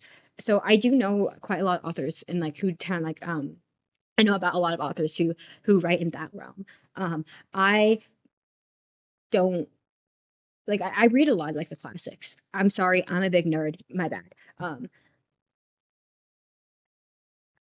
And bro was kind of like listing like names. And I was like, oh God, I don't know these people. Like, well, what kind of books do these people write? And it was like they're like self-help books. And I'm like, okay, like I and those if you like self-help books, good for you. But like what do you mean you don't know who C.S. Lewis is? It was such like a moment. It was great. It was great. But no, yeah, I really am like a really big nerd. Like I went to a very academically rigorous high school, and my this high like we had to read like Shakespeare like every year K through 12, and we had to read through like for example I think all of Plato's Republic um in the 11th grade, and then we had to write a very long essay on Plato's Republic, and then we also had to write a thesis, a defendant thesis, before to in order to graduate high school. So for me, I'm a well-read human, okay? I am a well-read human for some by the time I was 18 years old because I read a lot of the greats. I did not understand a lot of the greats. I technically read Heart of Darkness, cannot tell you much about Heart of Darkness except for something cannibalism, and cannibalism society and the Congo, and they are the more civilized one somehow. Question marks. And also something about a nail and captains and boats. I listen. I tried my best to understand. You had to go. So it's glad to have met you, and thank you for processing radioactive. Yeah, it's you've been here like yapping. I'm glad to have had you in chat. I'm so this has been a very fun chat for this has been a very fun time for me. Um, but like you're yapping, no. I thank you very much. And Kingdom Hearts, yeah, that kind of was that set us on this track. I'm actually gonna drop a follow before I forget because I would like to hang out in your streams. There we go. Uh, Done. And I don't know how to get out of here without accidentally banning you. Oh no, how do I get out of here? I want to pop this back into OBS, please. Please, OBS, help. I'm stuck. I don't want to do anything. I don't know how to get out of here. I'm stuck. But you know, have a good one. Have a good one. Uh, uh, that's not correct. That's not correct. I'm trying so hard to not ban. I don't know how to get out of here. I exit. Exit window and hope when I pull it back up, it doesn't come back. Um, that solution worked. That solution worked. Oh man. And when in doubt, if your text when in doubt, close and exit always works. What was I saying? Oh, so my sister and I, so my sister also went to the same high school as I did. Um, and she is like, going through her book talk phase. Yeah, it definitely was a cut the red wire situation for sure, for sure. Um, my sister, a great autocorrect, by the way. But my sister and I, she's also like a huge nerd. She's not a huge nerd. Like between the two of us, I am the like more classical nerd. She's like she has her nerdy moments, but I am the nerd out of the two of us. But my sister, she's going through a book talk phase right now. So this means shitty romance novels, right? She knows it's shitty literature. It's like turning on like a shitty TV show, you know? Like it's just like kind of like a brain empty kind of thing. It'd be like that. I think like and the other day in Creative Stream, we were talking about like shitty romance novels and how it's kind of like how it, you know, it's okay. It'd be like that. It's okay to read shitty romance novels so long as we know to one aim higher and for two shitty romance novels can also be problematic, you know, like as long as we acknowledge those things we can enjoy shitty romance movies. I feel shitty romance novels, I feel. So we were in this bookstore because our mother had dragged us. So we went out to like, so my mom took me and my sister to this like light show thing, and there was like a Barnes and Noble nearby. My mom's like, I want to stop at Barnes and Noble, but my mom cannot. Like when my sister and I were tired, we're like, could we please just go home? Can you drop stuff at home and then go shopping, mayhaps? Because my mom, a shopping trip is an all day event. Okay, like she gets distracted quite easily, and especially when it comes to shopping. So we were like, oh, I don't want to, I don't want to. But then, like, you know, jokes on us because we ended up being the ones to like purchase something. However, we ended up purchasing good purchases. So I'm like, hey, Lily, so I go to my sister. I'm like, hey, let's go to like the Shakespeare section. And my sister was like, no, you loser nerd. I'm gonna go to the romance section. There's a new book out. I want to see how expensive it is and how it compares to Amazon. And I said, fine, lame, but fine. Um, 2 minutes later, we find ourselves not in the romance section, but in fact in the Shakespeare section. And we're both talking about Shakespeare. Big fat nerds. Oh man, it was great. And then so we found these collection of books that were nicely bound. And it was shit like, oh, I can't tell you the disappointment. So we get to like we also get to like the epic poetry section, and I was like, hey guys, it's my section. This is my section. I took Latin from 6th grade to 10th grade, and then I took ancient Greek for 2 years and became surprisingly well read in ancient Greek. You know what? Like this is my section. And we get like to the so for me, my favorite epic is the Aeneid by Virgil. It's a shame that like he was never able to finish it because he died before he was able to finish it. Like you know the question of, oh, if you could ask a famous dead person one thing, what who would it be, and also why? My answer is Virgil, and I want to know how the Aeneid ends. Okay, like that's me. Okay, and so I found this nicely bound copy of the Aeneid, and I was like, it's a nicely bound copy of the Aeneid, and it's not written like prose. Because look, I feel like people like the more prose version of the Iliad, the Odyssey. I like the more literal translation. It's fun for me, okay? I want to see the phrase, quote, Paris dancing with bronze lights. I don't want to see the phrase Paris flashing in sorry, I want to see the phrase Paris dancing in bronze light, not the phrase Paris appearing uh, uh, pairs with the flash of his art with his sword. I don't want that. I want the literal translation. Okay, I think that's funny. Okay. um, and my sister, who was set on buying a shitty romance novel, picks up Anna Karenina. um, and my mom said, we have those books at home. We have nicely bound versions of those books at home. And then Lily and then my sister and I said, well, we make our own money now, so we're gonna go buy this now. So I purchased it, got home, and mom um, was mistaken. We actually did not have nicely bound books, nicely bound versions of those books. So it was worth a purchase. One might even dare say. And my mom, who went into the bookstore, who want with the absolute 5,000% intention of buying something, did not end up buying anything. So I guess you could say that the joke was on all of us on my Thursday. I don't know, but I enjoy that bound copy of the Iliad. Like I even have like my annotated Latin copy of the Aeneid right, it was like right on my bookshelf. I'm staring at it right now. It's it was an expensive book because it was technically like it was like a textbook basically for high school. Um, but yeah, I I feel like I stream it. I don't like really get to talk about like how much of like um a like how much I enjoy like Latin because I feel like if we're talking about like my background, like I think it's more recently like oh like I speak Mandarin, you know I speak Korean. Um, I feel like people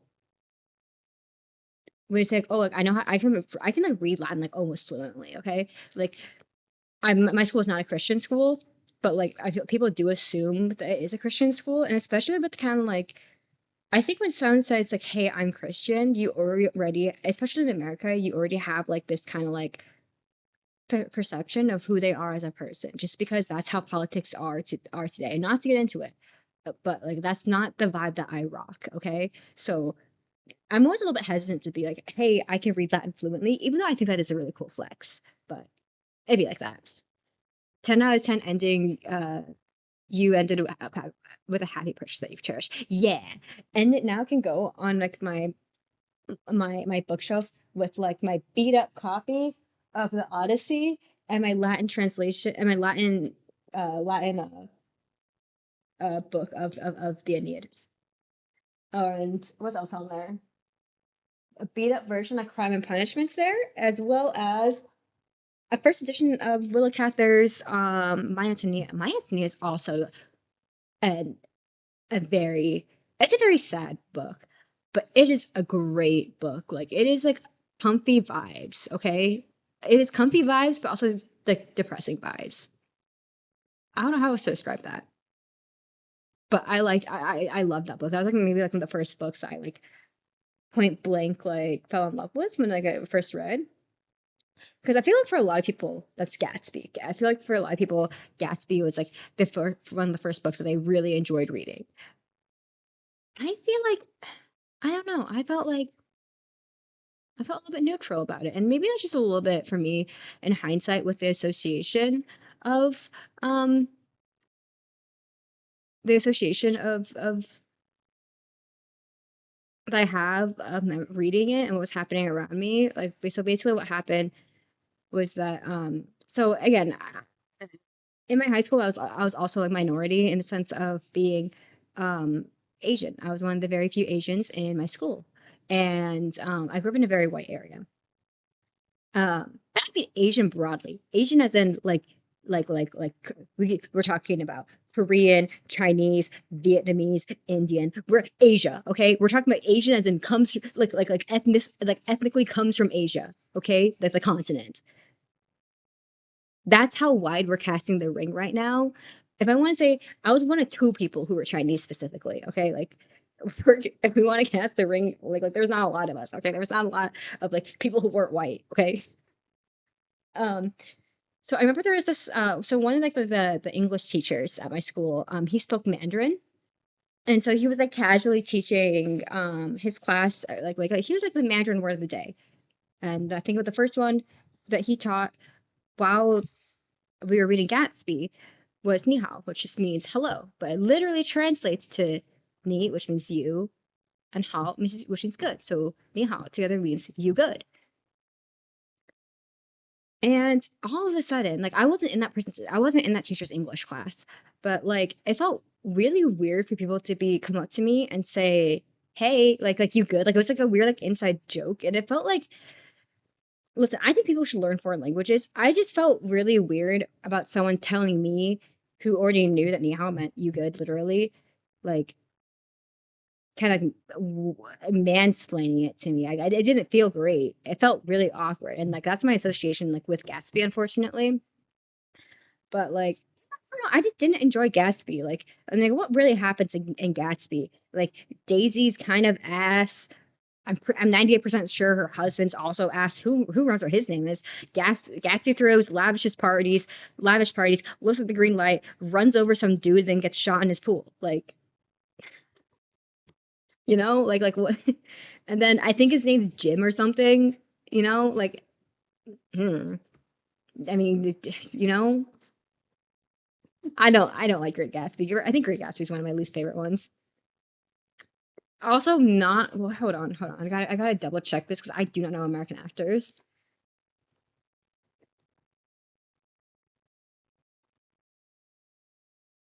Yeah, I also don't like how in the movie, because I've also watched the movie. Because I know that Gatsby gets shot. I don't remember if he gets shot in his pool, but I know he gets shot like and falls into his pool like in the movie. But like I don't like. Oh, I guess spoiler alert. But I don't like how Leo DiCaprio says old sport. I don't like he goes, oh sport. I don't like it. Icky. The ick immediately.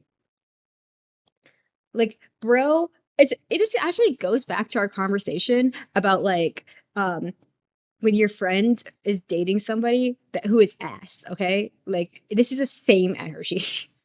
like Gatsby waits for Daisy, but like Daisy is ass to begin with, and Daisy wanted to be rich. So Gatsby's throwing lavish parties for her, like to get her attention. And Daisy doesn't give a fuck. Daisy is an ass human being. And then like I think like, oh god, what either she was driving the car. Who was driving the car? Hold on. Who was driving the car? Gatsby.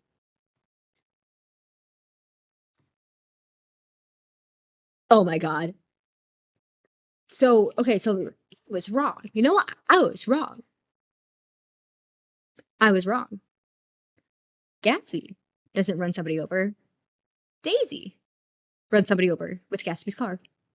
Period.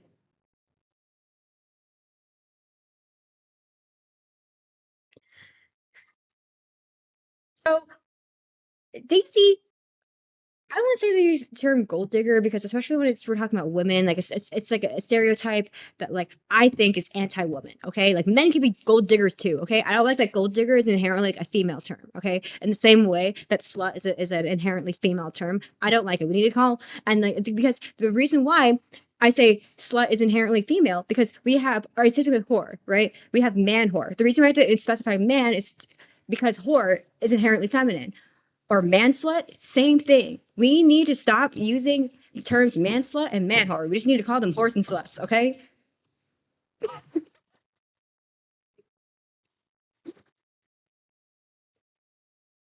Then if we want to make the world truly equal linguistically, we got as funny as the phrase manslut is, as funny as the way as funny as the way man whore is, we just gotta we gotta get rid of the man in front of that, okay? Like we gotta get rid of the man to make it equal. This is the way that we can degenderize these terms. If we call a man a slut, period. Not a man slut, a slut, period. I know I sound a little bit unserious, but no, I'm dead serious. This is how language changes and evolves in real time. Like, listen, you heard it from me first, okay? In like 5 years, when we start calling men sluts openly, without and man slut becomes less of a used term, me, I caused that.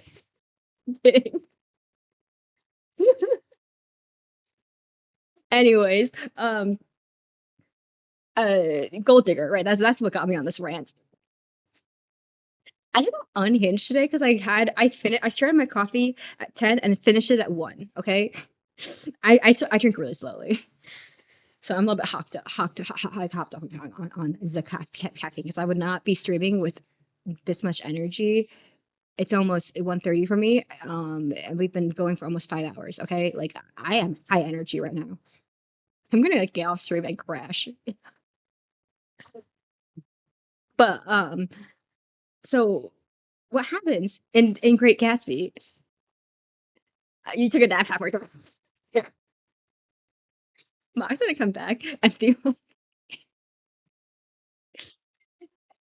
be like, because I think like Bach knows I live like in the U.S. He's gonna be like, bruh.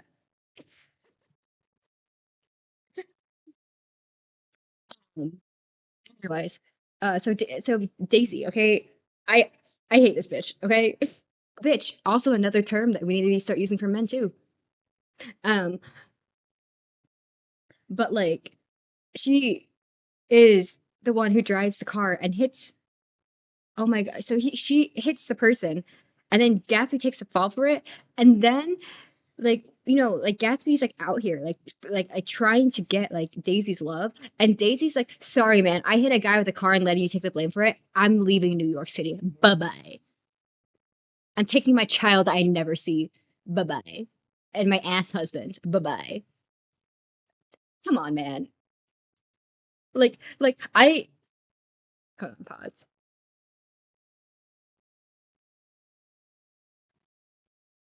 I understand F. Scott Fitzgerald is a man, and I feel like especially like listen. I think there's a reason of like stereotype of like men can't really write women well. Like I think that's an example of men can't write women well because I think there are like what like two main women in in Gatsby. One of whom is Daisy, who's just like an ass human being, man, woman, or otherwise, and another one is like Myrtle Wilson. I had to look that up, and she's like obsessed with Gatsby to like an unhealthy degree. Like it is not we are not depicting women positively right now, okay? And like the other woman is like a maid, okay? And I don't think she has a name. Like, and I think Daisy's child is a daughter. Who knows what the hell her name is? She's in there for like 2 seconds in the first chapter, then she goes away forever. Period. These are either pictures of women that are overtly negative or depictions of women and female characters that don't really exist and don't add anything to the plot.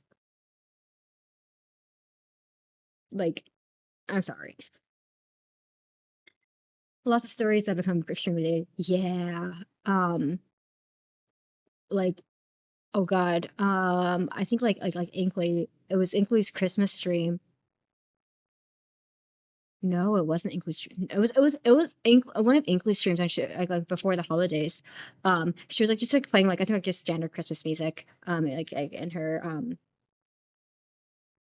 starting soon screen. Oh man, sorry. And excuse me. And when the song started playing, it was "Baby It's Cold Outside." You know that song, the super consensual song. The gold standard for consent. We all know this, okay? We all know that.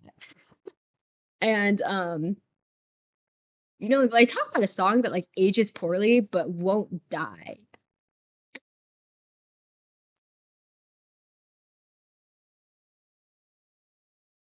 Yai Miko,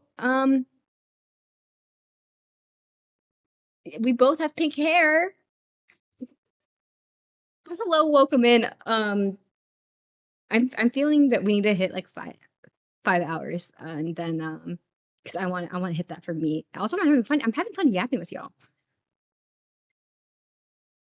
How you doing? We were supposed to be doing arts, and then we started talking about Kingdom Hearts like 3 hours ago, and then didn't stop talking. So we decided to give up the facade and just talk. I've never done like a straight up just yapping stream before. This is my first time, guys. But yeah, how are you doing? How are you doing? It's this evening. This not evening. time zones. I'm aware of that it's like the chances of people who are watching me, it's either gonna be like super late at night or we're like regular daytime hours, you know? Like for the most of like the US right now, it's like ungodly hours. I've like definitely gotten like more used to hey, yeah, Proxa is in the ungodly hours time zone. Like for me, you want to see what we were talking? Oh, I can show you what we were past tense working on. Um, oh, oh God, I didn't turn that off. I'm sorry. Let me turn that off. Uh, trigger scene, uh, clear, and then just double check. It's clear. Okay, boom.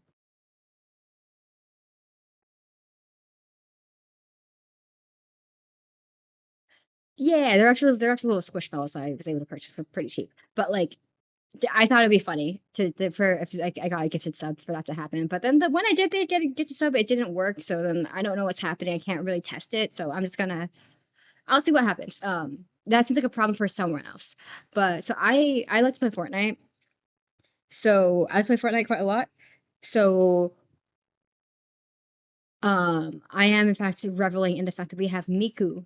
That we have Hatsune Miku TM. Okay.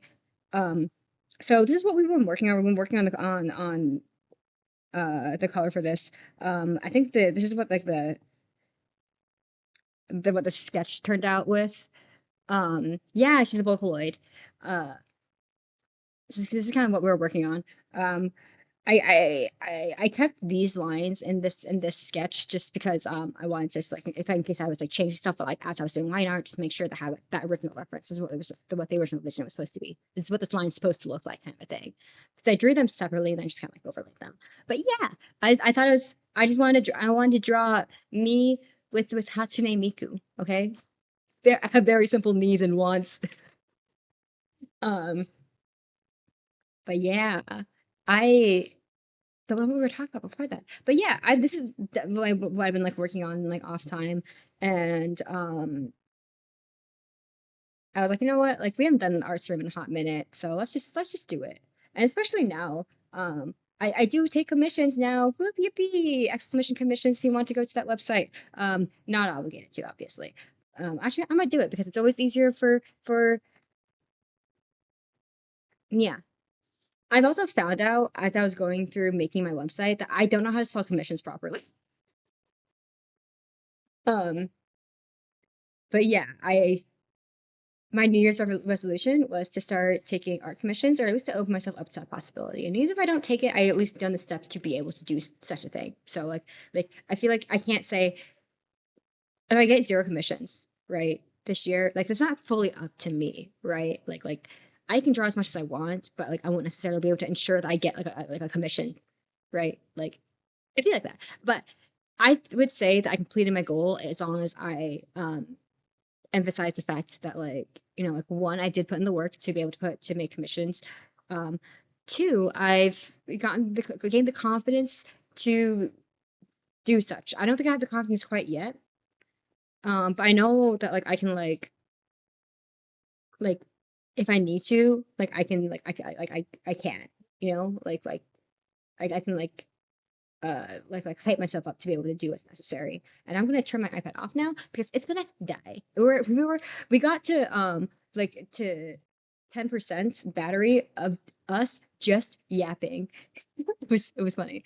Um, but yeah, I like it, yeah, especially like I think for me like we were talking about this earlier, but like I am still like adjusting to doing digital art. Like I do come from more traditional art background, like sketching, like pencil kind of a thing, like pencil paper kind of a thing. Even then, I didn't work with color a lot. Um, so like it's just a lot of adjustments for me. It's kind of like to kind of like oh my gosh, what am I saying? I think this is me getting tired. Okay, this is me getting tired. But yeah. So I'm still adjusting. So I think by the end of the year I will get there because I continue to work on on art and trying to like work on getting like my confidence back there. Because I took a break from art to be able to like do real life more to do like more to participate in my life more actively. I guess if that will make sense. Oh man. But I mean, like, so I do have I do have a card. It works. I have. I chose the cheapest option, so I can't do forms there. But like, I have a system that will work well enough for right now. Uh, you know, pause. I if I need to, I shall in fact be reaching out. I want to see if I'm able to pull it through myself like a little bit. Like I want to see if I'm able to if my solution has worked first. But yeah, okay, we have finally reached that 5 hour mark. It's kind of wild. I don't. It's kind of wild. I feel like it did not. It didn't feel like 5 hours. Like I know it's gonna hit me the second I hit stop stream, brush my teeth, hit the bed. You know, but yeah. We're gonna raid the Asian face cam streamer. Doc suggested.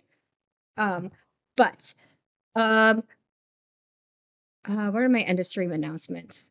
Um, one, commissions. I take them now. Two, we have. If you enjoy the vibes here, and if you enjoy the yapping, and the apparently the zero art, I have a Discord that was just the bot just sent the link. um, yeah, I think that's it. I think that's it. Oh no, we also have YouTube videos and a TikTok, blah blah, socials, um, so on and so forth. Okay. I upload YouTube shorts and technically TikToks, but I have such mixed feelings about TikToks.